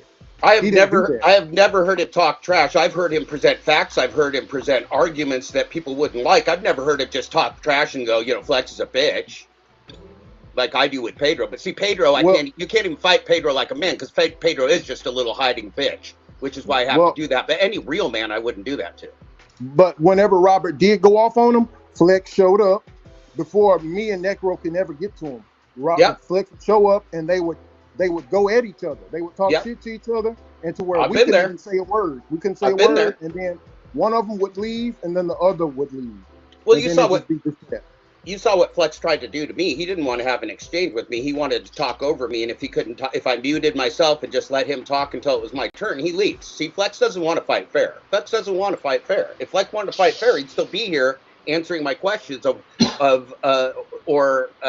being accountable to his lies. Because Flex lies. He presents himself as the victim, and I believe Flex sees himself as the victim. That doesn't mean he is. I've had friends think they're victims before that aren't. Sometimes people get bad ideas in their head, and they think that people are out after them, and they're not. But they're all confused, and Flex has been confused for a couple months. I've been watching Flex's friends and acquaintances tell me he's real confused. I remember when he used hate speech against me 4 months ago, and people said, Flex, don't do that. And he did it again. He used the FAGGOT word, if you know what I'm saying, which you're not allowed to use. So Flex is taking himself down off YouTube, and then he's blaming other people. Flex's mouth is the problem. I got false copyright strikes against me. Flex don't care. Flex don't have no false copyright strikes. I do. I got 2 of them. Man, okay, Jeff, what do you think about Eli, man? Because I don't think about Eli at all. Eli's nobody. Eli's gone from our community. I never knew him, and I never will. I've never talked to the guy on the phone. I've never shared a screen with him. I don't know the guy at all. I got nothing to do with Eli. Never gonna have anything to do with Eli. I don't like how he carries himself in public, and he was a complete dickbag going on the Pedro and Hannibal's show when people defended his right to exist in his free speech, and then he betrayed us all. So I don't think about Eli at all. Okay. He's never been part of this community. He was a draw. Now Flex jumped on him because Flex wanted him, and Pedro wanted him. I didn't want him. I never had a damn thing to do with the guy. Flex and Pedro were fighting with the guy. Robert covers his news. I don't give a shit about Eli. I don't even know who he is. I've got no fucking idea who that guy is. Yeah. Jeff, all I gotta say is, look, man. I don't trust as well, but look here. Whatever he says he does, he gets it done. If you don't understand what I'm saying. Eli. If he says he's gonna take the channel down, it comes down. Oh, I see what you're saying. Well, yeah. I mean, look, the guy's been at war. The guy's been at war for a long time. You don't want to fight with somebody who is at war, man. The guy's going to go all the way. The guy's going to go all the way. I don't carry on any campaigns against Eli or try and run. In fact, I told people the same thing. I said, we don't kick anybody out of the sewer. We can't kick anybody out. Everybody's got the right to exist. I don't make any rules. I just said he can't come in my chat. That's all I can say. Yeah. Hey. That's a bad man right there. I'm sorry. See, I've been in YouTube for a while as well, so I'm used to seeing channels coming down, but nobody ever taking responsibility for it. Whenever this guy says he's going to take this shit down, it comes down. Yeah. He told Flex, hey, I'm going to take this shit down. It came down for 2 weeks. He told Tammy, you keep fucking with me, I'm going to take it down. She's not even on, she can't even be on YouTube anymore. She's on Rumble now.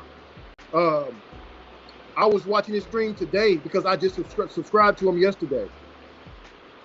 He was getting into it with this guy named Marshmallow or Shadow because Marshmallow was restreaming him. And yeah. He told him. I I don't watch his show, but I mean, I watched 2 days ago. He made a video that somebody told me about, that he's leaving the gig economy, and so that's what he said. And from what I saw the last 2 days, he didn't have anything in his thumbnails or anything about the gig economy. It was all about other people. So I think he's moved on to bigger things. But you're right. I mean, Ricky, look, this guy has been trolled and gang stalked, either rightfully or wrongfully. It doesn't even matter. This guy has been at war with these people for years, man. I wouldn't get in that. I wouldn't mix into that. And Flexi mixed into that. It was a bad idea. Flexi Pants should have stayed the fuck out of that. He should still stay the fuck out of it. Don't even mention this man. Don't even mention. That's what I said. Name.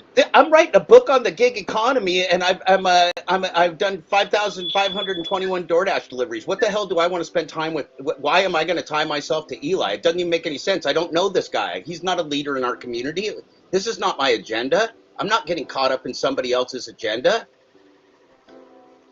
Yeah. Oof. And so, you know, Flex chose that fight. I was surprised as anybody else. Like, why did Flex choose that fight? I don't know, but Flex made that his fight. Jeff, on the fucking live stream the first live stream that I was fucking watching today, he took down somebody's channel while we were on the live stream watching.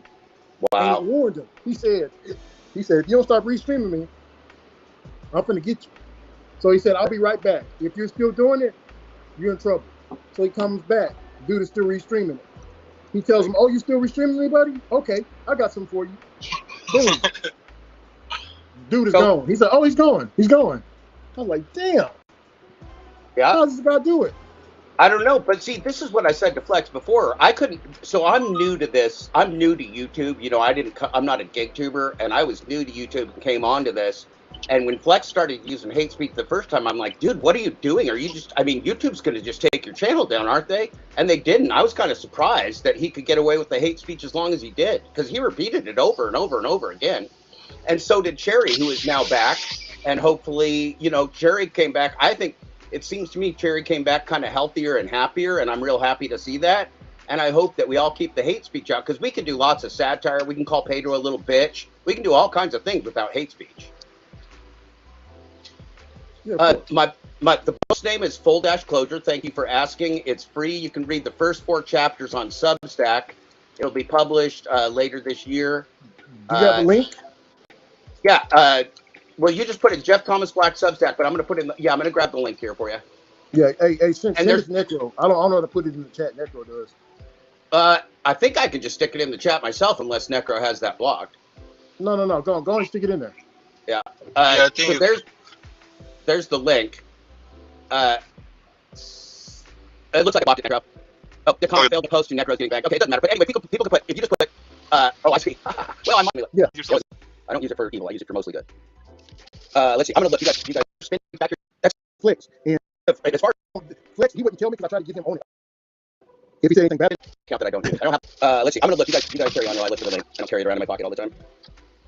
Anyway, I just had to come on, not because I dislike Flex, but Flex is just on here spinning a tale and giving everybody feelings of guilt and anxiety, but he's the one driving this. Again, I mean, everybody told him in his intervention, look, man, we love you, you're doing this, and now he's back here doing this again.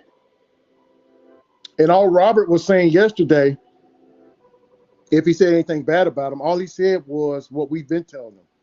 That's exactly right. In fact, because we were talking about Eli and how Eli is the hitman over here, to knocking people off, and Robert was like, this is my message to Flex. And he was basically giving him a, you know, in the Gospel of Thomas, it says, warning comes before destruction.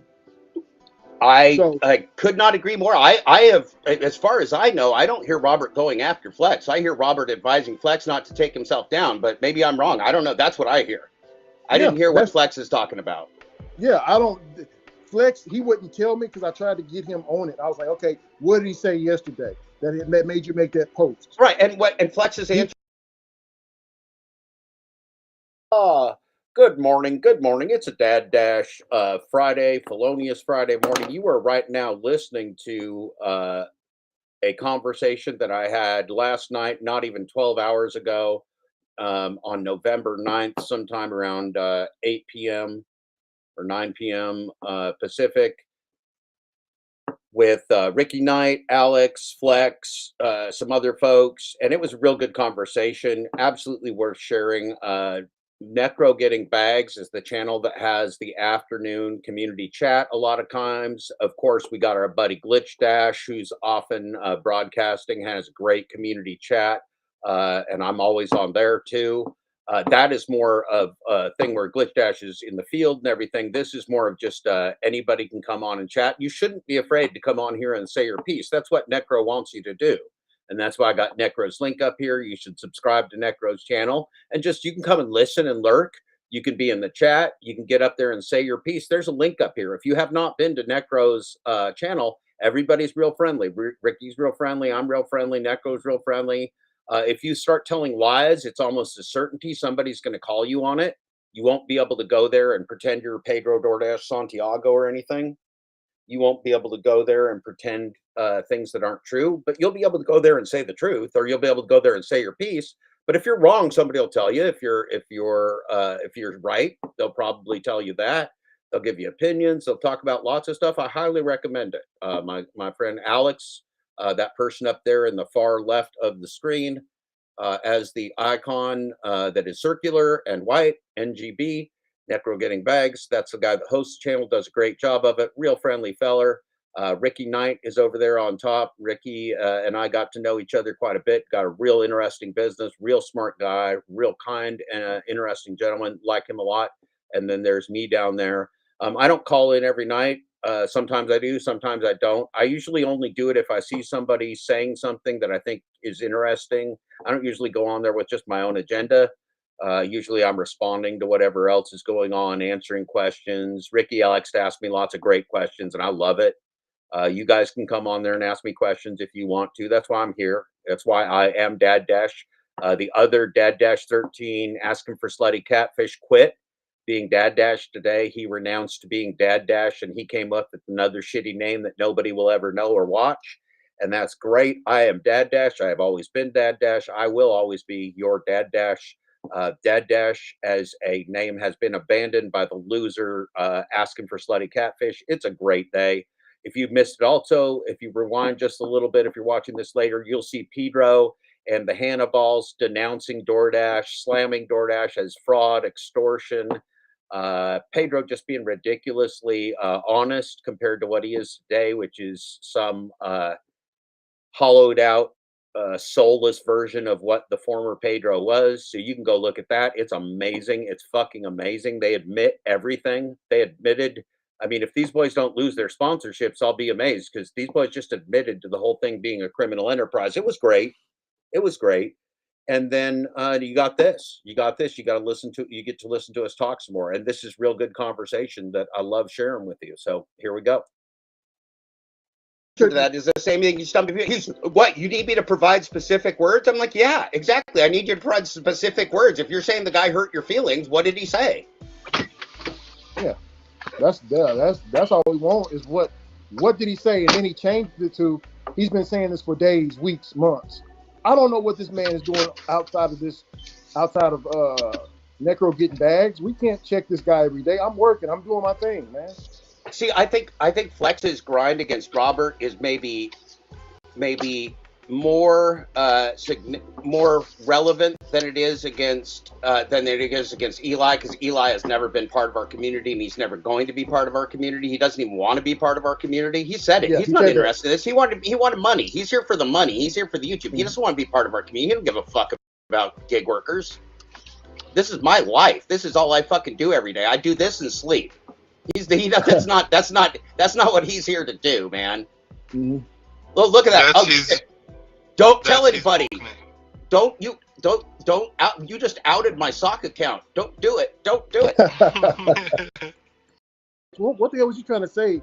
I was triggered by what Cherry Pick said. What was that about? I didn't say if I'm triggered, I would lose all that I was raised on and curse Cherry Pick out. That's right. I didn't do any of that. I said respectfully, Cherry Pick can say whatever he wants to say about me. That's my elder at the end of the day, and how I was raised. I don't disrespect my elders. Now, if Cherry Pick was here and he's disrespecting me and walking to me like a threat, then I will remove that threat to defend myself. I'm just gonna leave it at that. But on here, I'm not gonna disrespect the elder. I can't do it. Yeah, you know, for the most part, I think we can generally respect each other, except when we lie and talk over each other and act like bullies. And I guess that's probably one of my issues, is that I really have a thing against bullies. And when I'm kind of a bully of bullies, if you know what I'm saying. It's kind of my profession, if you will. And so when I see bullies cutting down people's free speech and lying, it just makes me real mad. And this is my community too. And so if you make me real mad, I'm just going to come after you. It's just too bad. Yeah, we were just talking about how you care about the community. You know, yeah, I do. This is. I'm willing to die for this project. I don't know who else is willing to die for the freedom of gig workers around the world, but I am. No, I believe it, because you go. I mean, I watch you live. You're at it 8 hours a day. Yeah, you don't want to fight me. You don't want to fight me. I'll win. Yeah. I'm not here to lose. I'm not here to lose. I'm fighting for my kid's future. I'm fighting for your future, my future. Yeah, and if Pedro wants to debate you or whatever, it's not going to work well with Pedro, because this is how I see it. You've been watching this man for long. The art of war. Know myself, know thy enemy. Yeah, I know that boy better than he knows himself. I've been watching him for 2 years every day. Exactly. He's in big trouble. I know. I can watch that boy. I know when he's sober. I know when he's not sober. I know every mistake he makes. I can tell when he's slurring his words. I know the Pedro. He's in real trouble. And see, the problem is Pedro trolled me and gaslighted me. That's why Pedro's got me on his ass.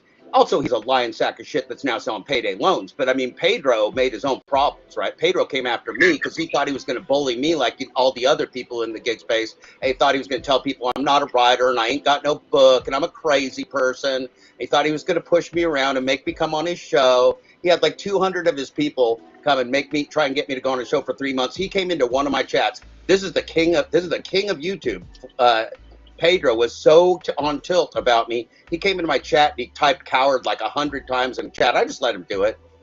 The boy is, and now he's been hiding from me for a year and a half. It's real funny because now now that he's gone payday loans, now that he's shown everybody what a piece of shit he is, running around like a pink M&M with his little boyfriend Hannah balls scrubbing his testiculars. Oh, it's fun, man. Pedro's gonna want to leave the gig space because Pedro has no credibility here. Pedro's just a predator. Pedro and Eli are the same kind of person. I don't know Eli. Let me take that back. I don't know Eli. Pedro's a predator. I know exactly what Pedro is. I watched him do it yesterday. He does it for money. He don't give a fuck. He don't give a fuck. Yeah, let's not say it about Eli, man. Yeah. No, no, you're right. Until Jeff finishes his book, you can read Art of War. Yeah, well, I got 4 chapters to read. 4 chapters will take you a long time. 3 of them are on audiobook. You can listen in your car. I read it to you. So you got a good amount of listening and reading. You got a few hundred. You got lots and lots and lots of words, complex ones, and you got lots of links, lots of things in there. There's a lot for you to do. You won't get bored. You won't get bored. Plus, I do a morning show 7 days a week. Dad Dash Daily, because I'm Dad Dash. That other fucking catfish, I stole his fucking soul and its name. That bitch is out of the community because he's a lying sack of shit. He can't be Dad Dash. I'm Dad Dash. See, that's the thing. Like, you come after the truth when you're a lying sack of shit. It just doesn't work, Ricky Knight. Lies don't beat truth. Ever, ever, ever, ever. You can beat people up. You can kill people. You can hurt people. But lies never defeat truth. Yeah. Never, ever, ever, never. In the history of the world have lies won out over truth. The truth always comes out over time. Time is the friend of truth. Time is not the friend of lies. Yeah, that's why you should live in the truth and not of the lie.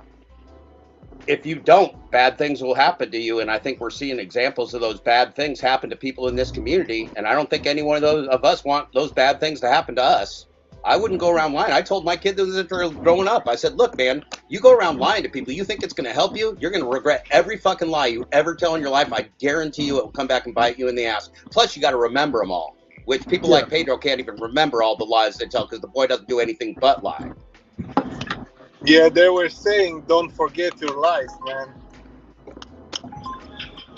But see, right now, there's so many people that think that times are so bad that we're just selling each other out, right? And Jeff of Uber Jeep Arizona is doing some killer broadcasts right now. That man's after the rideshare space like I'm after the last mile delivery space, and he ain't letting go. Yeah, He beats the dog snot out of those guys when they come after him. Pedro came after him. He beat the dog snot after him. Pedro ain't mentioning Uber Jeep Arizona anymore. You don't hear him mentioning Uber Jeep Arizona. Man, he decapitated that poor boy in one video. Pedro's was decapitated. And I wanted, and Jeff, whenever Pedro was inviting both of y'all on his channel, I really did want both of y'all to come up there because I knew that both of y'all had something to say. But at the same time, when I heard y'all's response on why you didn't come up there, I had no reason but to respect it. Yeah, well, I mean, you saw what Pedro did to Robert Reese. He'd done the same thing to me. He'd let me get 3 or 4 words out. He'd cut me off and say that I was talking too loud or whatever. I mean, he did the same thing to Torp. He did the same thing to Robert. He let Brian and he let Glitch Dash was new to broadcasting at the time, but Glitch Dash had a list of questions. He was real detailed. Pedro didn't want Glitch Dash's detailed questions. Pedro wanted the drama. Right. And just like he and Hannibal, I mean, I don't know if you saw last night, but Robert's broadcast last night, his live was a response to Hannibal's and the Pedro telling him he's not coming on their show. Yeah, he came up here yesterday and voiced it too. Oh, did he? Yeah. So he talked about that last night with you guys then, and which is great. I'm telling you, like, why would you go on those little 2 punk bitches show when they're sitting here talking about you with such disrespect? And they did the same thing to Eli. They invited Eli on his show and then just sat there and talked about him with just total disrespect and disregard. That's the thing, bro. Jeff, listen, man. Like, this guy is coming for free here because he can talk, right? Right. And when he's inviting over them, he's asking them for money, you know? Hey, you wanna have me over there? You're gonna pay me. Shit. You know what I mean? Yeah, and not only that, so his little thing he set up with moves, they paid the Cleveland drivers that came to do that too. They paid them off. Oh, damn. Really? Yeah, they gave the moves, the little scummy fucks from Toronto gave everybody money. Wonder why they did that, huh? Wonder why they did that. Hey. Wonder if they signed anything. Wonder if they signed anything to get that check. Is what you call it still pursuing his case to sue Uber Jeep AZ, or has he just left it alone? Pedro? No, the rideshare professor. I don't know. I don't know what the drama is because I don't watch. I never watched the Rideshare. I watch so much of you guys. I don't have any time. I never watched the Rideshare Professor. It's just not in my wheelhouse. So I don't know. I watch Jeff pretty regularly because he's such a great speaker and he talks so he's has the same view of the rideshare gig economy that I do. But I've never really gotten into. I mean, look, here's the point. I trust Jeff Uber Jeep Arizona. I don't fucking know the Rideshare Professor. I'm not saying I don't trust him. I just don't know him. And I know Jeff, and I've watched Jeff a lot. I've exchanged quick few messages with Torsten over time. Like I shared a few of his videos on my Twitter account and said, hey, whenever I share videos on my Twitter account, I say, hey, I shared your video, and I share it in total with the account and everything. I say, this is the guy. Here's what he does. I've done the same thing with Pedro. I shared Pedro's stuff on Twitter positively many, many times, but Pedro don't want the positive. He wants to be top dog. Pedro wants to be humping everybody. Pedro wants to be the top humper. The funniest thing this morning, so Pedro wants to rip off the gig house and tell people if they want to get a network show, they need to have Pedro help pitch it, is what he said. Because he's such a beautiful Puerto Rican jewel that if he pitches it, that they'll get him on the air because they won't be able to not look at his hair. And then they'll have lots of sex. It'll be a real spicy sex reality show, and they'll be famous. That's what Pedro said. Dang. Yeah, he said, but they need him to be the pitch man. And then he played with his hair. It was real funny. Wow. I did it on my show. Yeah, Pedro strokes his hair for a real long time. It's real gross. He needs to he got his hair professionally washed last week. He needs to get it professionally washed again if he's going to play with it in the bus station. Yeah, I unsubscribed from Pedro. The reason why I did it was because I love customer service. I don't know if you can see that, Jeff. Yeah. You got to treat people well. You have to like people to do customer service. Look at that. I was an account specialist at Coca-Cola, man. Nice. And I had my own office, and my job was customer service, interacting with the stores, asking different customers what type of products that they want to sell, what do they want to see in the future, stuff like that. I love the customer. The customer to me is almost never wrong. So and that's what I did in the corporate world. I was a customer advocate and did customer marketing and customer relations. I wrote script and trained people on customer support, all of those things. And I have the same. We even had at one company, they called it spirit of service, and it's that same thing. And that's it. That's why we're good gig workers. That's why we were good at our jobs, because we care about the people. We smile at the kids. We pet the dogs. We say good morning to everybody. We wave at people. We make sure the community's safe when we're driving around. I broke up a fight. I could have got myself killed. I drove straight at four guys in Woodburn, Oregon, were literally murdering somebody next to the curb, and I drove my car straight at them in the middle of the day with my horn on, and I got out and I made them stop, and I called the ambulance, and one of them came and thanked me later because they were about to commit murder in broad daylight. They're beating the teeth out of this guy. Three people, and I could have got myself killed. Any one of those guys could have pulled out a gun and shot me to death, but I'm stupid. I don't think about those things. I'm just stupid. And these were Hispanic gang members. I'm just telling you a fact. It's not a racial thing. They're Hispanic gang members, and I broke up a fight because I'm a fucking idiot. Yeah, well, it's not only that. You got love for just human life, man. You got That's love right.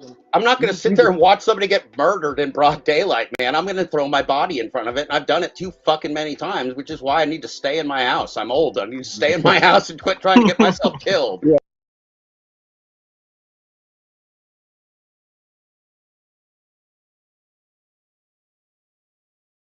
Hannibal, then I bang Hannibal, then I bang Hannibal, then I bang UDM, then I bang UDM, then I bang Hannibal, then I bang UDM again, then I bang Hannibal, then I bang UDM.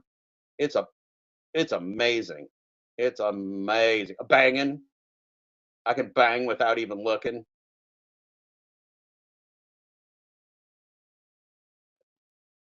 It's about that big.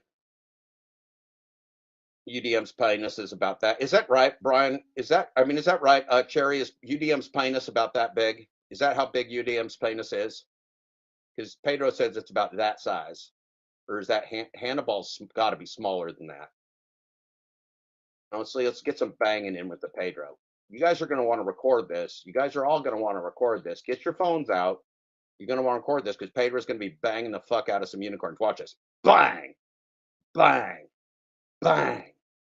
Bang, bang, bang, bang, bang, bang, bang, bang, bang, and then one extra. Watch, he slides one more in while you're not looking. Watch, he's gonna slide one more. Bang, one more banging. He got one more banging while we wasn't looking. He's a teeny, and it's like that big, and then UDM's like that big. Brian's like that big. That's amazing.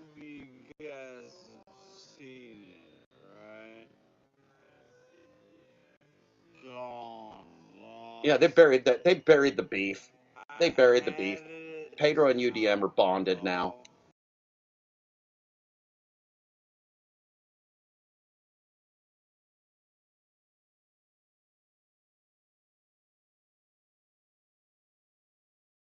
Just makes it easy. It just makes it cut and dry. I will never give anybody bad advice. I will never give advice to be part of a program that I know is manipulating you and slowly eroding everything that you think you know today from an algorithm that slowly takes it away from you. What makes you think I don't agree with what you're saying? I know you agree with it, but doesn't it seem easy to have a hard stance? In that way, there's no energy that I ever have to give when it comes to GigTube. No matter what, get a better order. No matter what, don't do it. Yes, we all have to pay bills. Yes, we all have a goal. Well, I don't, but whatever. But yes, I get the plight of a driver. I was a driver like that. I still am a driver like that, depending on the week or the month or the day. So I get it. But you understand that me just doing just a flat statement, cherry picker, yes, everything else, no, just makes it easier for me.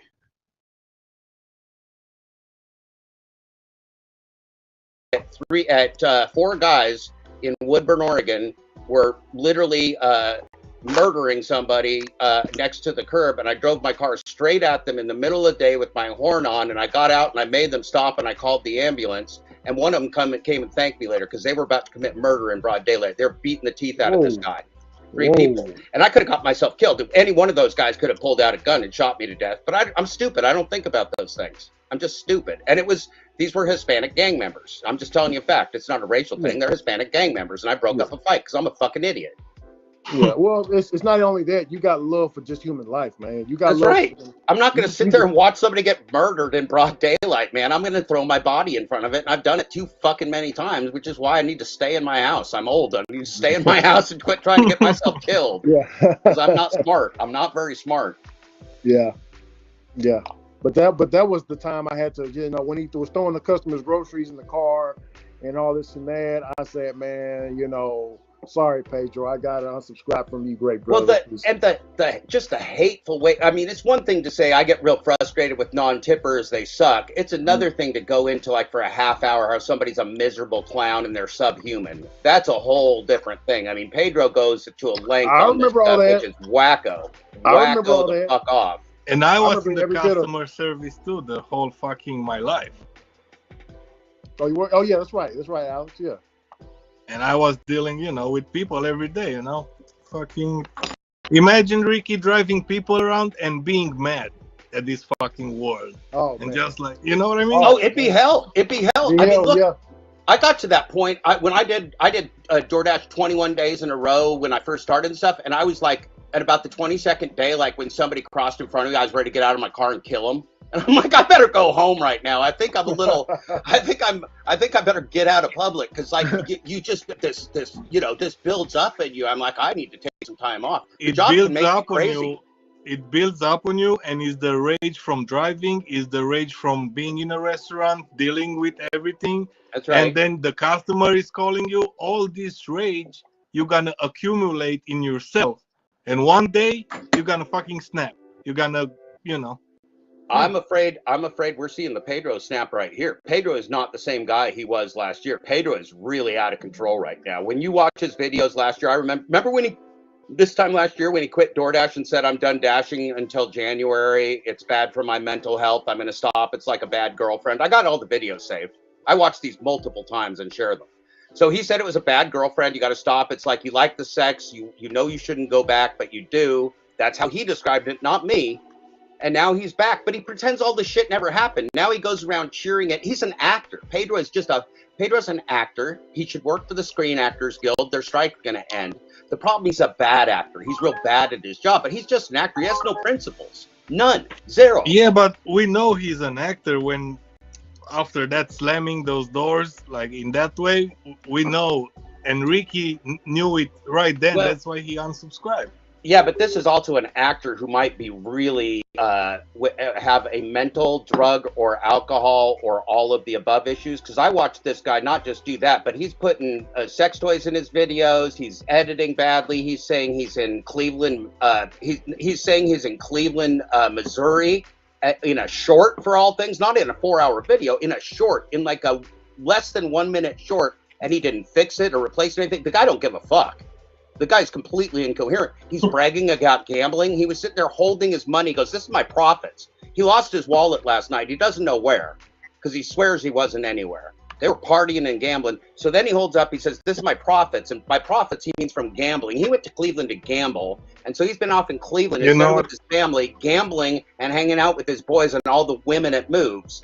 How fun is that? All the pink sweatshirts. I bet you got himself some pink sweatshirts. You know what's funny, Jeff? What's that? He was trying to meet with me on his way to Cleveland. I wish he'd have spun by Oregon, Necro, or Alex. I wish he'd have spun by Oregon. I begged the guy to come talk to me. Jeff, it's to me, because I remember people, I can't remember who told me it was an act. Oh, Robert said it was an act. I got to disagree with you, Robert, on that. I don't think it was an act, Pedro, because the reason why I said this is because 3 years ago, he was doing an Instacart order in a big box store. I was watching it live. Mm-hmm. All of a sudden, he could not find a few items, and he completely turned into a gorilla in the goddamn store. He's rude to people, too. He's rude to customers, and he's rude to employees. It was kids walking by while he was cursing.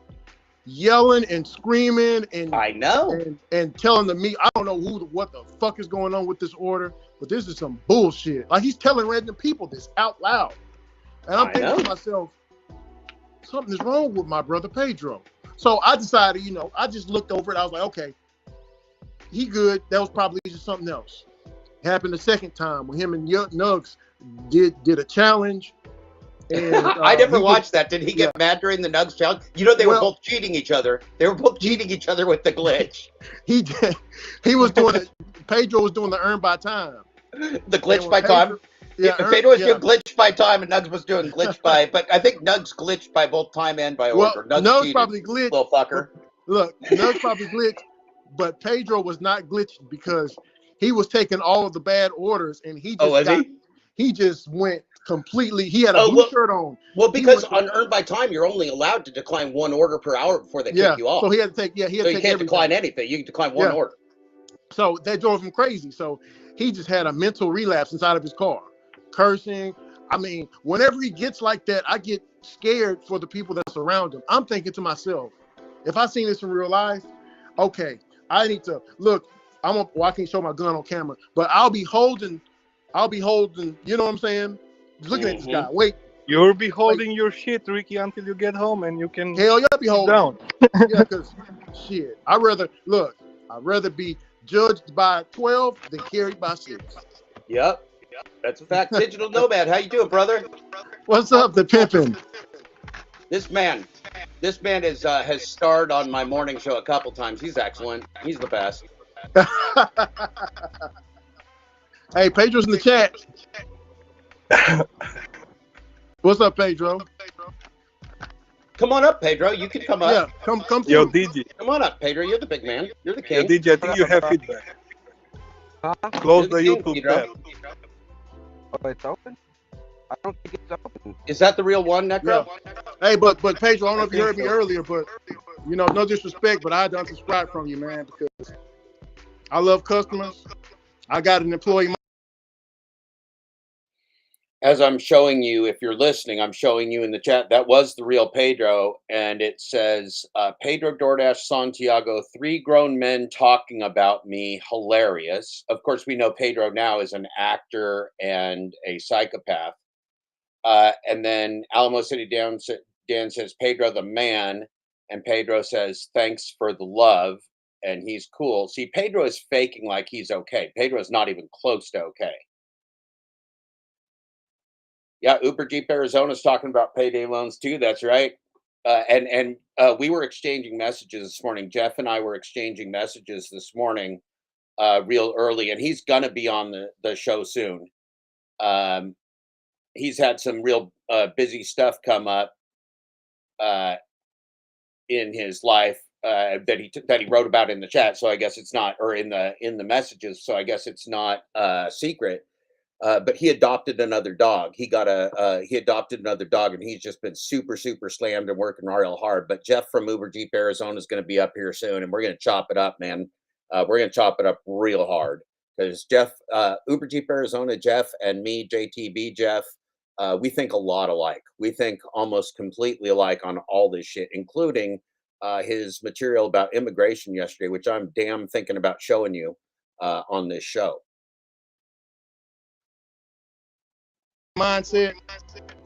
So, Pedro, we all see you acting like a maniac, and we see you doing payday loans with this Toronto company. We all think you're a dickbag, Pedro. Why don't you come up here? Yeah, thanks for the love. You're welcome. Come up with you either, bro. Is that me glitching? No, it's DG. Close the YouTube tab, bro. I don't have the YouTube tab. Let me see. Oh, your mic is acting like fucked up. Yeah, Pedro's a coward. Pedro's a coward, that's what we know. Why would I be obsessed with the lion side shit? See, Pedro's so egotistical. Pedro's like this completely... Damn. Hey, did you got Max? Yo, restart the stream, DG. I'll bring you back. I would not trade places with Pedro for all the money in the world. I would not trade places with that Pedro. He is so egotistical. If he believes any of the shit he's selling, that's even sadder. Pedro's an abuser. Pedro's into S&M. Pedro is a bad father and a bad husband. Or a bad baby daddy. He talks about withholding money from Madison. He talks about his kids either being strong in sports or being pussies. Pedro's a disturbed individual. Pedro knows that I'm not, I don't want to be him, but Pedro doesn't have anything else to come back with because Pedro's a narcissistic, egotistical douchebag bitch. Pedro's my bitch. Pedro will always be my bitch, and he knows it every day. Jeff, are you gonna have like a civil conversation if he comes here? Oh, for sure. I've always, he came on my show and we had one. He tried to accuse me of being crazy 3 times and then he hung up on me because he's a coward. Yeah, Pedro, quote, Pedro came in the chat. So Pedro was too afraid to come in the chat and actually speak and be a man. But Pedro wrote, JTB loves me, obsessed. Yeah, Pedro, we've shown you this morning to be a complete liar and a fraud and an actor, not even a real person. You hate DoorDash. Then you sold your name to DoorDash. You said they were dog shit. You said it was a scam. And then you sold your name to DoorDash for a brand, you piece of shit. That's some hilarious shit, Pedro. Some hilarious shit, Pedro. I told him to not. Oh, yeah, Pedro also loves shopping. Pedro fucking loves shopping. This has been a great show. This has been a fucking great show. If you missed any of this show, you're going to want to go back and watch the whole fucking thing because it's amazing. Fucking amazing. Get the fuck off. He just knows he can't push me around like he pushes other people around, so he's afraid of me. And he should be. Pedro should be afraid. He is. I hear it again, Alex. No, we don't hate Pedro. Stop. Listen, I got to say one thing. Nobody hates Pedro. Pedro is a lying, out of control, dangerous psychopath, scam artist, payday loan pimp, poverty pimp, son of a bitch, bad father, bad husband, bad friend who can't be trusted. That's what Pedro is. That's not I don't like him. I don't know Pedro. I just know his behaviors. And Pedro is a lying sack of shit and a predator. That's what Pedro is. Hey, your driver Ken has a question for you, and Ken, we already answered it. You know, nobody goes on Pedro's show to be muted. Pedro's a coward. Pedro's a lying sack of shit coward. Pedro had the chance to talk to me. He came on my show. He wouldn't talk. Pedro doesn't want to talk. He only wants to mute people. Yeah, Pedro don't give a fuck about anything. Pedro only cares about himself. Pedro probably believes his own bullshit that he's a king. Pedro probably thinks he's Jesus for all I know. What's up, Dan? Alamo City, damn, what's going down? But yeah, though, Pedro, it ain't no disrespect towards you, man. I just, I done seen you go at the customers too many times. I gave you 2 chances, and when you slamming the car door and throwing the customers' groceries around, I just couldn't get down with that, man. It just did something to my spirit. I was like, I gotta unsubscribe because I'm true to myself. Living the truth, Pedro. You got to stop living lies, Pedro. You're living a lie. You're living a lie like a little lying bitch, Pedro. You and your Hannibal's boy. You and your little boy Hannibal's hanging out, being bros, getting drunk, acting like jacobos on the internet, trolling Robert Reese, trolling Eli. You guys are such little bitches. I've never seen cattier little bitches than you and your little boy Hannibal's. Pedro, you big coward. Big fucking coward. Come and troll me for a year and a half, tell people I don't have a book and I'm not a writer and that I'm crazy and now hide from me, you little fucking bitch. You little fucking bitch, Pedro.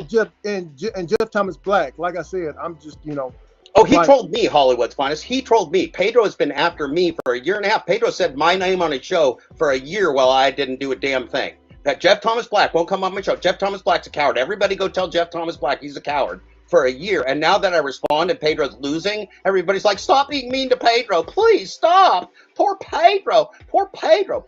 Acts like a fucking dickbag to everyone. Okay. Pedro. Well, check this out. Everybody in the chat, I'm using common sense. Pedro, he is here. He's on neutral ground. He can come up here if he wants. Jeff Thomas Black just invited him, so it's up to Pedro to click that link. He's not on his channel getting views, getting him views and him views. We're on Necro's channel. It's neutral ground. Come on through. Yeah, nobody got tagged and stuff like that. So yeah. Come on up. That's Digi. So what's up? Is it still doing that shit? Like that? No, I don't hear it that much. Well, now I hear myself. I rebooted my device. Shit else I can do with that. It's the same like Sam Lee happened. Same issue. Well, it's a pain Maybe in you the ass got 'cause the same phone. I could have had this joint rolled already if I didn't have to fucking reboot the device. What happened to smoke the joint, bro, and reboot the device at the same time? I had to stop it. I'm rolling it. I gotta roll it. If I had it rolled already, then I could have done both at one time. Did he show it to you? He was like, I'm rolling, motherfucker. I just stopped it out. First joint out of an ounce. I barely made it to the store in time too. Big nose. Well, okay. Well,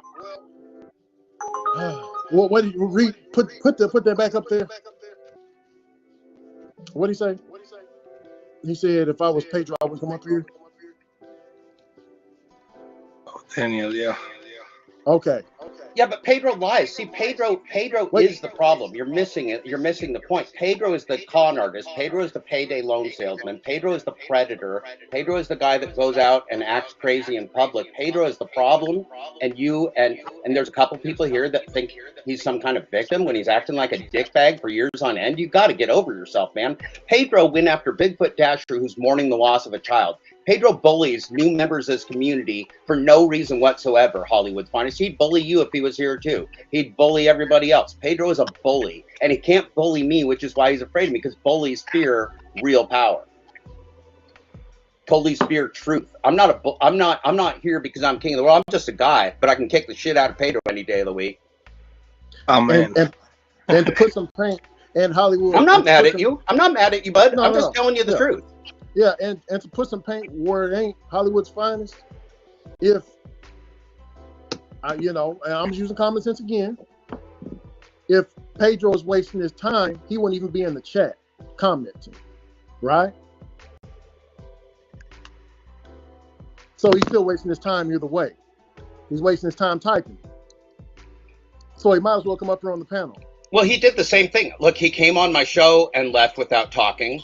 He came in the chat. Mary Poppins offered him $2,000 to come on my show and talk for an hour.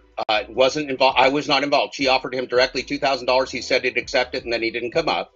So Pedro's avoiding all of this. I don't know how long he can keep doing it, but he and Hannibal's are just doing shit broadcasting. He's broadcasting sex toys and mental meltdowns. So I don't know what the fuck Pedro's doing. On his Sunday show, he pretends like he's a nice guy, though. His Sunday show is the day he pretends to be a nice guy. Hollywood finally said that's how people are.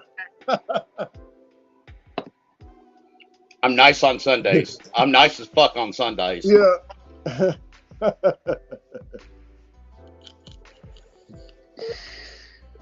If people are like that, it doesn't make any sense. People are living backwards nowadays, man. If people are actually like that. Oh, man. If I'm wasting my time, I wouldn't even be here. And like you said, creating content, he's a content creator. That's what you said, right? He should be creating content, not over here. Yeah. Well, but in his content, he's not doing very well in his content lately. He's doing real bad. You don't know what state he's in. He's all discombobulated. He's gambling. He's drinking. He's not doing real good. Pedro's not doing real good. How you doing, Granddaddy Purple? You're doing great, man. Granddaddy Purple, I got myself a mask to match your power. Did you know that? You saw that, right? Look at that. Oh. I got myself a mask to match the power of Granddaddy Purple. I don't fuck around. I'm here to fight. Look at that, motherfucker. Oh yeah. Now you got two fucking superheroes up here. Deal with God it. damn it. I don't have a mask. If I did, I could poke holes in it. Yeah. It's pretty sweet. I got a disco ball today too. I got a disco ball for the show. Except the string broke. Now I got to fix it. I got to fix it before tomorrow's show. That's what I got to do tonight. Brother Jeff, what happened to disco? Why did it die off? Who? Disco. The music, disco. Oh, why did disco die? It was a generational thing. So a radio DJ in Shea Stadium in New York held an event, and they blew up. I think it turned out bad, but it was like a bad echo. Yeah, it's Necro, or it's either Necro or a Granddaddy Purple. Check. That's better. Anyway, Ricky, a DJ in New York held a disco is dead thing, and I think they made a big pile of albums in the middle of the field, like blew them up or something. It was a big fucking disaster. There got to be this thing like rock and roll came on, and it just got to be this kind of cultural thing, but it never really made any sense because like there's not a single artist out there that hasn't made a song with a disco beat. Like not fucking one. Right? They all did it, and like disco is dead, right? It was never dead. It was just a transitional time. It was kind of just that time between the 80s or between the 70s and the 80s when they went into, you know, Europop and all that kind of stuff. It was just a transition. And disco had very different style, right? It was all like hippie and big and well, the stuff that's come back, right? Wide leg jeans. We laughed at wide leg jeans for decades. Now they're back. We thought they looked stupid as shit for decades. Now they're back. It's all just style, right? Human style is so ridiculous because in every country, like you go to some countries and they're like US style 10 years ago, and you go to other countries that are ahead of us. Then you go to different parts of this country and they dress like cowboys in different parts of this country. You go to Los Angeles, everybody's dressed like in a suit to go to the fucking grocery store.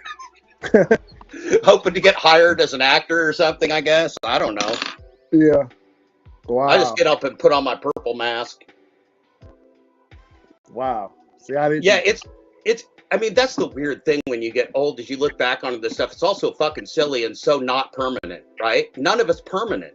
None of it's fucking permanent. It's all just temporary. Everybody's like, "Oh, this is gonna last. DoorDash is gonna last forever." Well, no, it won't. No, it won't. Right? Man, Uber's gonna last forever. No, it won't. No, it won't. I guarantee it won't last forever. Jeff, okay. This is what I believe, right? I believe that DoorDash, all the gig apps, I believe that it might be the new television remote. Because I remember when the television remote came out, all the old people were saying, it's not going to last long. It's not going to last long. Now everybody has a remote. But listen, now we had one of the first remotes that actually ran a cord from your couch to the TV. That was exciting. You just got to not trip over your remote cord. Wow, I never had that before. That was before we invented infrared. Anyway, here's the reason it won't.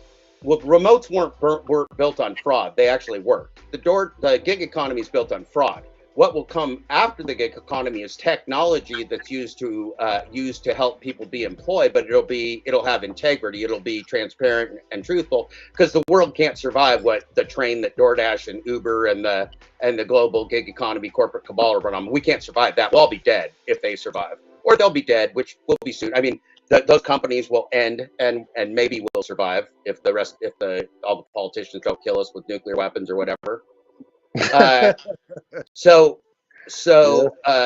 a real dangerous time for us all. And if we don't stand up against Appslavery, see, now they've got these phones. Pedro's selling the display whatever phone where it's going to record everything you do, all your movements. It's a cell phone. It tracks everything you do and uploads it to the cloud instantly for their use. And Jeff of Uber Jeep Arizona was pointing out that what they're going to do is take all that information from the schematics and they're going to pilot driverless cars around with it. They'll pilot driverless cars around. They'll know the traffic patterns, everything else. So Pedro is out there marketing payday loans, which are the end of people's financial safety and their housing. And he's out there selling a camera, which is the end of humanity's safety. Pedro is a sellout. Pedro is the worst kind of sellout on the planet, what he's doing right now. Now, so are the rideshare guy, and so are Kim Side Money Plans and Zach. All these people selling dog shit technology that's going to destroy us and track us to the ends of the earth. Look, we want some work. We do not want to have a corporate butt plug 7 feet up our colon and a corporate tapeworm down our throat and be slaves. That's not what we're looking for. That's not a good survival. Yeah. Yeah. This is fucking bullshit. We're trying to survive here. This ain't no fucking joke. If I didn't think we were all going to die, I'd go take a nap because I don't want to be here. Yeah. I See, don't. man, look, and one thing about death is how can I say it? We were taught in the church that death is, like a lot of teachers teach, subconsciously they say death is bad. Everybody's scared of, death or whatever. But, the fear of the unknown will cause. See, I think of death stress. as my ha-ha motherfucker. You ain't gonna ever make me pay. Exactly. Shit. I'm like, yeah, you ain't gonna get your money, Uncle Sam. Fuck you. Look. I'm dead. I'm dead. Come get me. Jeff, whenever I heard that the NASA reported that an asteroid is supposed to hit the planet in the next 200 to 300 years, I told my wife, I looked, yeah, I'm successful, but goddamn me, I wish you would hurry up and hit this motherfucker sooner so I would stop paying bills. Right. Damn. Like I said, everybody dies, but isn't it much better if you owe corporate America and the government a lot of money? Isn't it?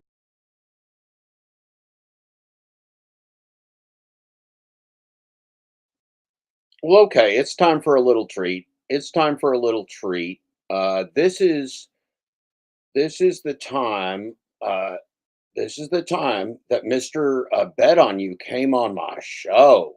This is the one and only time Mr. Bet on You, Mr. Courageous, the man himself, the very actor who plays Pedro DoorDash Santiago, came on my show.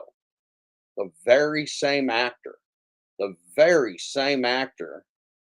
who came on my show, or who you see playing Pedro, came on my show and tried to challenge me. It's so good. You'll love it. Paste. All right, Pedro should be coming live with us. I'm going to stop sharing this other screen. Oh, let's see here. Let's not get ourselves confused.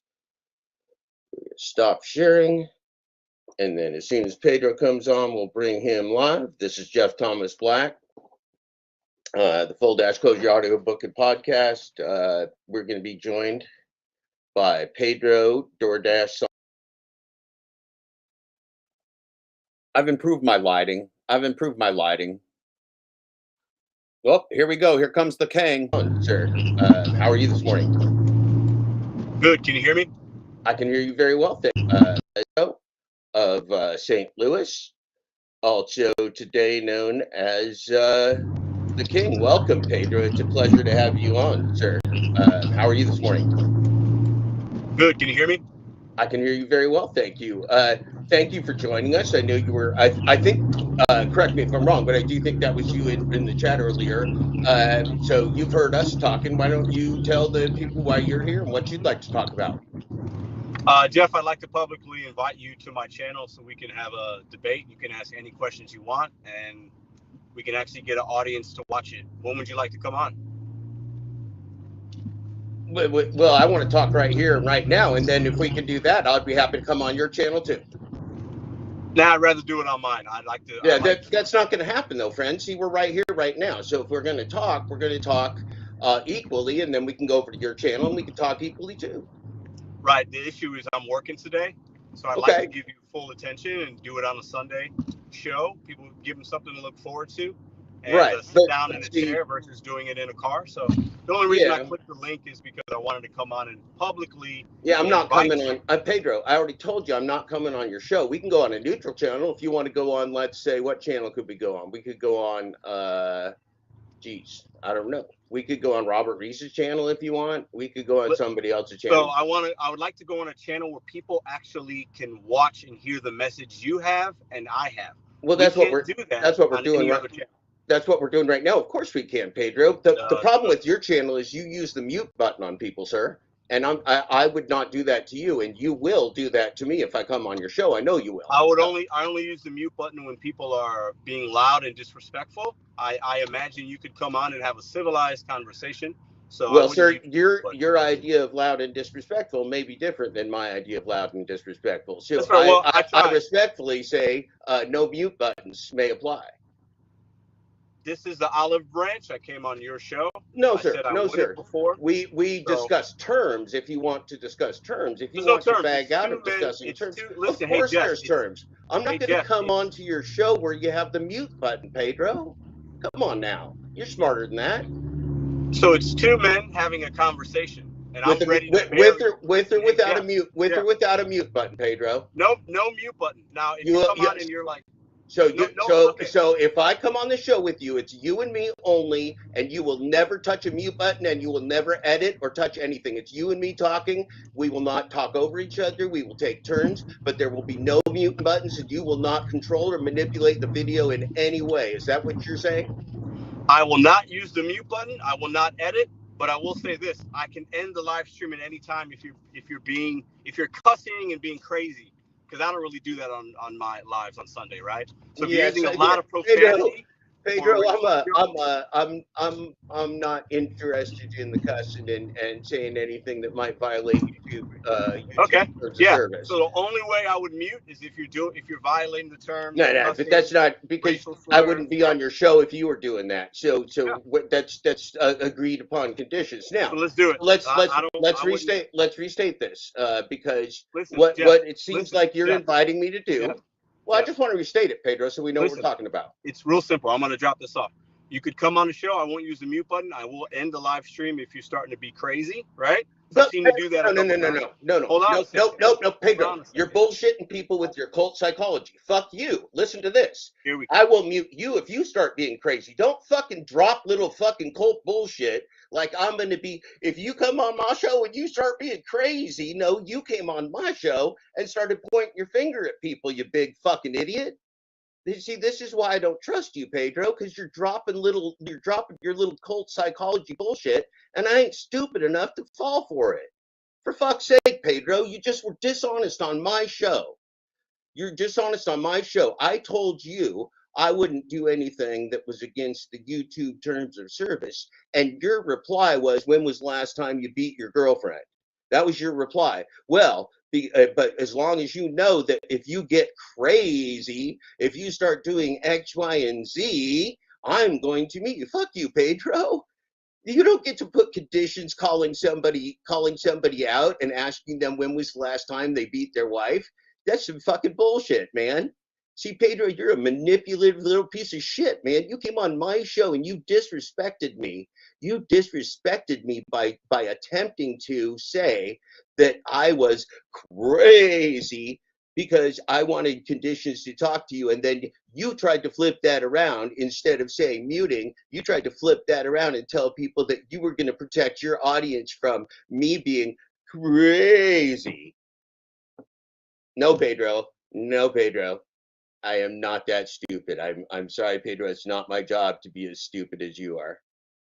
That was fucking really dumb, Pedro. Come back on here and figure this out, man. That was fucking stupid, man. I waited for that. I shaved for that. Are you fucking kidding me? Somebody give me a 12 or a 3 in the chat if that was fucking stupid. Somebody give me a 7 or a 5 in the chat if that was fucking dumb. Can somebody give me a 4 or a 3 in the chat if they just had a Pedro Depends DoorDash Poopy Pants Santiago moment when Pedro tried to fucking do the reverse flipperoonie Pedro bullshit on me? That was fucking stupid, man. Pedro, you've been dealing with stupid people too long, man. What the fuck was that? Oh, man, that was great, Pedro. That was the dumbest thing I've seen in a long time. That was the dumbest fucking thing. Can we play that back? How do I play that back? Can I play myself back? Can I be in an infinite loop with Pedro being... Pedro, you just fucking come on here. Come on here and be accountable for what you just tried to say.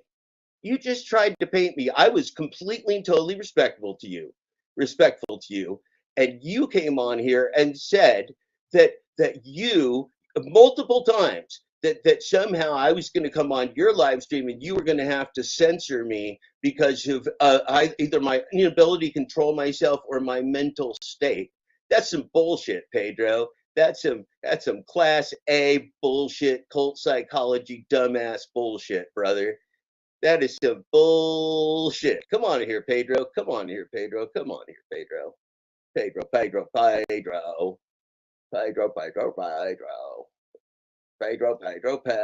Gaslighting 101. Yes, AZ Prod. When was the last time you beat your wife? Summoning people to his live show. Yeah, I was even going to play along though, Matthew Arredondo. I was playing along, and then he tried to close it out with some cult positivity bullshit.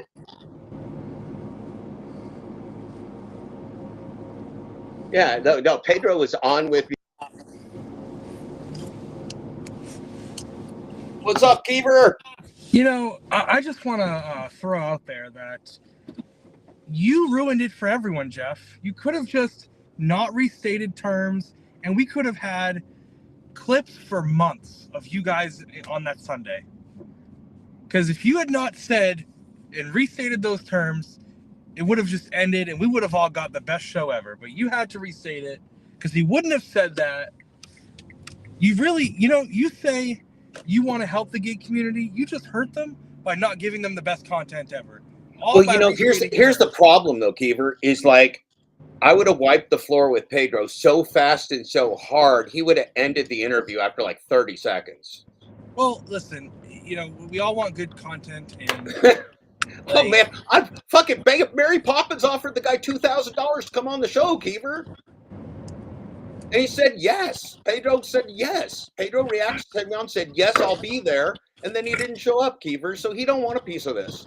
Pedro don't want a piece of this. And my goodness, did you see his show from this morning before he married DoorDash? Before he married DoorDash, he and Hannibal's were calling it extortion and fraud. And then he took its name a few months later. Sometimes that hate just becomes love, Keever. Yeah. Yeah. Sometimes hate turns into love, and Hannibal's hated it. They thought it was disgusting and embarrassing and short term. And well, Pedro thinks different now because he's Pedro DoorDash. It's his wife. Well, we've all evolved in our stances. So. Have we, Keevers? Yeah. Sounds like Pedro looks worse off than me because now he slurs his speech. He didn't used to slur his speech. Now he sounds like he's drunk or on drugs. Although, in fairness, you have aged 20 years in the last 6 months. Oh, fucking A, Bubba. I've like aged 2 presidential terms. I'm gonna be dead real soon. You are aging like a president, exactly.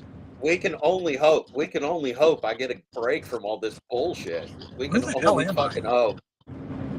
Where am I? We have a suggestion. We have a suggestion to get Pedro into a 2-year Marine boot camp when he goes to jail for all his organized criminal activities, or for attacking and grocery carts and scaring people in public.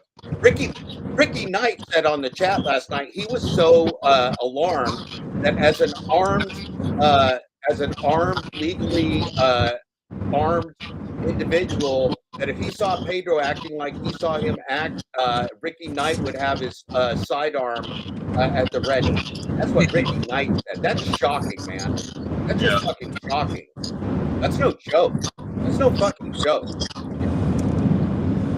Yep. And this guy calls himself Jesus Christ. This guy calls himself the king, the leader. Holy shit, man! This guy's a danger, is what he is. He needs to go. He needs to go. And we just outed him today as nothing but an actor. He just took the role as Pedro DoorDash Santiago. He hates it. He's embarrassed of it. Well, DoorDash is embarrassing. It is embarrassing, but I didn't fucking marry it, Keever. I don't have to name myself Jeff Dogshit Thomas Black. I didn't marry Dogshit. He did. It's not my fucking problem, Keevers. Yeah. I'm not selling payday loans. He is. It's not my fucking problem. Yeah. I'm not a pink M&M, Keevers. He is. It's not my fucking problem. That is true. He makes his own bed. He's a fucking pink M&M, S&M freak, bad actor. That's what. And he's a bitch. He's my bitch. I mean, if you work in the gig economy, I think it's kind of a prerequisite to be an S&M freak. Yeah, but he's really into it. Like he deprives himself not upon any principle whatsoever. Literally no principle. He deprives himself of the things that he likes to eat just because he likes to have self-deprivation and be miserable. Yeah. How much more of that conversation went on with on the? I was on Necro's chat a little, like probably a couple hours earlier. We go on for a while. I'm not sure if we should. I don't want to take up the whole day with that because I had some other stuff I wanted to do too. In fact, if you want to help me do that, I wanted to watch the Tony Hsu financial video. Now that we've exposed Pedro's career is over, Dad Douche quit. I am Dad Dash. I have always been Dad Dash. I will always be Dad Dash. Did he? He gave up the brand. Did he just rebrand his channel, or did he make? Yeah, he rebranded his channel as like the Rational Gig Driver or something like that. I don't remember. I think that's it. I saw that, but so he didn't just create a new channel. He just changed that. He just changed his name. Yeah, but he said he didn't mention me in it. He said just he's evolved. He's evolved, Keevers. Yeah. He's evolved, which is good because I'm Dad Dash. He wasn't really going to have a lot of success as Dad Dash, but he's not going to have any successes as the rational gig driver either because his content sucks. It's just awful. Well, just who knows? fucking awful. Maybe, so bad. maybe the rational gig driver is what he needed to get better. Well, you know, I hope he's real rational about it, Keevers. What, you want to watch Tony Shoe with us? Should we do? Let's change it up. Is that the one we watched last week? Or is there another one? Yeah, but we're going to analyze it. We just watched it straight through, and I haven't had the guts to analyze it because it depressed me so much last week that I couldn't take it anymore. And it's taken me like another 10 days to get over the trauma. Okay, I can. You can help me through it. If you know what I'm saying. For a little bit, yeah. You give me some moral support. Yeah, Because this stuff, I'm going to get real upset. I'm going to age. I'm going to like age another year while we're watching this, Keevers. I'll probably die soon. So just give me support. Did you see this great news, Keever? Did you see this one about the AI who runs train on us with financial day trading and then lies about it? I saw your post on it. I didn't. It's real good. It's real good. It's a great story. Well, I mean, it's not unknown information. It's just now they're admitting it. Right. Yeah. But like, I mean, think about this. With the financial industry where people who have money actually have power, if they can get duped by AI, imagine what AI is doing to us, Kevin. Yeah. Just imagine. You can't. I can't. Even as much as I know about this scam, I know there's got to be 1,000 levels that I don't know of that would fucking blow my mind. Because the AI is so complex, no human could understand it. DoorDash doesn't even control it anymore. Yeah. And I heard through the grapevine, through watching Uber Jeep Arizona, Jeff, and some other people that Uber is going full AI in 2 months, whatever that means. Which probably means they've got some people kind of semi-controlling the operations, where DoorDash doesn't. DoorDash is just decapitating people, bringing people on and off, just driving everybody towards zero with a master evil world-ending computer. And so that's what Uber's going to be working on next. They got to get into the game. So how did Moves pay people to go to Cleveland? It was their company retreat. So he said they had like 32 people or something. It came down. They probably drove from Toronto or something. They came to the company retreat. They got Pedro to shill for them. And then they paid the drivers who showed up locally. They probably made them sign a contract with non-disclosure or non-disparagement clause. Mm-hmm. You know what a non-disparagement clause is, Keevers? Will kill you? No, non-disparagement clauses. You can't say bad things about them.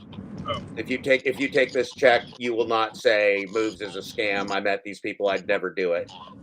And some of them may have filmed advertorials like, "Hey, I like this thing. I'm going to use it," like Kim and Hannah Balls do. Yeah. It's real disgusting. It's real fucking disgusting. That's why Pedro's career is over. And we got Pedro as a bad actor this morning. I mean, he outed himself completely and totally with the Hannah Balls, which is great. Rest in peace, Pedro DoorDash Santiago. What? Look at the screenshot. Maybe make my screen big. Look at this, or maybe actually go to my my page. Yeah. And look at the screenshot that the from the live this morning. Your gig, chug, and chode, right? Something like that, yeah. Gig, chode, and thrive. Okay. Thrive Freaky chode, Friday. Yeah. Freaky Friday. It's Yeah. Felonious Friday, Keevers. It's Felonious Friday, not Freaky Friday. This morning it was Freaky Friday. Freaky Felonious Friday, maybe. It does start with an F. I will give you credit for that. At least you did that right. Yeah. You got to have the right. It's got to start with the right letter. True. What are we watching here, Keevers? You don't have to watch it. Just look at the. No. Don't open it. That's okay. We can let people know you've got a channel. That's not okay. We'll mute you. Your hair looks great. What do you want me to show you? No, there's a. You have to look at the thumbnail that YouTube gave for it. Okay. You have to leave the video. This one? It didn't pull it up. Here, I'll show you what it looks like in studio. They give you a shittier one? It's hilarious, actually. Yeah, actually, let me go to park in a second. Okay. Yeah. Don't drive off the road trying to show us a video of your hair. I mean, that would suck. You've already. How many co-eds from Ohio State have you run over today by the school, Keevers? About 8. Okay, I heard a thump this morning. I heard a thud this morning. I'm like, there went another one. Yep. Yeah, it's There went another one of them guys. Listen, in this gig economy, it's not just unsafe for us; it's unsafe for pedestrians. It's not safe for anybody. Did you see the Always Cherry banging video, Keevers? That's one. No, I didn't. Okay, I'm going to show that to you while you're going to pull over, okay? Because it's hilarious, and we really can't watch it enough times because it's short.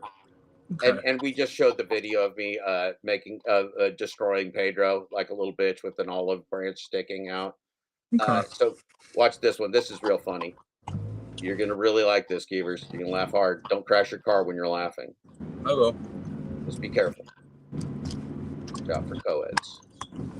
Hold on, my computer's thinking. I'm sorry. Dead air, dead air, dead air. How's your day so far? You making any money, Keevers? I've got a good amount of money in, yeah. Nice. So what would you estimate you've brought in so far? I got 41 on Uber. Nice. I've got, let me pull up Grubhub. I woke up late this morning. How much on Grubhub? I'm pulling it up now. Oh, okay, you're pulling it up. Sorry, I didn't hear that part. Actually, nothing on Grubhub today. I had one, and then I dropped 41. it because they were taking forever. And then on DoorDash, let's see. The Black Friday sale. Let me look. Yeah. By all means. It's lovely to have your company. Ohio right now is in a very interesting state where it's hot and cold at the same time. So it's now is that the state that Cleveland's in? Yeah. Okay. Yeah. Got it. Cool. That's cool. I'm 2 hours from Cleveland. Nice. Or some people call it the land. Really? Yeah. That's the version of the city, huh? Because like in New York, we just call Manhattan the city. Yeah. Yeah. All right. So they call it the land, huh? Let me do quick math real quick. Yeah, I didn't know that. 50, that's cool. 76, 86, 106. We'll see what our friends in the chat are saying while you're adding, while you're using the maths. 110. Pedro moves money, Messiah. Yeah, he's good at that. That's a good one. 150 right now? 150 right now? That's not bad. Okay, you've been working, what, 8 hours at least? Since about 5:30. Oh, okay. I had a slow morning. That's not even. So you've only been working like 5.5 hours, or 4.5 hours.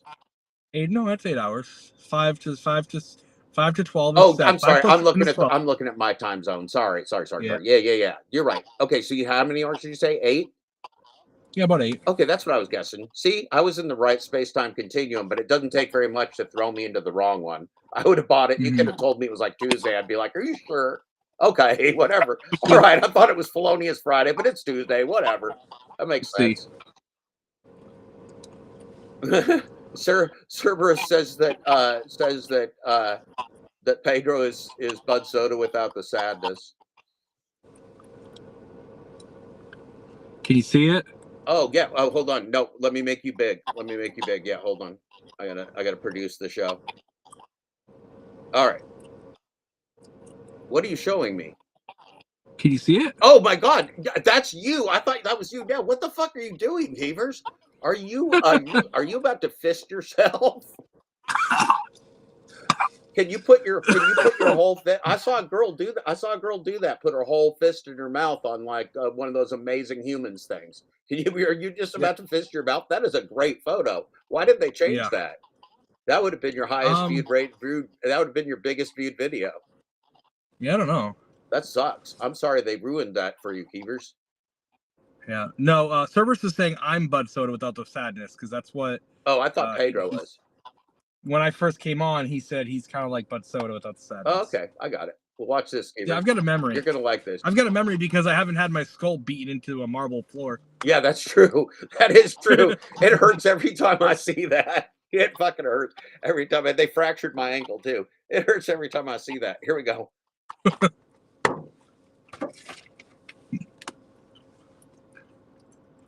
then I bang UDM, then I bang UDM, then I bang Hannibal, then I bang Hannibal, then I bang Hannibal, then I bang UDM, then I bang UDM, then I bang Hannibal, then I bang UDM again, then I bang Hannibal, then I bang UDM. It's amazing. It's amazing. Banging. I can bang without even looking.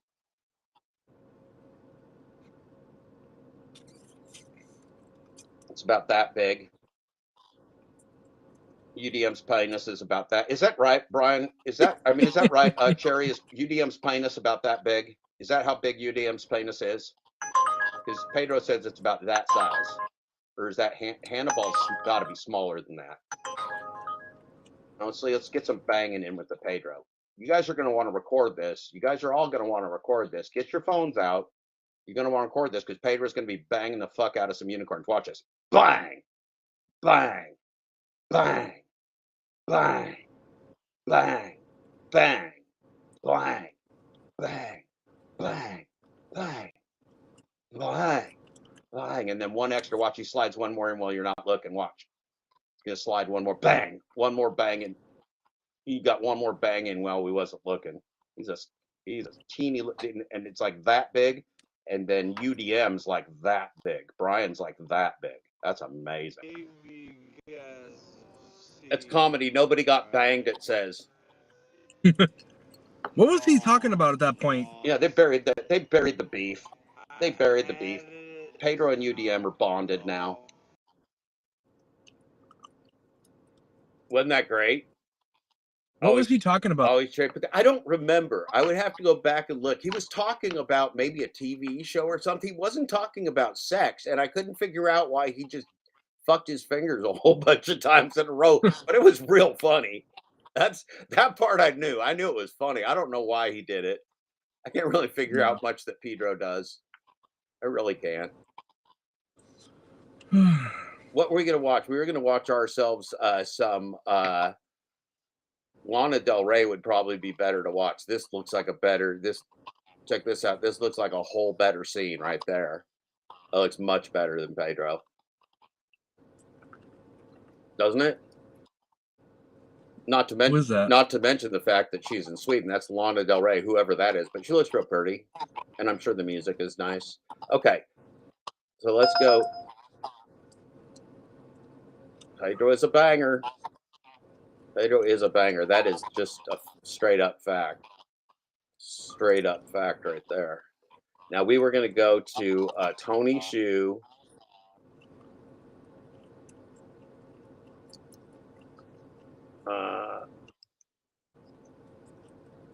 And this will be it. 22 DoorDash interview. Okay, this was we want the latest one. That's it. 8 days ago. That's it. Here we go. This marks center stage. Pizza bag. Pizza bag. Pizza bag. Pizza bag. Pedro loves his pizza bag. We mentioned jumping in overtime after the company reported beats on both the top and bottom lines and strong guidance. You can see there it's up a little more than 7%. I spoke with Tony Shu earlier about these numbers and what's fueling the growth. Well, we're actually seeing customers increasingly come to the platform now. Go back to that chart. Hold on. Yeah, I got to slow this motherfucker down. They talk too damn fast. They're like a Pedro. All these liars talk so fast. And now DoorDash stock, we mentioned jumping in overtime. Not half speed is right for these guys. Reported beats on both the top and bottom lines and strong guidance. Crazy. So 8150, which it opened when its IPO, it was like 190, was it, Keevers? Something like that, 190. Right. Something like that. So it's up 7.38%. Now, look, here's the deal. The worse we do, the better DoorDash does. So this makes sense, right? I guess, but what happened right there that caused it to jump? Because they had their financial report. That's the third quarter financial report. And so the analysts. So look, here's the game. Here's the game. If you're in the corporate world, it doesn't matter what you do. as long as you tell the analysts in advance what you're gonna do so that they can look smart. And then as long as you do that, you can fail, but you hit what you said you were going to do, so you're a winner, because they just want to be able to pretend they can predict stuff when they don't know dick. Does that make sense? So you're saying insider trading? Yeah, it's all fraud. It's all the whole system is based upon insider information, not necessarily trading, but insider information. Yes. Yeah, I'm surprised. That's why they don't criticize each other, and that's why they suck each other's balls on these things, because if they're not nice, then they won't get to ask questions on the next conference call. And if they don't get to ask questions on the next conference call, then they lose their place and their status as the person who gets to be the analyst that asks the liars of DoorDash executives questions. See, that's a valuable position you want to be at. It's all fraud. It's all lies. I'm surprised you don't like or pay attention more to like what Vivek Ramaswamy's talking about, what he wants to do with the government and all that. Who, me? Yeah. Oh, no, I don't pay any attention to any lying politicians. So he talked about this morning. Yeah. What he wants to do is he wants to basically, he's like, when I get elected, first day in office, anyone with like, he's like, we'll do it this way. Like, if you have an odd number at the end of your social security number, and you work for the federal government, you're fired. Yeah, He's you know, like, he can't. You know, he can't do that. You know, he's delusional. He can't do that. He's not a king. That's Trump thought that he was going to go in there and do everything he wanted to do. You can't do that. The president's not the king. You can't do that. He can't do that. So He's there's bullshit. You can't do mass layoffs, or you can't do individual firings, but you can do mass layoffs. Look, the federal government is not going to change under whoever the next president is. It's just not. This system's going down. The money supply's all been stolen. It don't matter no more. It doesn't matter anymore. Well, the only reason it doesn't matter is because every country, including ours, is trying to produce World War III. Yeah, that too, because World War III is profitable, and it will also clear out a lot of humanity. So it's necropolitics. Yeah, they all want us dead, Keevers. No matter which way you look at it, every angle you look at it, they don't want our kids to grow up. They don't want your kids to grow up. And that should really piss you off. If I was you, that'd make me madder than anything in the world. Yeah. You know what I'm saying? I mean, that's why I'm here, because I want my kids to get older. My kids are young adults. I want them to live out the natural lifespan. They're not going to. They won't. Not with this. Yeah. And I think that fucking sucks. Look, America dropped bombs on 2 highly populated civilian cities in Japan. If you think nobody would ever drop a nuke on us, you're just wrong. Oh, yeah. You're just wrong. We're fucking asking for it. We're fucking asking for it. Well, it's funny because... And the world won't feel sorry for us either. They're going to go, you fucking deserved it. You did it first, you assholes. See how that works?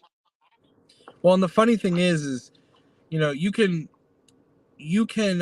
think how you want, and people do think how they want about Trump, but the one thing he did, which was smart, one of the things they did, which was smart, was he made friends with Putin and China because they weren't going to do anything because they were friendly. Yeah, I don't even know. I don't know that anybody makes friends with anybody who's all slimy, backstabbing sons of bitches, but they weren't all ready to end the world at that point, which is probably more advantageous than attempting to end the world like they're trying to do now. I'm against all wars, Keevers. I'm against all wars. I'm against the killing of civilians. I'm against police murder. I'm against the prison industrial complex, and I'm against the military industrial complex. So that's where I stand about politics, and there is nobody I can vote for that will do those things. So I don't care who they are. Don't make no difference to me. I'm about civil rights. They aren't. Sucks for all of us. They're for self-rights for themselves. Yeah, they're getting rich while we die and starve. And look, man, every major city in this country has people living in tents. That's inexcusable. Inexcusable. I don't want to fucking talk about it. It's inexcusable. They have no excuse. Our politicians have failed them.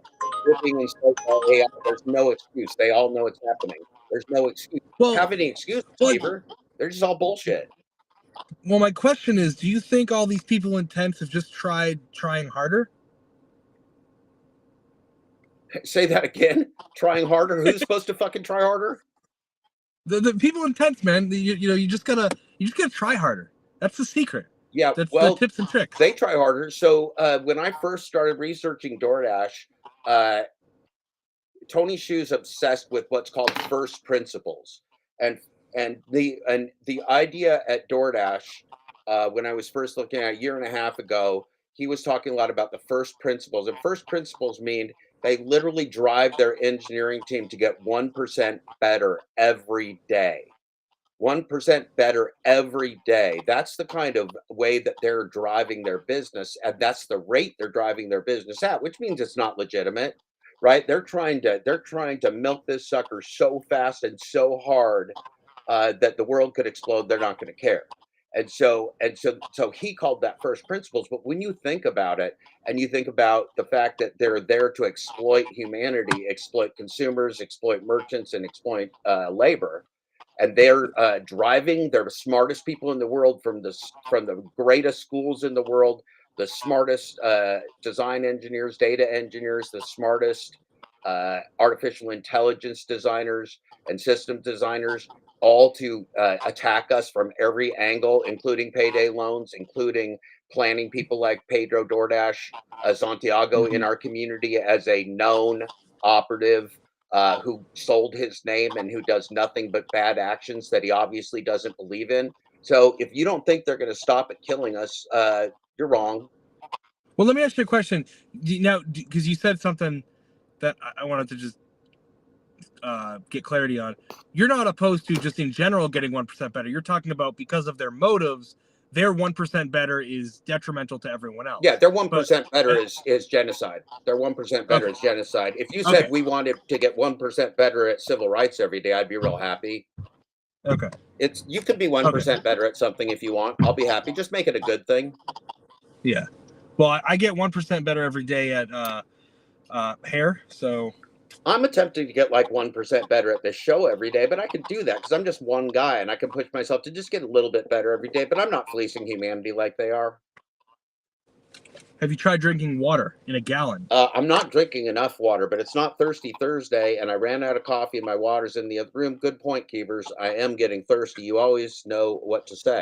Okay, so we started off this video. As you can see, this is why we blasted through it the first time, because we're 7 seconds in and it's taken us 20 minutes. But let's attempt to keep going. Let's just say that while we're suffering, DoorDash is making gains in their attempt not to be financially stable, but to monopolize the world market for app slavery. And once they do that, then they can start to raise prices even more. Mm-hmm. And then they can, start to really print money. But, they're on their way. They're doing a great job. Yeah. And you can see there it's up a little more than 7%. I spoke with Tony Shu earlier about these numbers and what's fueling the growth. So do you know what a find this is? You know what a coup this is to get CEO Tony Shu on your show? On the NBC show, you better ask the right questions. You better not ask him how to pronounce his name, Keevers. Well, that was the one.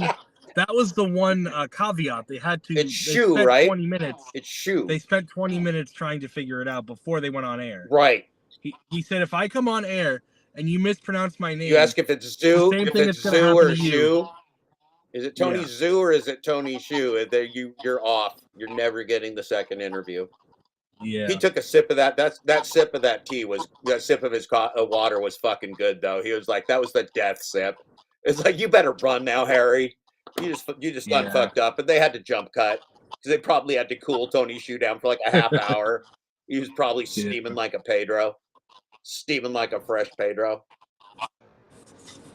Well, we're actually seeing customers increasingly. Now, see, I clipped this out. I clipped Tony Shu out and used this in the thumbnail today, Keevers. Did you see the thumbnail? I did, yeah. Look at this one. Look at this thumbnail. It's real good.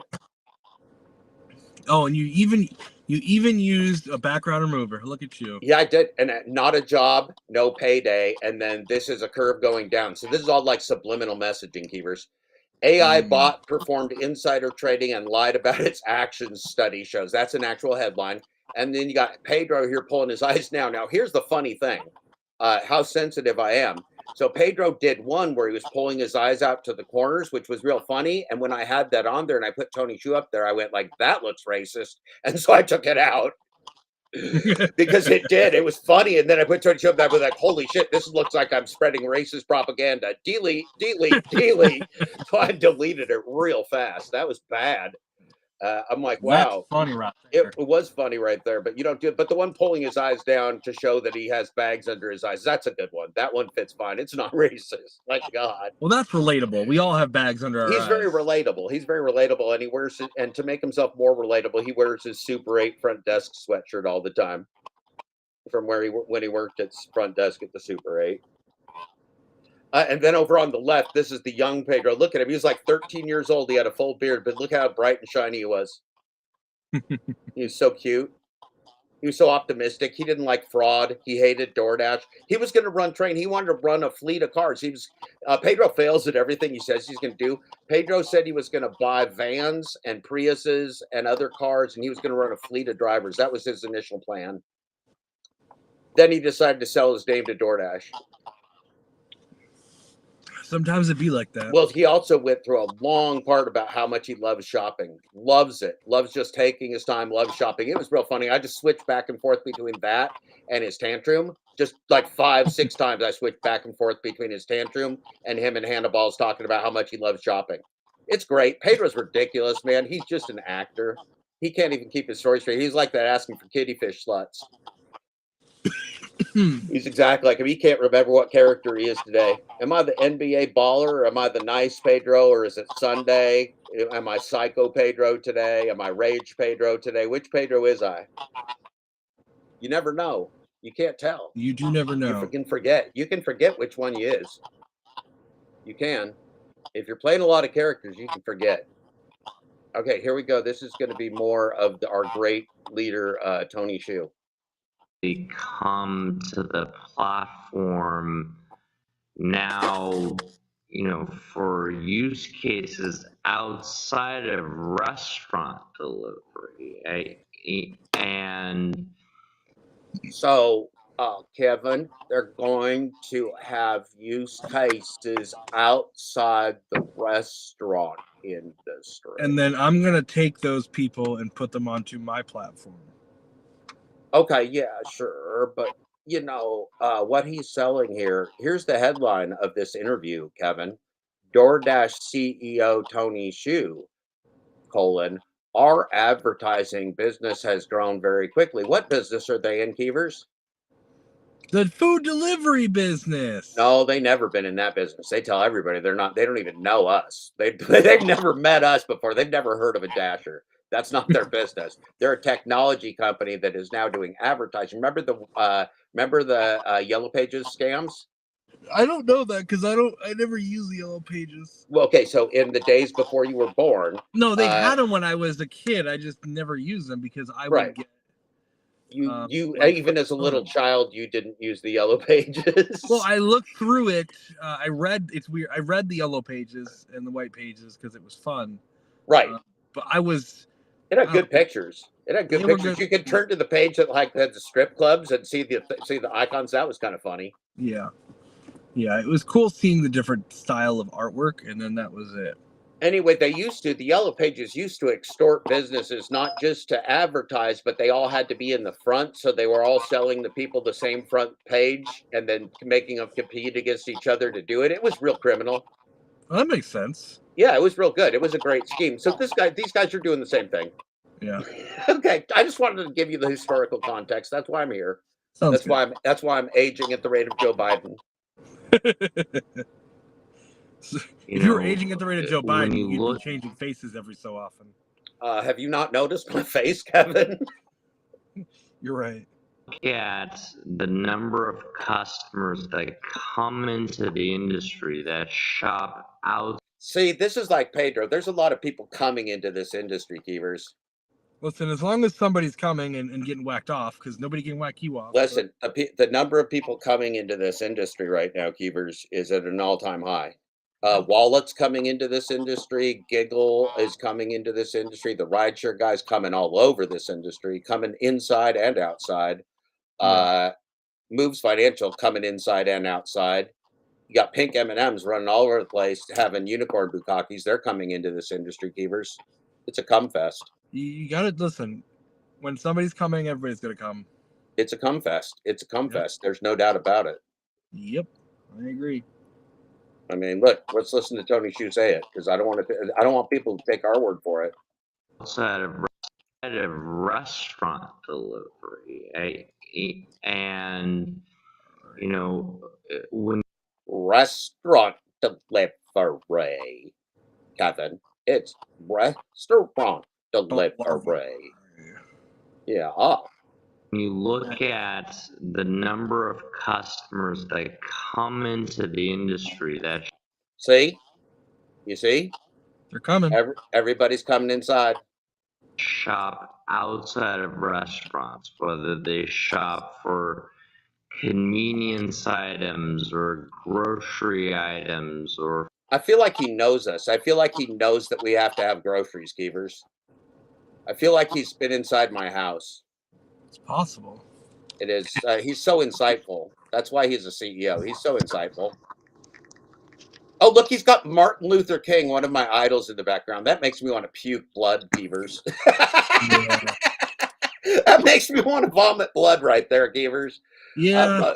Yeah, that's real bad. That's real bad. This guy should not be associating himself with Martin Luther King. Please, God, don't. Please, God, don't let him associate himself with Martin Luther King. For God's sakes, Keevers, I'm having a reaction. I'm having a visceral reaction. I'm twitching, Keevers. I'm twitching. Oh, my Jesus. Okay. But please, God, help me now. See, this is why I brought you in, Keevers. I knew if I went slow through this, it was going to get real bad. I knew it was going to get real bad. Holy crap. flowers or pet food or liquor. Flowers, pet food, and liquor, Keevers. Listen, sometimes you just gotta liquor. Actually, most times. Flowers, pet food, and liquor. Everybody needs flowers, pet food, and liquor every day almost. That's basically like fuck finance and feed.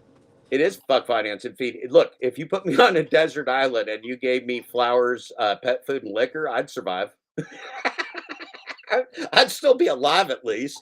They're all forms of sustenance. Yeah, the chat is suggesting Tony Shu may be a demon. he may be a demon, Keevers. I don't know. I'm real disturbed right now. If he was a demon, I could be no more disturbed than I am right now. If in fact Tony Shu turns out to be a demon at the end of this, I'm not going to be more disturbed. I'm not going to even be more disturbed. I'm already there. I'm already at 10 out of 10. I'm just a spectator now. Or retail items, almost half of those new customers coming into the industry for the first time come to DoorDash first. Oh, isn't that great, Keever? That DoorDash is the entryway to the monopoly. Entryway to the cabal. That's why DoorDash is so important. I told everybody that. They said, why DoorDash? I said, it's because it's the entryway. It's the headline. It's the one that everybody loves. The other ones are just air cover. DoorDash is the brand. It's the brand. It's the BlackRock brand. It's DoorDash, Keevers. It's like the beginning of Aladdin when you go to that cave and it's a big tiger head. That's DoorDash right there. Listen, all the treasures that they're promising are all down in the bottom of the cave, and you can get the treasures, but you ain't coming out. You ain't coming out. Yeah, Cruise and Dasher remembers when we used to let our fingers do the walking. Now you do let the app slaves do the walking, Keevers. You let the app slaves do the walking to your door, then you don't tip them and you give them a bad rating. That's how it should be. That's how it then you can get them fired. If you're racist and they're black, you can get them fired. Sounds if you don't want black people touching your food, you can just turn them in. You can just turn them in. Look, man, the gig app industry and the AI is racist. It's proven. There's a higher rate of decapitation for black people. It's all racist. Nobody cares. Nobody fucking cares, Keevers. That's why Martin Luther King, my idol, is back there on the fucking back wall, Keevers. Nobody fucking cares. They look at him. They look at him and go, "How could we do the opposite? How could we make this opposite day? How could a Felonious Friday be opposite day? This is great. This is historic stuff that we're seeing right here, Keevers. I'm not even joking. This is fucking historic fraud right here. This will change the world. This is the new Big Short. This is it right here. Except this one might kill us all, but otherwise. Sounds like a good deal. A insignificant percentage actually now come to DoorDash, not for restaurant food. So we go there not for restaurant food, Keevers. Makes sense. Yeah, and you see, they really want to emphasize that though, right? Because everybody knows the restaurant part is too gouged. So they're begging us. That's why, remember when Pedro was going, please, you got to use your red card. He wasn't even subtle anymore because he's flipped his noodle. He's just like, please, you got to use your red card. Please, you got to use your red card. Remember that? That's a wall. Listen, I love the red card, so I'm not going to talk shit about it, but this is a garbage order. No, but 25 for 2.4 miles. Pedro is a DoorDash product placement. That's my point. Like, they should definitely pay more. Like, that one right there was $8.25 for an 18-item shop. That's insane. There's no at Walgreens. Way. At Walgreens. Which is the worst place to shop. Yeah, I could do an 18-item shop on DoorDash at Meijer, and it'll take me 5-10 minutes. Right, Walgreens, exactly. It's extremely disorganized. Poorly organized and poorly stocked. They have a terrible supply chain, Keevers. Yeah. Okay, so this monster is telling you that everything Pedro told you is what he told Pedro to tell you. That's what Tony's saying. Tony's saying Pedro follows the script when I tell him to. Now, Pedro told us this morning, Keevers. Pedro said that he was so bold, if he was in San Jose, he'd go knock on DoorDash's door and demand to talk to Tony Hsu. I shit you not. That's what Pedro said. I shit you not. And that was before he became Pedro DoorDash. So you think maybe he went and did that? Maybe. Anything is possible. It's weird when people say things and then they happen, Keevers. It's like a prophecy. It is sometimes. I do that, but it's a little bit different. Okay, here we go. The platform. And certainly when we look at customer segments that have been with DoorDash for longer periods of time, or that and then so on the screen it says DoorDash CEO, almost half of new customers use DoorDash first. And so that's straight from DoorDash. That's not news, that's advertising. So they say, you give us what you want us to put on the screen and we'll put it on the screen for you. That's how it works, Keevers. Yeah. Okay, so that's what CNBC, that's why he's on CNBC, because they agreed to his terms. Remember how I tried to make Pedro agree to my terms for talking? I did, and I was very upset because that's what it takes to talk to a corporate CEO. You have to agree to the terms. No, but they don't give unedited interviews, Keevers. These guys are tools in every way. Okay. Like, are they hammers or are they screwdrivers? They're just tools. Or socket wrenches. Yeah. They screw a lot. They're very screwy. Have been higher users of the platform. We're just seeing greater frequency of cross-selling, which is what they want, Keevers. So what they want is they want addicted consumers, because they know most people will figure out DoorDash is dog shit. But what they want is a very few addicted consumers that get everything through DoorDash. So the fact that the wide set of the public wants DoorDash is garbage. It's only a few people that want that service and that are paying the terrible premiums for it. And I'm sure you notice too, when you do DoorDash, I'm sure you go to a lot of the same places over time, because what DoorDash cultivates is addiction. They know most people, if anybody looks at the receipts, they're going to say, this is garbage. I can't do this. There's better ways to do this thing. But if they're addicted, then they stop thinking. That's how it works. Yeah, I know. It's a lot to take in. I know. I throw a lot at you. I'm sorry. You're good. And cross-shopping behavior into. And so now it says DoorDash CEO see greater frequency of cross-shopping and selling behavior. So this is again their bullet point. This is what they're selling is this. and this is what they want. They're real clear about what they want, which is great. They just think we're too stupid to watch it. That's what they think. They're almost right. They're so close. They're so close on that one, Keevers. Yeah. All of these different categories, I think we're becoming a bigger part of a cost. Okay, so here's the thing. Sinful Toaster says Dollar General is worse than Walgreens. Here's my experience, Keevers, and I'm going to meet. Well, I said that just so it's squawking a teeny bit, but you're fine. So my experience with Dollar General is this: Dollar General is super poorly organized, but Dollar General usually has the items in stock. Or I'm sorry, Dollar General is poorly priced and managed, but it usually has the items in stock.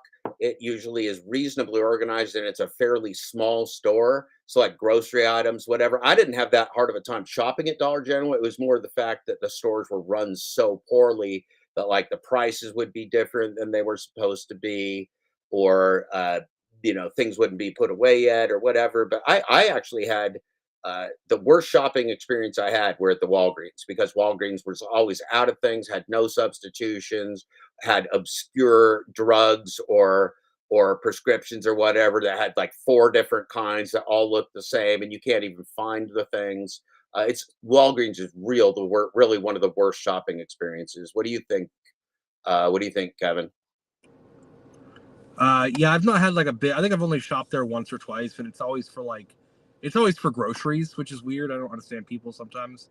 Well, it's what the app sells, Kevin. If people are looking for something, it's going to send them to Walgreens. It's like, you want a can of soup? Well, get it at Walgreens. Walgreens sells a can of soup. Is it the best place to get a can of soup? No, but if they're getting Pedialyte for their kid, they're like, well, fuck it, I'll get a can of soup too. And it's probably priced double what it should be, but people don't care, right? This is just convenience behavior, not thinking behavior, and then it becomes an addiction for some people who are either too unhealthy or too lazy or too rich or whatever to want to ever do their own shit, and then that's why they employ the people in the sewer to do their shit for them. Yeah, it's fun. It's a great business model. It's really innovative. It's innovative, like Pedro. Made him a multimillionaire. Who is? This guy.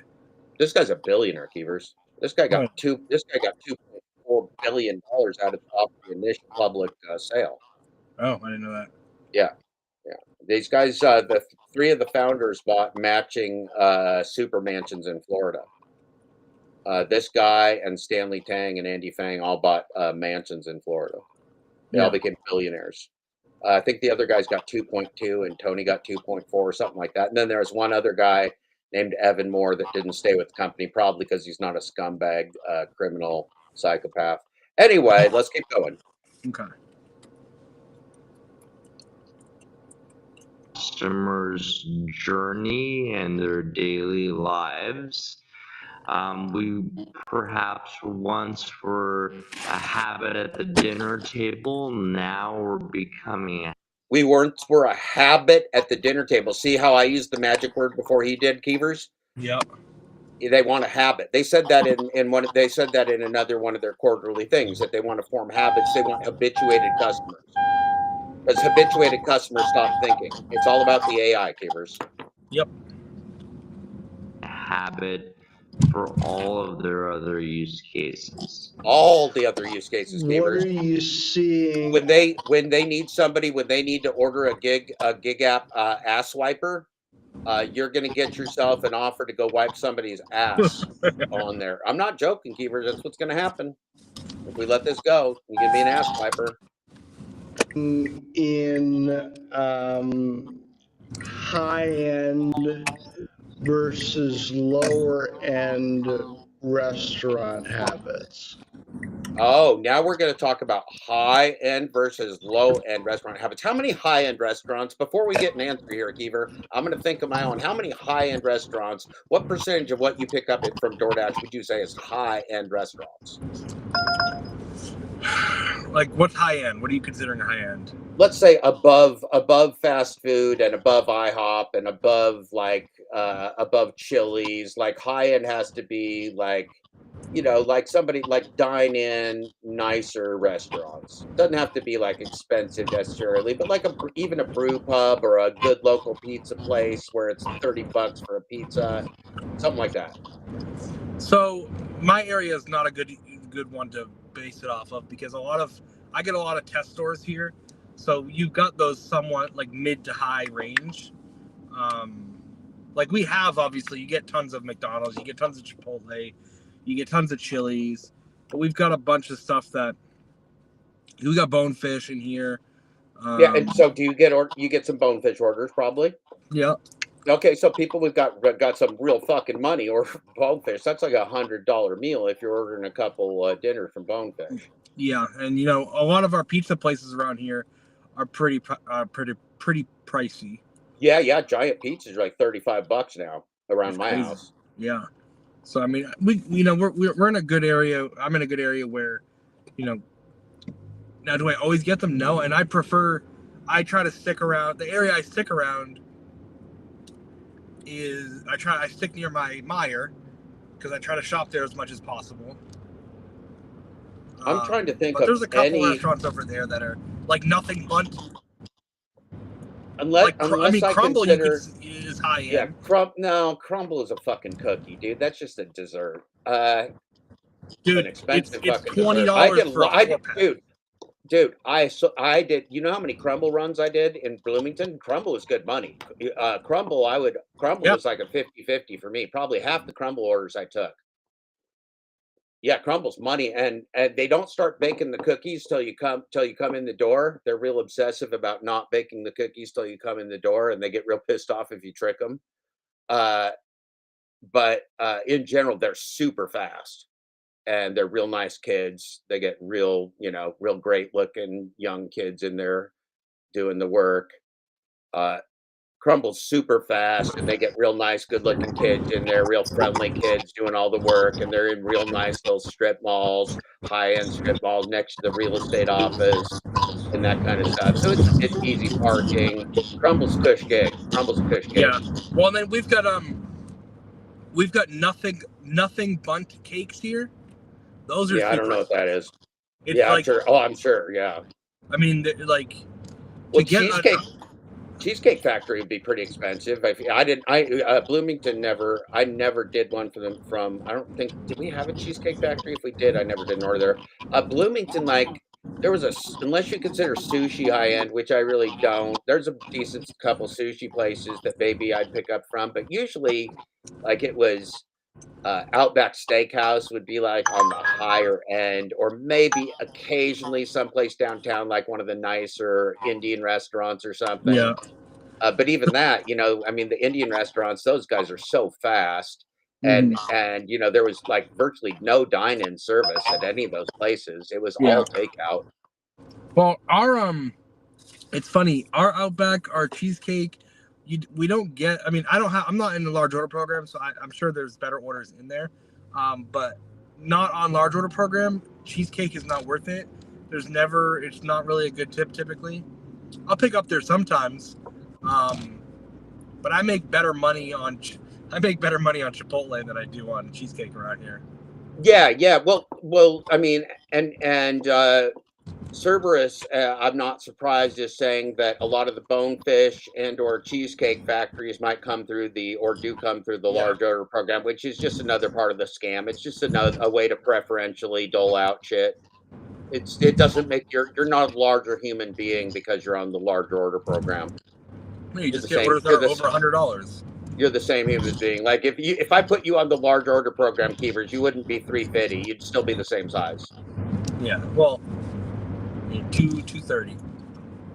Yeah. Well, you wouldn't be 350, but at least you wouldn't grow on the large order program. You're the same person. You'd just be getting preferential treatment.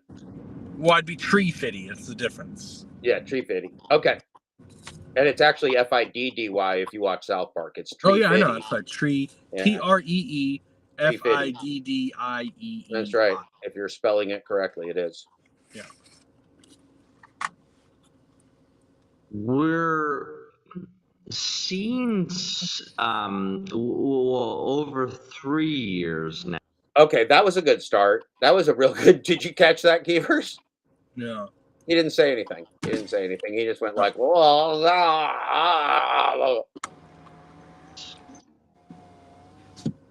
we're seeing over 3 years now. I would. You got that again? I got it that time. I really caught it. You got to really. I got the message he was going for. You got to catch. You got to listen closely to see these guys really nailing it. They're real sharp. They're real leaders. They're great. They're great at their work. Okay, keep going, Tony. Would say, we've certainly seen the rise of inflation. You have. Wait a minute. DoorDash has seen the rise of inflation. Why? How? You mean by profiting off it? Because they profited off the inflation. What the fuck is this boy talking about? They profit off inflation shamelessly, and everybody knows it. What you talking about, Tony? Okay, let's keep watching. I don't know. Maybe he's going to say he empathizes with the drivers. Maybe he'll say that, Keevers. Maybe he will. It could happen. It won't, but it could. Both on commodity goods, whether it be grocery items or convenience goods. We've also seen that on input prices when it comes to the food that restaurants have to use to sell their product. And we've seen for certain... Doesn't cost DoorDash more. They're just making more profits still. They're just getting a higher percentage. They're just getting a percentage of higher totals. Okay, keep going, Tony. Segments, some trade down effect where they're purchasing fewer items. So he's saying consumers being stressed can cut down their total purchase. So in that way only, potentially it could be bad for DoorDash, which doesn't really make any sense. But actually still continuing the same number of purchases. And when you... Okay, so he's saying more smaller purchases, maybe. Who knows? I wouldn't believe a fucking word this guy says. Kind of add in... Oh, look, here's the message, Keever. Now we know what the message is. It says it on the screen. It says, DoorDash CEO, despite higher costs, customers still treat themselves. See, Keever, so even though it's harder for your family, you're still getting at it, Keever. It's not really that big of a deal. Despite the higher costs, Keever's family still treats themselves. I still treat myself. You all still treat yourself, despite the higher cost. Of course, they're not talking about you. They're talking about the consumers of their product. Tony knows you don't treat yourself to shit because he knows you don't earn shit. But the consumers, remember, he's telling you that despite those higher costs, customers are still treating themselves while you make less money, which is good for everyone who's named Tony Shu. The increased prices because of the inflation, as well as the reduced number of items, it kind of nets out to be a wash. Oh, there you go. So that's why I didn't get what the fuck he was talking about, Keevers. It's a wash. It's a wash. That's why I didn't get it. I'm like, why doesn't this fucking make sense to me? Am I stupid? I'm like, no, I'm not stupid. It's a wash. Never mind. It's always a wash. It's always a wash. It washes out in the wash. A clean wash. It's labor laundering. It's a wash. Money laundering, labor laundering. It's a wash. Wash your mouth out with soap, and you're good to go. Wash your clothes. Wash your ass. Wash your penis. It's a wash. Get your testiculars nice and clean.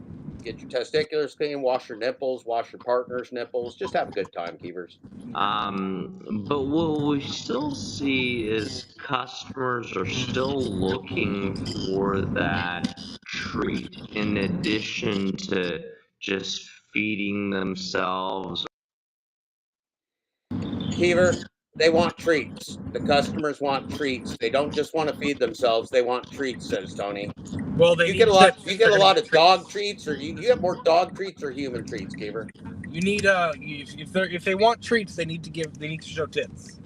What about trick or treats? Do you think he was talking about trick or treats potentially? No. You think what kind of treats do you think Tony thinks that his customers want? an ass What blasting. is a treat? What do you think a treat is in the head of Tony's shoe? Since he says, despite higher costs, people don't just want their regular food; they want treats. What is this man talking about? As a professional driver, what do you think your great leader Tony Shu is talking about? Keever, give us your best guess. I'm sure you're going to be wrong, but give us your best guess. Our customers like a good ass blasting, just like we do. So the treat is actually an ass blasting. I was going to guess like a treat. What could be a freaking treat? I don't. Dairy Queen, is Dairy Queen a treat? Dairy Queen's a treat. Do they want more Dairy Queen? I don't know. Do they want more candy bars from the dollar store? Do they want more dollar store candy bars? That's like a treat that I used to get sometimes, a dollar store candy bar. That's a treat. They might. I have to get off though. I'm taking my wife just texted me. She wants to go to the park with the kids. It's because of all your free time and treats, Kevin. Go treat yourself to some family time. Yeah, just like customers, my kids need a treat. Yeah, they need a treat of having dad around. Keever, you should work more. All right, we love you, Keever. Take care. We'll talk to you later. Bye.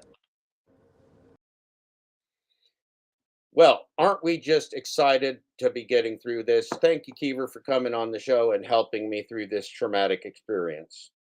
Or, buying their deodorant or whatever daily necessities that they're looking to find.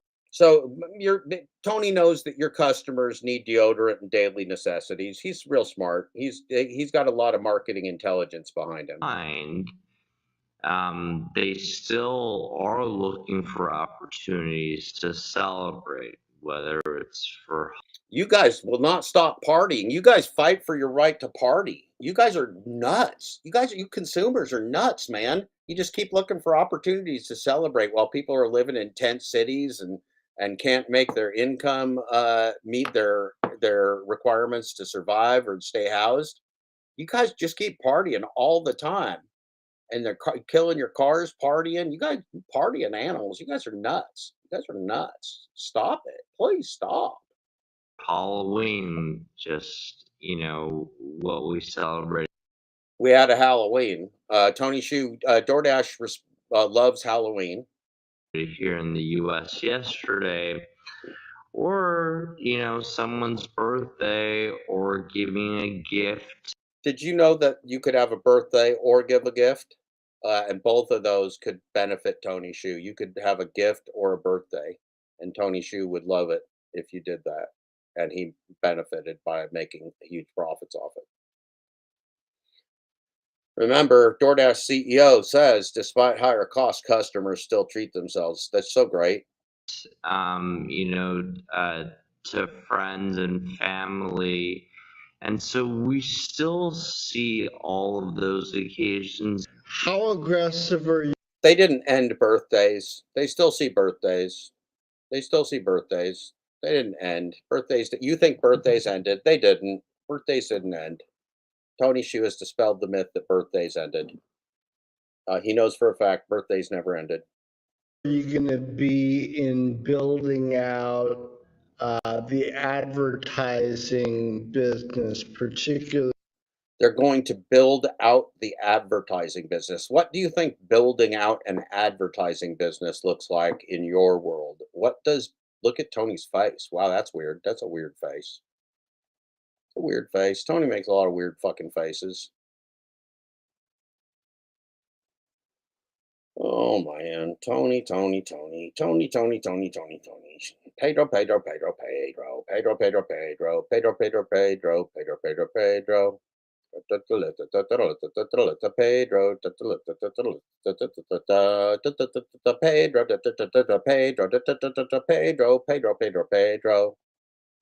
When it comes to grocery?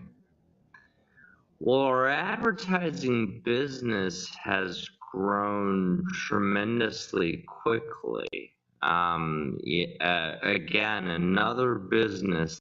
I am sure that all of you drivers are so excited that Tony's advertising business has grown tremendously quickly. I'm sure each of you has benefited significantly as the workhorses of the DoorDash app. And DoorDash does not know you, by the way. They never met you. They don't know who you are. They do not care about you. But DoorDash's advertising business has just grown tremendously quickly. Isn't that great? You're making less money and their advertising business is booming. It's wonderful. That did not exist even during when the and something that we just started to exist even during when the and something that we What did they just do to that? Why did they do that to the video? What did they cut out? What did they cut out? They cut out something. This is when you watch it slow, they cut out something. quickly. Again, another business that did not exist even during when and something that we just started a couple of years ago. I think he was going to say it didn't exist during the pandemic and they cut that out. I don't know what he was going to say, but that's some shenanigans right there. He should talk to Pedro and Hannibal for his video editing. Did not exist even during when Okay. Oh yeah, that makes sense. That's what happens to Pedro when he hears my name. He just loses his connection for a minute. That's what happens. That makes sense. Totally. Makes a lot of sense. Did not exist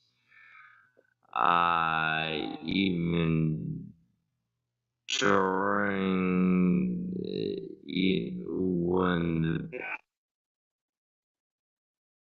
and something that we just started a couple of Just a couple years ago. Just a couple years ago. We're seeing best in class returns on ad spend for. Wow, best in class returns on ad spend. They're making big money. They're getting best in class returns on their ad spend. So they're all their advertising, the Super Bowl and Major League Soccer and the NFL and the NBA and NCAA football and your mom's house podcast and every other thing that DoorDash sponsors. They're getting a best in class return on investment. Well, that's wonderful. I'm sure as a driver, again, you must feel wonderful about how well Tony Hsiu and his friends are doing. And remember, he's got Martin Luther King in the background there. He's got Martin Luther King right back here in the background, showing you how much he cares about human rights, just not yours. For advertisers, while also protecting the consumer experience, and that really is the name of the game. Protecting the consumer experience is the name of the game. Obviously, at your expense. Obviously, at your expense. But he says the name of the game is protecting the consumer experience. Do you feel like that's true? Does DoorDash support you in protecting the consumer experience? Do they? Do you think they? Does DoorDash? I'm going to do a poll for you. Let's end this poll, and we're going to ask: does DoorDash support you in improving the consumer experience? That's our question. That's what Tony Hsiu says is true, that DoorDash supports you in improving the consumer experience. There's our last poll. Pedro is a bad actor, poverty pimp, con man, 64%, a pink M&M, 21%, 14% of you believe that Pedro is real. 14% of you believe that Pedro is a real person. That is really bad because we proved you is not.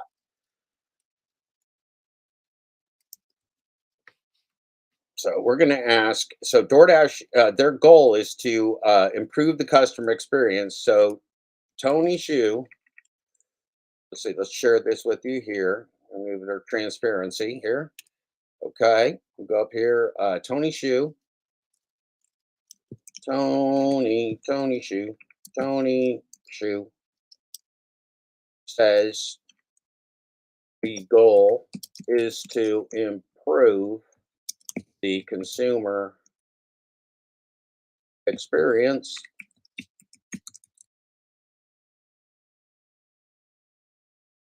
Do you believe DoorDash supports you in it? In that, I'll have to fix that because it's too many letters. Tony Shu says goal. Say a couple words there. DoorDash goal is to improve. Let's do it. There you go. Do you believe DoorDash supports you in that? Tony Shu. All right. Okay. He's saying goal is to improve community experience. Okay. There you go. That's close enough. Yes, no. I don't know. Okay, here you go. You get to vote. Tony Shu, DoorDash goal is to improve consumer experience. Do you believe DoorDash supports you in that goal? That's the goal that you get to answer for Tony Shu. Hopefully he's watching today. We can only hope. We can only hope.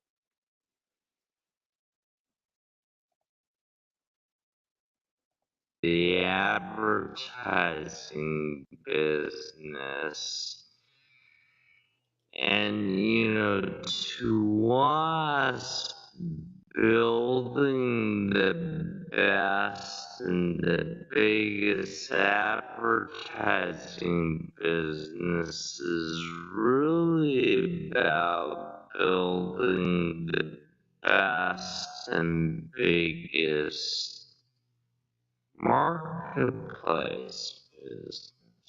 Okay, so building the best advertising business is about building the best rigged marketplace, not the best, not the app marketplace, rigged marketplace, not the best whole world marketplace. So DoorDash is out to monopolize everything under its evil scheme, and then they'll decapitate people, ruin the world, raise prices, destroy everything. This is super, super evil. Okay, good. Let's keep going. Because we understand that, it's really best in class returns. They're getting rich off this. They're getting the best in class returns. So their investors got to be real happy, real happy. They'll invest more in more advertising. They're getting their returns. They're going to do more and more and more. They're going to take over the world. Get ready. They're excited. Things are going great. They're not going great for you, but they're going great for Tony DoorDash.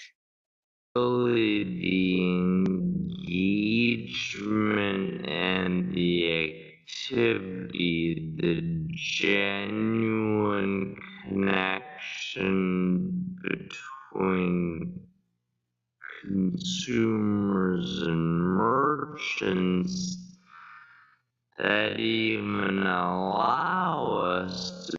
Consumers and merchants, not you.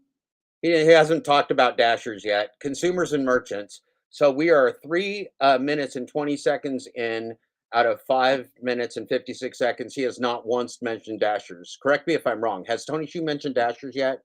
I don't believe, unless I've missed anything, has mentioned dashers at all. Did I miss it? I don't think he has. Has he mentioned dashers? I don't think he has. Just about profits, consumers, profits, investments, advertising. Not you. You don't exist. You're not part of the company. Have you realized yet you're not part of DoorDash? Pedro used to ask the question, are Dashers, do they work for DoorDash? Do you represent DoorDash? Yes, you do. You represent DoorDash. You don't. You don't represent anything. You represent corporate fraud. That's all. They don't even know you. Tony DoorDash don't even know you.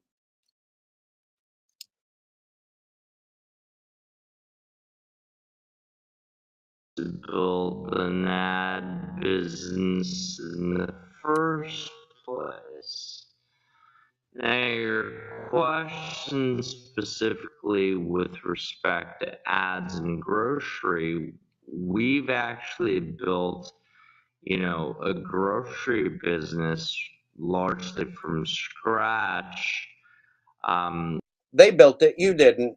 They didn't build that. You didn't build it. You didn't make a grocery business. Tony did a grocery business. You're just the slave labor. He doesn't know you.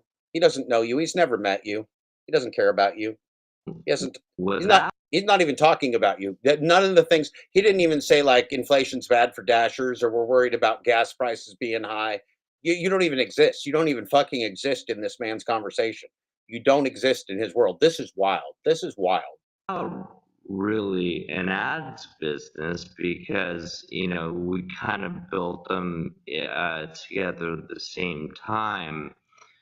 We certainly will be pushing in that direction more as we see greater relationships and deepening of relationships with CPG partners. Oh, he's going to have deeper relationships with CGP partners. He's going to deepen his marketing relationships. That's great. Not with you. He hasn't mentioned Dashers yet. He hasn't mentioned the app slaves yet. Don't worry about it. I'm sure he'll get to you soon. In particular, but at the same time, we don't believe that we need that funding source to build a standalone profitable grocery business. Oh, they're going to get money, but they don't need it. They're going to get more money, but they don't need it. They can do it anyway. So their standalone grocery business is called Shop and Pay for You. So just so you know where Tony Shu wants you to be a slave. He wants you to be shopping, and believe me, he's going to want you to shop for more for less.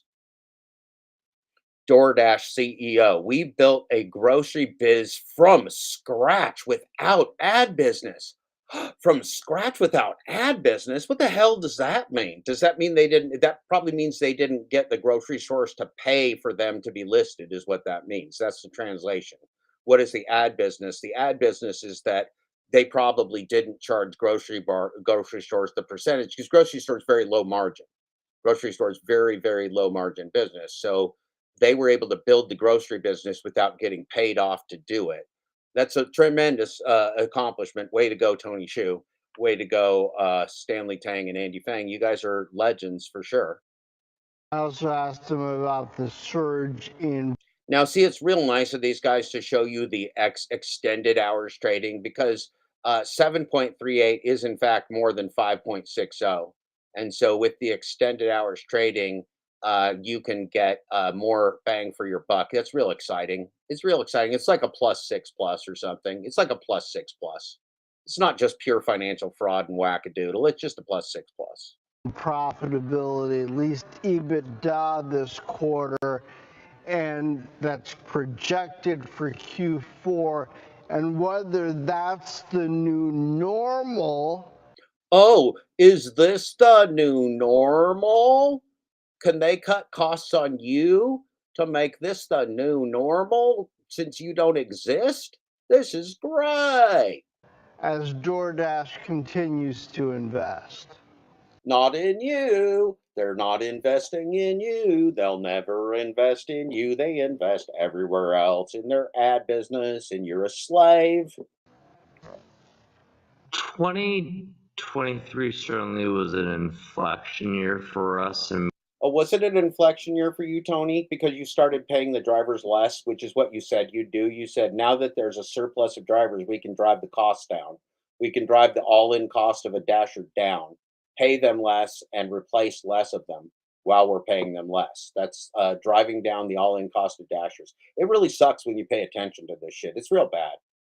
I mean, as you pointed out, looking at our, P&L, our Q3 results on the bottom line, in the quarter almost resembled the entirety of the profitability in 2022, and so. Oh man, they're making more profitability in the this year than the entirety of 2022. Aren't you happy? Aren't you happy for Tony? They hit their marks. They're meeting the financial projections. He's so happy. It's so great. You're doing so good. You're doing so good. You're doing great. You great dashers. On the bottom, I mean, as you pointed out, looking at our, P&L, our Q3 results on the bottom line, in the quarter almost resembled the. Oh, I misstated that. In the quarter alone, just in Q3 alone, so that's just from like June through June, July, and August, or no, July, August, and September. Sorry, July, August, and September would be Q3. Just in Q3 alone, their profits are almost the entirety of the 2022. So they're kicking ass. Tony Shu these guys are kicking ass. They're killing it. DoorDash is just booming. Now it's time for your payday loans. They're booming. Entirety of the profitability in 2022, and so it's so nice of you to reduce the cost of being a dasher. Thank you for reducing the cost of delivery. Thank you, dashers, for reducing the cost of you. Thank you, dashers. Thank you, dashers. Thank you, dashers. What did he just do? 22, and so what's happening there? I think that was a sniff of the devil.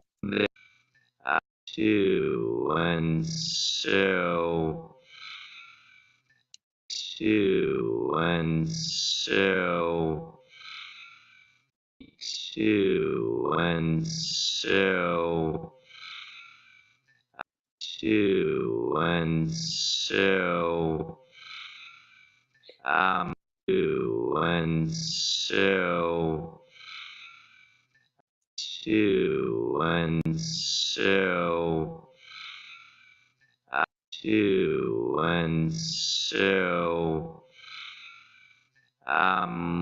what's happening there are a few things. Number one, you have continued growth across all of our business.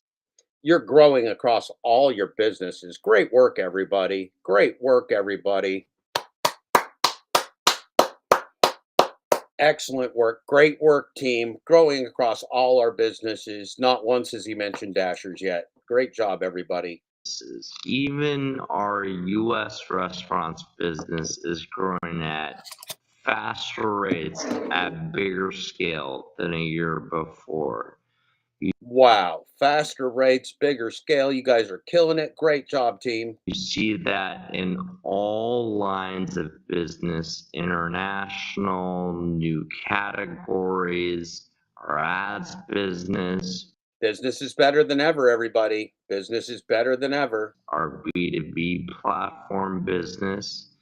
Amazing. That's the first point. That's point one. The continued growth and accelerated growth, I would argue, at higher rates of business lines that are already profitable or on that path. The second, they're just shooting for the moon. They're going to be great. Mr. Come on you, Mr. Bet on you, Mr. Scam on you, Mr. Spit on you.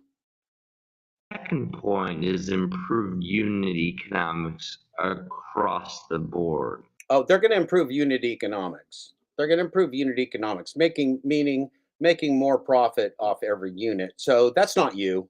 That means less for you. And every line of business. And so when you multiply these two numbers together, you get a massive profit pool in which you can invest. But we've been pretty disciplined with those investments. I mean, see, they have a massive profit pool which they can invest, not in you, not in employees, not in vehicles, not in making the business better. They can invest in the monopoly. They can invest not in you. So far, you do not exist. This is real good. If you look at he's got 52 seconds left to bring you up. The OpEx, the OpEx is operating expenses.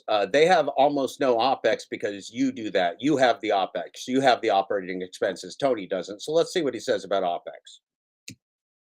Investments. I mean, if you look at the OpEx, like their office building and their data engineers and their data science and their engineering department, OpEx.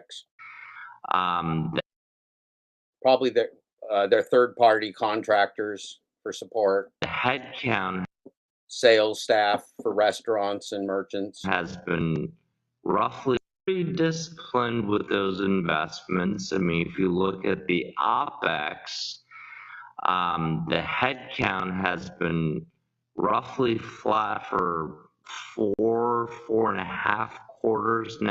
Yeah, because they laid people off a year ago. They've kept it flat. The head count's not you. You're not the head count. You don't exist. You're not. You don't matter. They have employees that matter. They've kept that head count stable. It's great. They're not cutting down at all. You are. You are. Now in a row, the revenue has grown by over 30% or around 30% in that same time period. So when you put all of that together, I think that's how you create the results that you saw. Wow. You put all that together, all of it together without you, who does the actual work. It's amazing. It's amazing, all without you. But we're always in investment mode. I mean, they're always in investment mode, not in you. I mean, DoorDash is a business whose goal is to solve many problems. He was going to say all, then he changed to many. He was going to say all. Did you see his mouth do that? He's going to say to solve all problems, but he said many. Put all of that together, I think that's how you create the results that you saw. But we're always in investment mode. I mean, DoorDash is a business whose goal is to solve many problems. He was going to say all. He goes, many. Many. Tony, god dang it, you guys all suck at your jobs, man. You all suck at your jobs. You just suck. You fucking suck, man. Investment mode. I mean, DoorDash is a business whose goal is to solve many problems, and certainly more business whose goal is to solve many problems, and certainly more problems in local economies to make all of these physical businesses successful. More problems in multiple economies. What the fuck is this guy talking about except taking over the world? We have a long road ahead to do that. Do you? Do you have a long road ahead, Tony, to do that? Do you, Tony? But you still don't exist. Congratulations, Dashers. You don't exist. You didn't exist in Q3 anyway. We're going to do it in efficient ways. Efficient ways. Not for you. You don't get the efficiency. He does. And I think you saw the kind of scale benefits. Scale benefits, not for you. Certainly of our... When you get stacked orders, that's a scale benefit. It's not for you, though. It's not for you. It's for them. Not for you. Do you see why this literally makes me ill? Do you see why this literally makes me ill? Platform, as well as the track record of discipline execution. disciplined execution of you. They're executing you with great discipline. Congratulations, everyone. In 2023, yielding some of the results. DoorDash CEO, goal is to build biggest biz maximum profit dollars. Well, this guy is obviously an innovator. His goal right here, it tells you his goal straight from CNBC. DoorDash CEO, goal is to build biggest biz maximum profit dollars. Well, it's a good thing they married Pedro DoorDash Santiago, isn't it? Good thing they linked up with the little con man named Pedro DoorDash Santiago, isn't it? They're going to be the biggest business with maximum profit dollars, and they'll sell out humanity doing it, just like the Pedro. And they haven't mentioned you once, just like the Pedro. That we're discussing right now, we want to keep making those investments, and our goal is to build the biggest business that will maximize total profit dollars in the long run. Okay, that's not you. All of that is called not you. For our next, that's all not about you.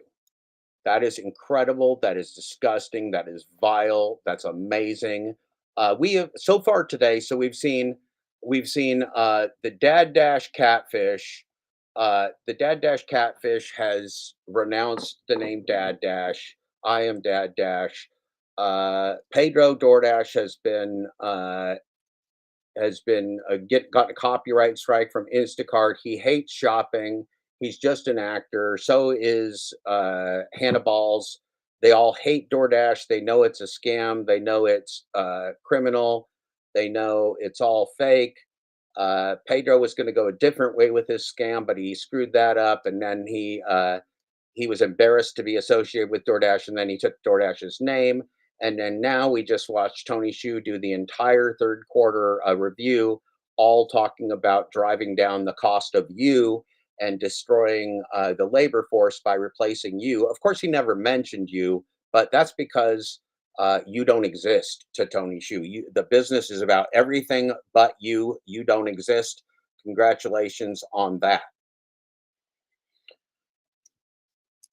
Well, this has been, once again, 5.5 hours of almost sheer bliss. It will happen again tomorrow. It happens every morning in the morning. It's the Dad Dash Daily Show with me, JTB. This was a live streaming event. I'm live. I'm still alive. Believe it or not, I can't. Maybe you can. We're going to sing our goodbye song. Then you're going to go out and have a great day. Watch yourself some Glitch Dash. Watch yourself some Necro getting bags. Watch yourself some Kevin, Gig Drive and Thrive. Watch yourself some Brian, DoorDash sucks. Gig Economy Exposed.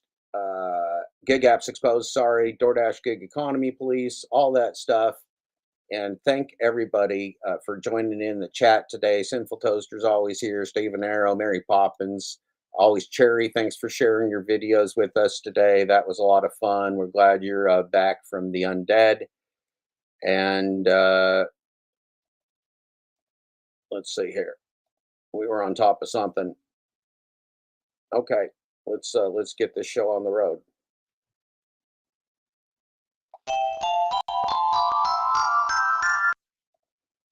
Oh, we're gonna go at full speed though.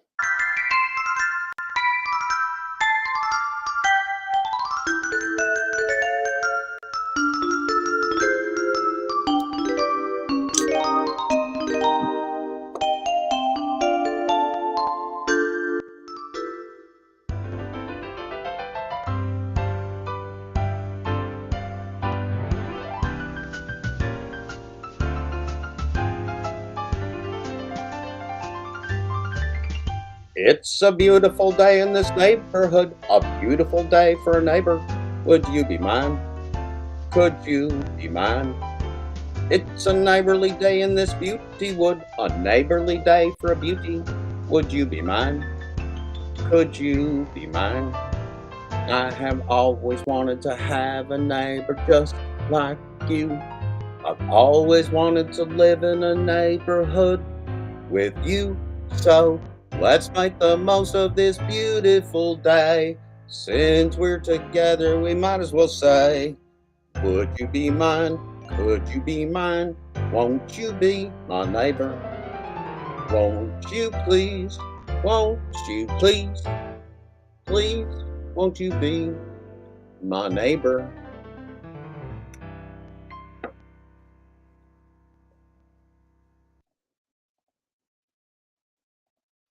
Rest in peace, Pedro, DoorDash, Santiago, a bad actor, fake person, fake product placement.